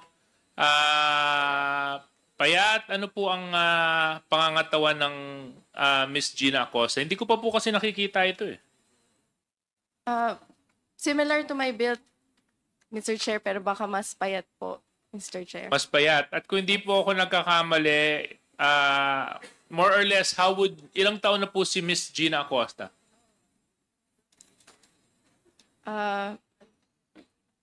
Mr. Chair, I will just check po yung date of birth. But what about you, Attorney Lopez? You've been working with Gina Acosta for quite a number of years. How old is Miss Gina Acosta? Your Honor, I would suppose not yet 60, but maybe 50, mid-50s. 59, Chairman. 59. Yeah. Oh, thank you very much for informing me. And what is her build? Similar, as mentioned earlier by Director Sanchez. So, would you say that it will be physically impossible for someone of the same build as Attorney Sanchez to carry one duffel bag by herself? I cannot. Yes, it would be physically impossible. It would be physically impossible. Kaya nga nangailangan sila ng 4 na tao. So therefore, Mr. Chair, I would like to support the motion of Congressman Paduano. It is also important for us to find out kung sino pa yung 4 na tao na kasama ni Gina Acosta mag-withdraw ng 125 million pesos sa Land Bank. Land Bank, as a matter of procedure, pag meron po bang mga pumapasok na tao para mag-withdraw ng ganito kalaking pera, nasa logbook nyo naman po yun, di ba? As a security measure, I would assume, a withdrawal of this amount would require certain signatories and IDs to be presented. Sa guard's logbook po ba yung we're talking po? No, either the guard's logbook or the bank record logbook. Sa bank records po, wala po kaming logbook na mini-maintain as to the... So, ang nasa inyo, basta si Gina Acosta ang nakapirma. Hindi nyo na isinama doon yung mga kasama niya para dalhin yung pera. Wala po, Mr. Chair. Wala. But doon sa logbook ng guard, nandun yun? I'm not so sure, Mr. Chair. Siguro magandang malaman din natin kasi critical sa atin malaman yung mga individual. Sino po yung finance Mr. Chair. department? Yes. Very quickly, but before I lose my point, Vice Chairman Benny, sino po yung finance and admin head? Yeah, Attorney Sanchez. So, sino po ang kasama ni Gina Acosta tuwing magwi-withdraw po ng pera ng confidential fund ng Office of the Vice President? Mr. Chair, may I respond? Attorney Sanchez. Okay. Thank you, Mr. Chair.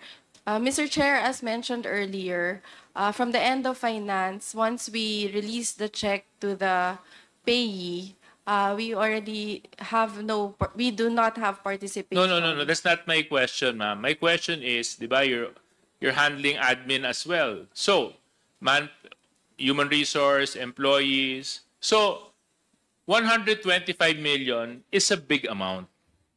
And I would expect some sense of security would be implemented by the Office of the Vice President. Kasi tama yung sinabi ni Congressman Garin eh.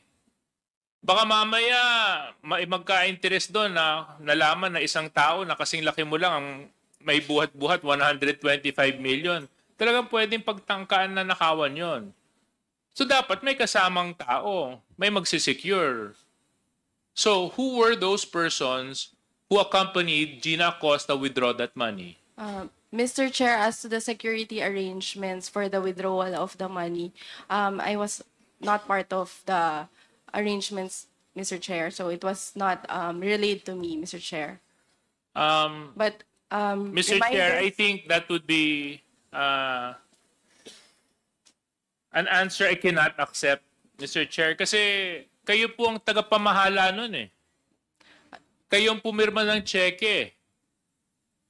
In fact, it was so quick that all four of you signed the check on the same day.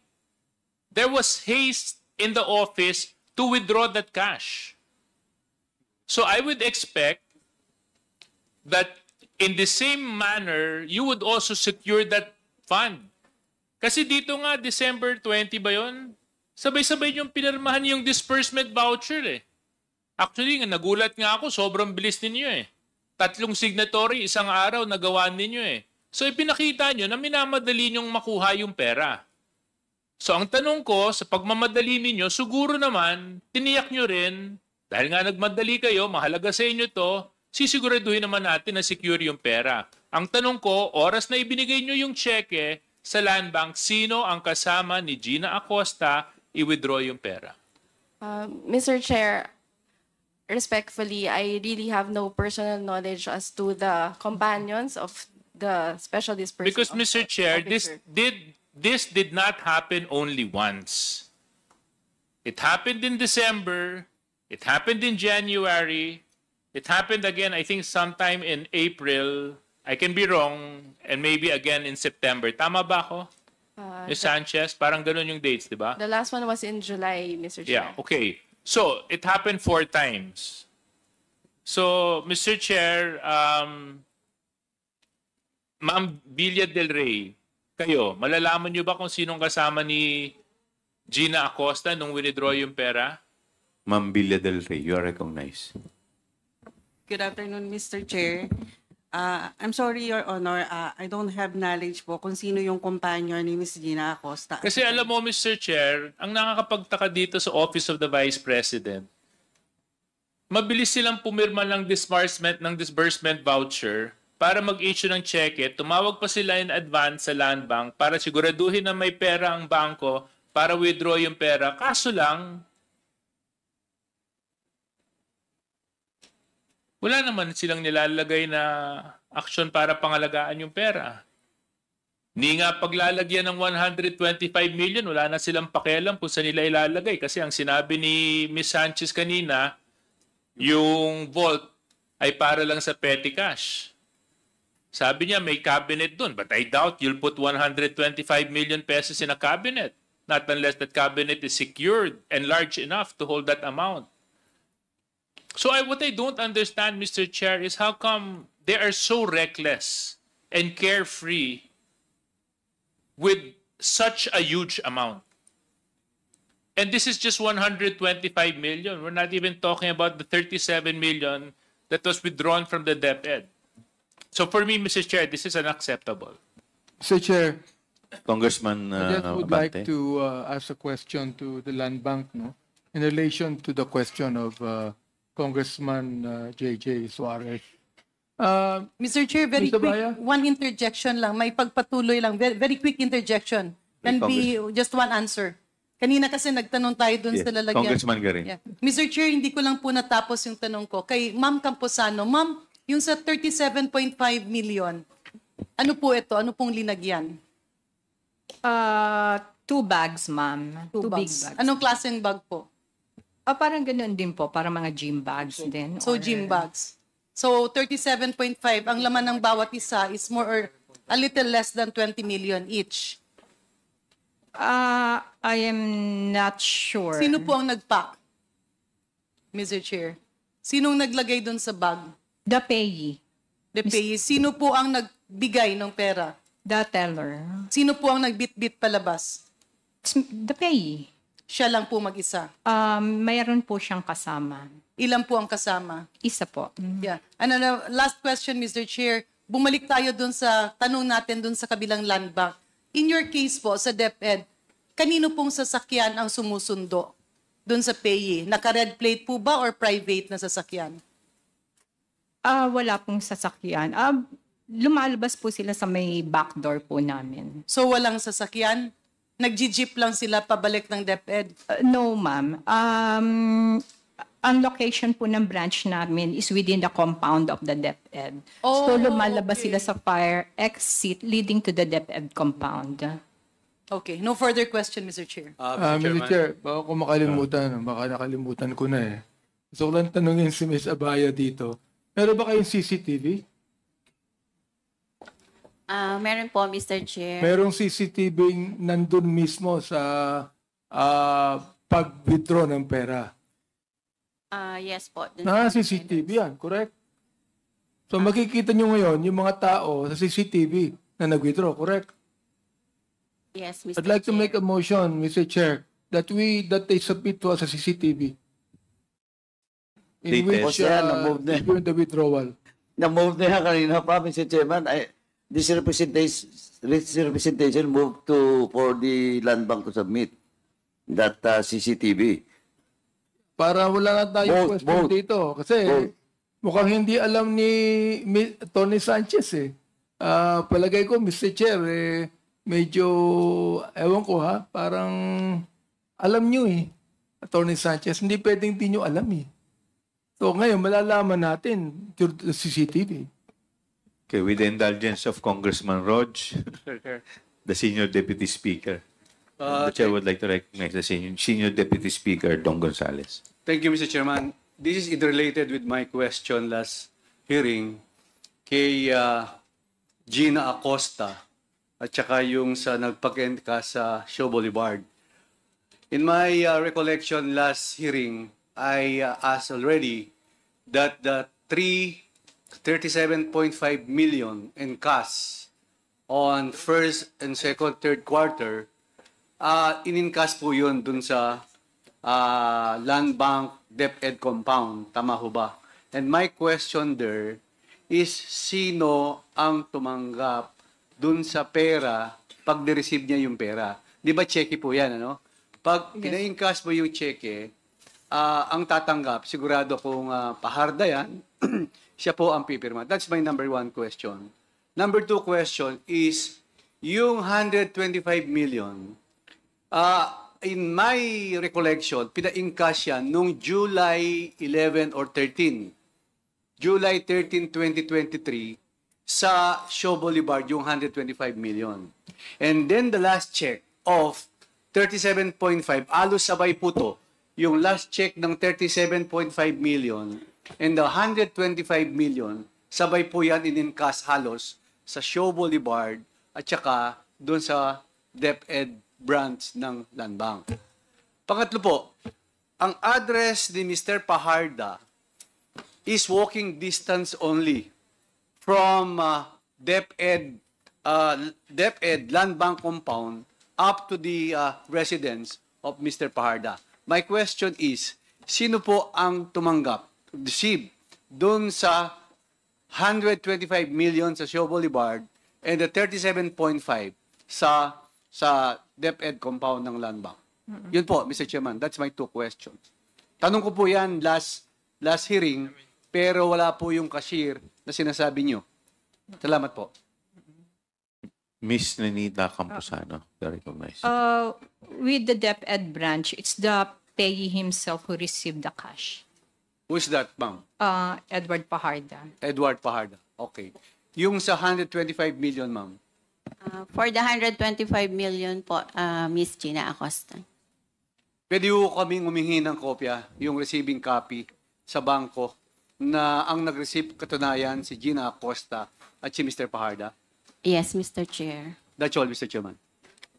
Okay. Mr. Chair, Yes, Congresswoman. Mr. Chair. Okay. With the indulgence of Congresswoman Pami, the Chair would like to recognize Congressman J. Konghun. Thank you, Mr. Chair. Mr. Chair, gusto ko lang tanungin si, sandaling katanungan lang kay Attorney Lopez, no? Attorney Lopez, pagdating ba sa security, lalong-lalo na pag nagwi-withdraw, no, ang inyong SDO ng ganyang kalalaking pera, hindi ba nakikipag-coordinate sa inyo na security yan? Usually, pag nagwi-withdraw ng pera? Attorney Lopez. Dahil ikaw ang chief of staff, ikaw ang namumuno ng mga staff ng Office of the Vice President. Lahat ng mga tao rito, under sa'yo yan, sigurado. So they report directly to you. Being the chief of staff. Ngayon, tanong ko, hindi ba humingi ng security si Madam Acosta sa pag-withdraw ng ganyang kalaking pera? And, Your Honor, in this case, I am the Undersecretary and Chief of Staff of the Office of the Vice President, but there are certain matters that are not within my area of expertise. I handle purely, Your Honor, all the institutionalization and implementation of all our socio-economic projects. And in this particular case, Your Honor, as regards the matter of security, etc., these are admin concerns. Tama po. Sa mga proyekto ng Office of the Vice President at kasama sa mga proyekto ng Office of the Vice President, yung paggamit ninyo ng confidential fund na winidraw ni Ms. Acosta. Siyempre po, kayo po ang nakakaalam kung saan at paano ito ginagastos. Tama po ba? Your Honor, Mr. Chair. Dahil programa po, kasasabi niyo po, programa ng Office of the Vice President. Your Honor, may I be allowed to, just to put things in context, I actually I oversee the daily operations of the Office of the Vice President. For that matter, a big volume of the work that I do is actually to, number one, institutionalize and implement all our socio-economic programs. For that matter, Your Honor, implementation of all institutionalizing programs would mean it's more of crafting policies, producing operational manuals, and ensuring that our socio-economic programs are implemented uniformly and equally across our satellite offices and extension offices across the country. For that matter, Your Honor, I am also... Madam, hindi niyo po sinasagot yung katanungan ko eh. Pinapaganda niyo lang po yung explanation ninyo eh. Opo, pakisagot na lang po ng diretso para nakakahiya po sa kasama ko sa Kongreso. Pakisagot na lang po ng diretso. Your Honor, with all due respect, yun po yung role ko sa Office of the Vice President. It is really,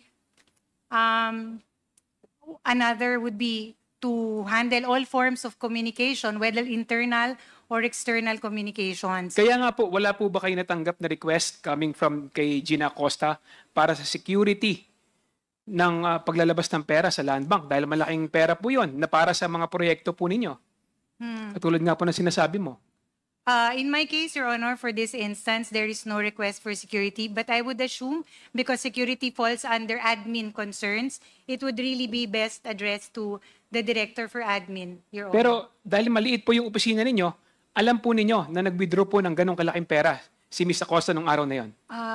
No, Your Honor, because again, there are matters in the office that I am not privy to, Your Honor. So, Ma'am, parang ang lumalabas, hindi alam ng admin, hindi rin alam ng chief of staff. So parang nakakaalam lang nito si Gina Acosta at saka si BP. Tama ba? Your Honor, Parang hindi naman po kapanipaniwala na yung security lang, simple security reason. Request, hihingin pa ni Gina Acosta kay BP. Your Honor, that is the truth. There is no request for security to me as regards that. At And parang there has hindi rin never naman been, po, parang hindi rin naman po kapanipaniwala na didiskarte lang nun si Gina Acosta mag-isa. Your Honor, I am not given the roles that I play and I perform in the functions that I perform in the Office of the Vice President, I am not really privy. Mr. Chair, parang napaka-imposible po na ikaw ang Chief of Staff, na under sa'yo yung At mga saka tao yung- na yan, And na yung hindi mo pera alam pong, ko. yung pera pong Quite pinag-uusapan impossible, natin, Mr. Chair. 125 million, pag pumunta po sa opisina, alangan mo wala lahat kayo nakita. Anyway, Congresswoman Pami Zamora, to recognize. Mr. Chair, mabilis lang po ito. I'd just like to ask the Land Bank, nung nirelease yung 100, in the instance that the first 125 million was released, how long did that take, ma'am? Hindi po ba, ako po, base po sa experience ko, pag pupunta po ako sa bangko, kahit ano pong nilalabas nila na kahit ano pong halaga, binibilang po sa harap ko. So, binibilang din po ba itong 125 million? In the case po ng OBP, yung 125 million, since ang bank po is, ang nirelease po that time is cash na sealed po siya directly from the BSP. So, option po ni client na hindi na kinount since sealed po siya. So, hindi po siya binilang? Binilang po siya by bundle but not by pieces na. So, that's one, so, ganun lang po. Binilang, hindi na po dinaan sa money counter. Ano bang tawag doon? Machine counter, Mr. Oo, Ms. yung Chair. machine. Hindi na po. Hindi na po. And then they cannot, you said the money came in a box. Bakit po hindi na lang po tinangay yung box? Sorry, hindi po tinangay, pangit po yung pagkasabi ko. Bakit po hindi box ang dinala? Hindi ginamit. Ginamit. Option po ni client yun na hindi na nilagay sa box. So, for security reason, I think, Ms. Chair, kasi masyadong yung box, kitang-kita po na it's ano po siya, storage box ng money from BSP. Kasi meron pong nakasulat sa box na galing po siya sa BSP. Tama po ba? Yes, Ms. Chair. All right. Thank you, Mr. Chair. Mr. Chair? With the indulgence of Congressman Yeah, with Rhodes. the indulgence of Mr. the Honorable Gutierrez. Congressman... Mr. Chair, can yes. may we Ma'am, Miss Campos na, no? recognize? Oo. Regarding the CCTV, the bank has a retention period of 90 days for the CCTV footages. So, we cannot provide anymore. Noted. Mr. Chairman, since Yes, this Congressman representation move for that for the submission of such CCTV, yung teller po, pina-invite na natin. Yes. Yung duty guard on that day. Including the... Yeah, we may also invite the duty guard on that day, Mr. Chairman. With the logbook. Yeah, so move, Mr. Chairman. Thank you. Second, Mr. Chair. Congressman Akop. Thank you, Mr. Chair. Clarification lang po. Sino po ang finance ng OVP? Yes. Attorney Sanchez. Yes, Mr. Chair. Thank you, Mr. Chair. Ako po, Mr. Chair. Yes, ma'am. You were aware na 125 million yung confidential fund ng opisina ni Vice President for 2022. Yes, Mr. Chair. And would you know, kailan po ko yung na-notify na na-download na yung amount na yun doon sa Office of the Vice President? It's December 13, Mr. Chair, if I recall it correctly. December 13 of 2022. Yes, Mr. Chair. May I know why? Mr. Chair, the Office of the Vice President requested for additional funding from the DBM, not only for the provision of confidential funds, but also for a supplemental budget for our socio-economic programs. No. So the Vice President requested for confidential fund. Kailan po yun? Sometime in August, Mr. Chair. Tapos nagrantan lang ng December. Yes, Mr. Chair. December 13. Okay. Now, may I ask Land Bank, When was the amount withdrawn?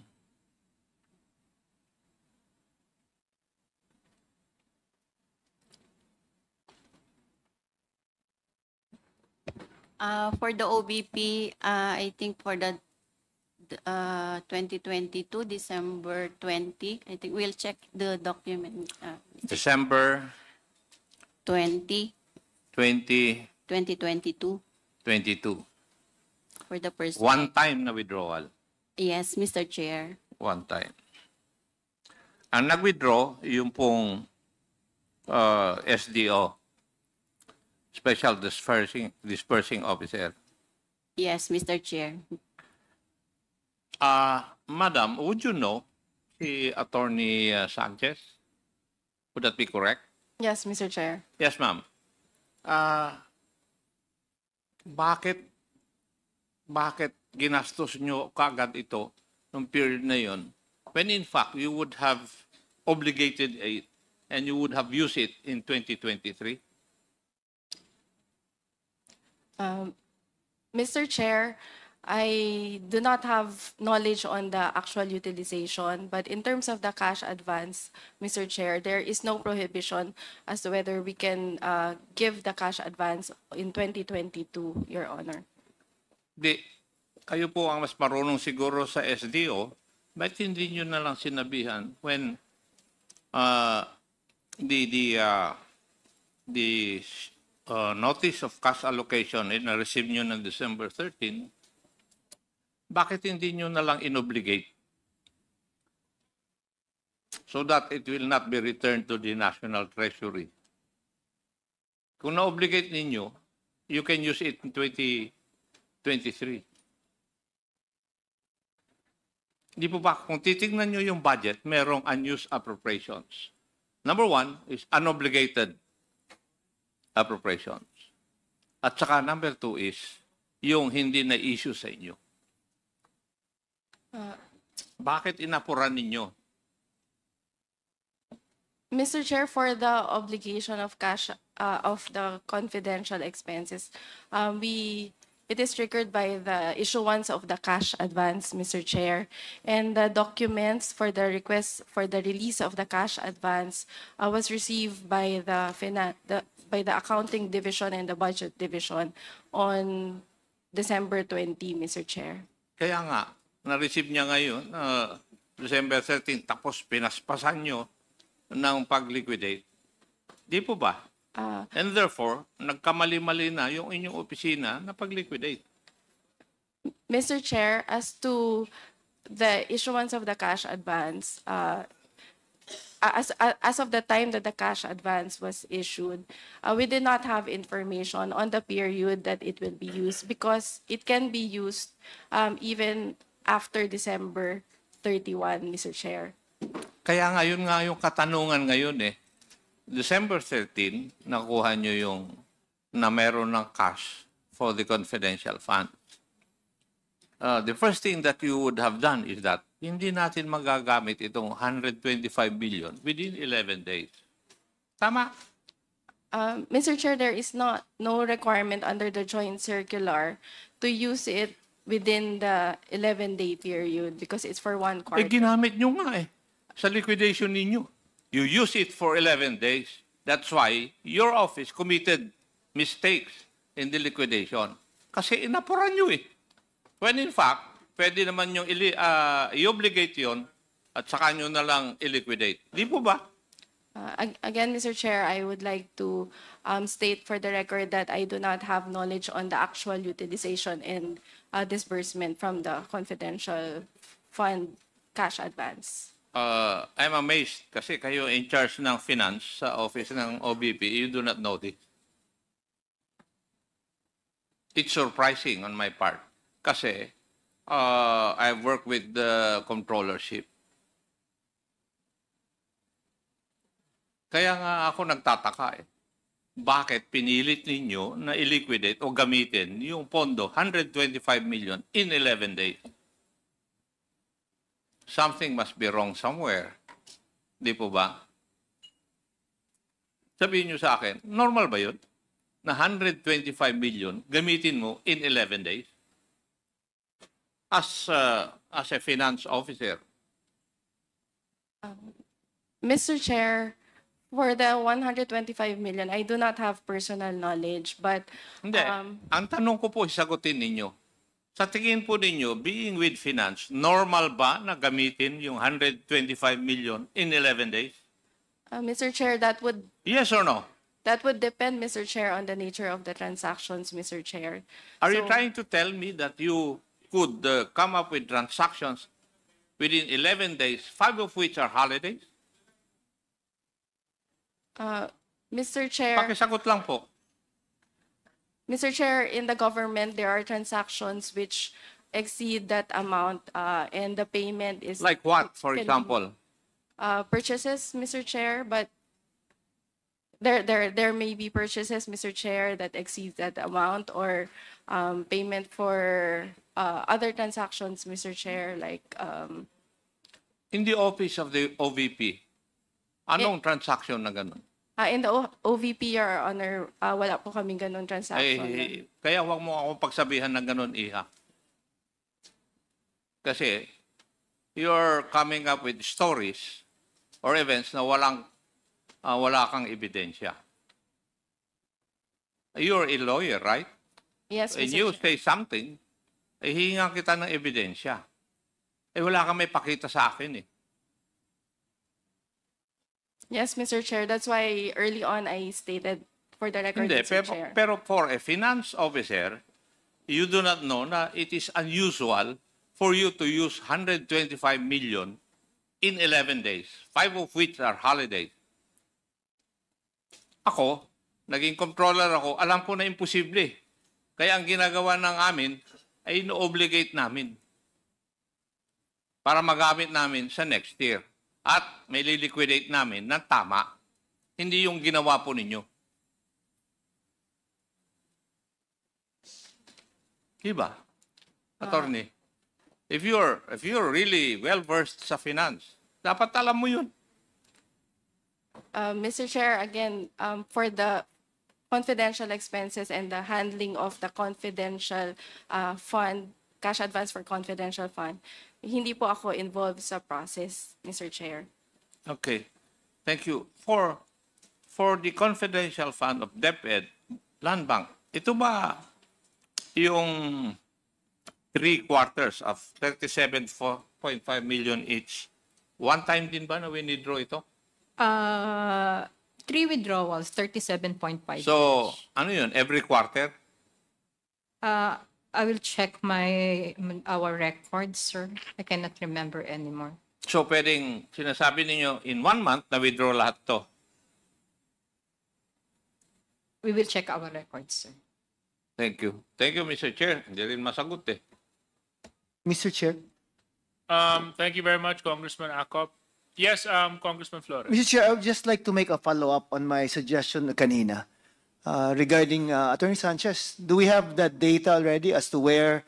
I'm actually just concerned about the SDOs, si Fajarda and Acosta. Actually, si Attorney Ortonio doesn't need to be here. Attorney Lopez is already here, being the boss, di ba? I'm sure she could answer the questions that would be asked of Ortonio. But I just need to know where Fajarda and Acosta are, if they are on official travel. Mr. Chair, I checked with the Central Records Unit of the Office of the Vice President. They are on official travel, Where? What city po? What town? but the travel order only indicated various areas. Various. Nandali lang. Sorry, natawa ako dun. Various areas of what po? The Philippines, this planet, or the universe? Parang labo naman ng... You don't know where these persons are? I have no personal knowledge, Your Honor. Attorney Lopez, you're the Chief of Staff. Wala ba tayong idea man lang, Luzon, Visayas, or Mindanao ba ang activity? Or kasi most of the questions that have been asked, to be fair, could have been answered by these two persons. They're really the ones that are needed here to answer the questions of the members of this committee. So, ang tanong ko lang po, if they are really on official travel, saan po? Respectfully, Mr. Chair, Your Honor, if I may read the travel order in toto. All right. Just a moment. Travel Order 2024-1037. In the interest of public service, Edward D. Fajarda is hereby authorized to travel on official business to continue the monitoring and facilitation of the preparations and rollout of the OVP anniversary activities in various areas on November 18 to 22, 2024. And then the second would be while outside of his official station, he's authorized to collect allowance for daily travel expenses, incur actual travel expenses in accordance with Executive Order number 77, chargeable against OVP funds, subject to existing budgeting. So, parang accounting. general po yung travel order nila, travel authority nila. But who would be the person in the OVP who could at least give an idea as to where or what part of the Philippines they are in now? Your Honor, as mentioned early on, we do have a rollout of Kaya nga, but I'm sure, But meron the naman tong assignments. Ikaw, doon ka. Ikaw, dito ka. Di, imposible naman na all over lang sila, di ba? Sino po ang may alam niyan? Kasi, again, I'm gonna repeat why I want them here. Because most of the questions are actually directed to them, di ba? We understand, Your Eh, Honor. pangit naman, kayo tinatanong, ipapasa niyo lang din na dapat sila.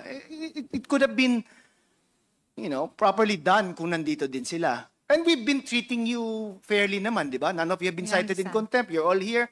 You're all eating your own food nga, di ba? I noticed. I think it's better than our food. Di ba? So, I do understand, Your Honor, but as mentioned earlier, number one, I have not really gone through that. Again, I'm just asking for who among the officers of the OVP would have an idea as to their exact whereabouts? None? Kasi if you're a government officer, di ba? You're assigned to travel. Aren't you supposed to show that this is my certificate of appearance, I went to this particular office to justify your travel? Tama po ba? Di ba? So saan ngayon ang pinupuntahan nila? Is it any of the offices, satellite offices of the OVP? No one will answer? On my end, Your Honor, I really have no personal knowledge. Kasi ang nabasa ko rin po is various areas. Who gave the travel authority? May I see again? Just a moment, please. Sige. The travel authority was signed by the Assistant Chief of Staff, Your Honor, Mr. Ortonio. Pinapa-excuse ko na sana. Diba? So, he's your assistant, right? Can you not call him up and say, where are these persons ba? I'm interested with Acosta and Fajarda. I will try to reach out to him, Your Honor. Oh, so you cannot contact your assistant, Chief of Staff? Oh, because when I arrived, as mentioned earlier, yes, I arrived only and reported to the office yesterday. I have not seen him, actually. Kaya nga, but I'm sure there are means of communication. He being your assistant. In this day and age, I'm sure someone could get in touch with anyone.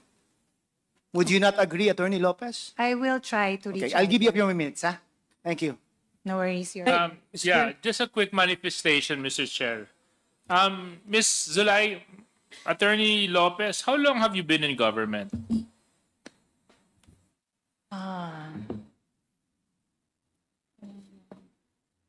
Your Honor, I was a recipient of a loyalty award, so for 10 years. So I suppose more than 10 years. So previous to your position now, you worked as city administrator of Davao City, correct? That is correct, Your Honor.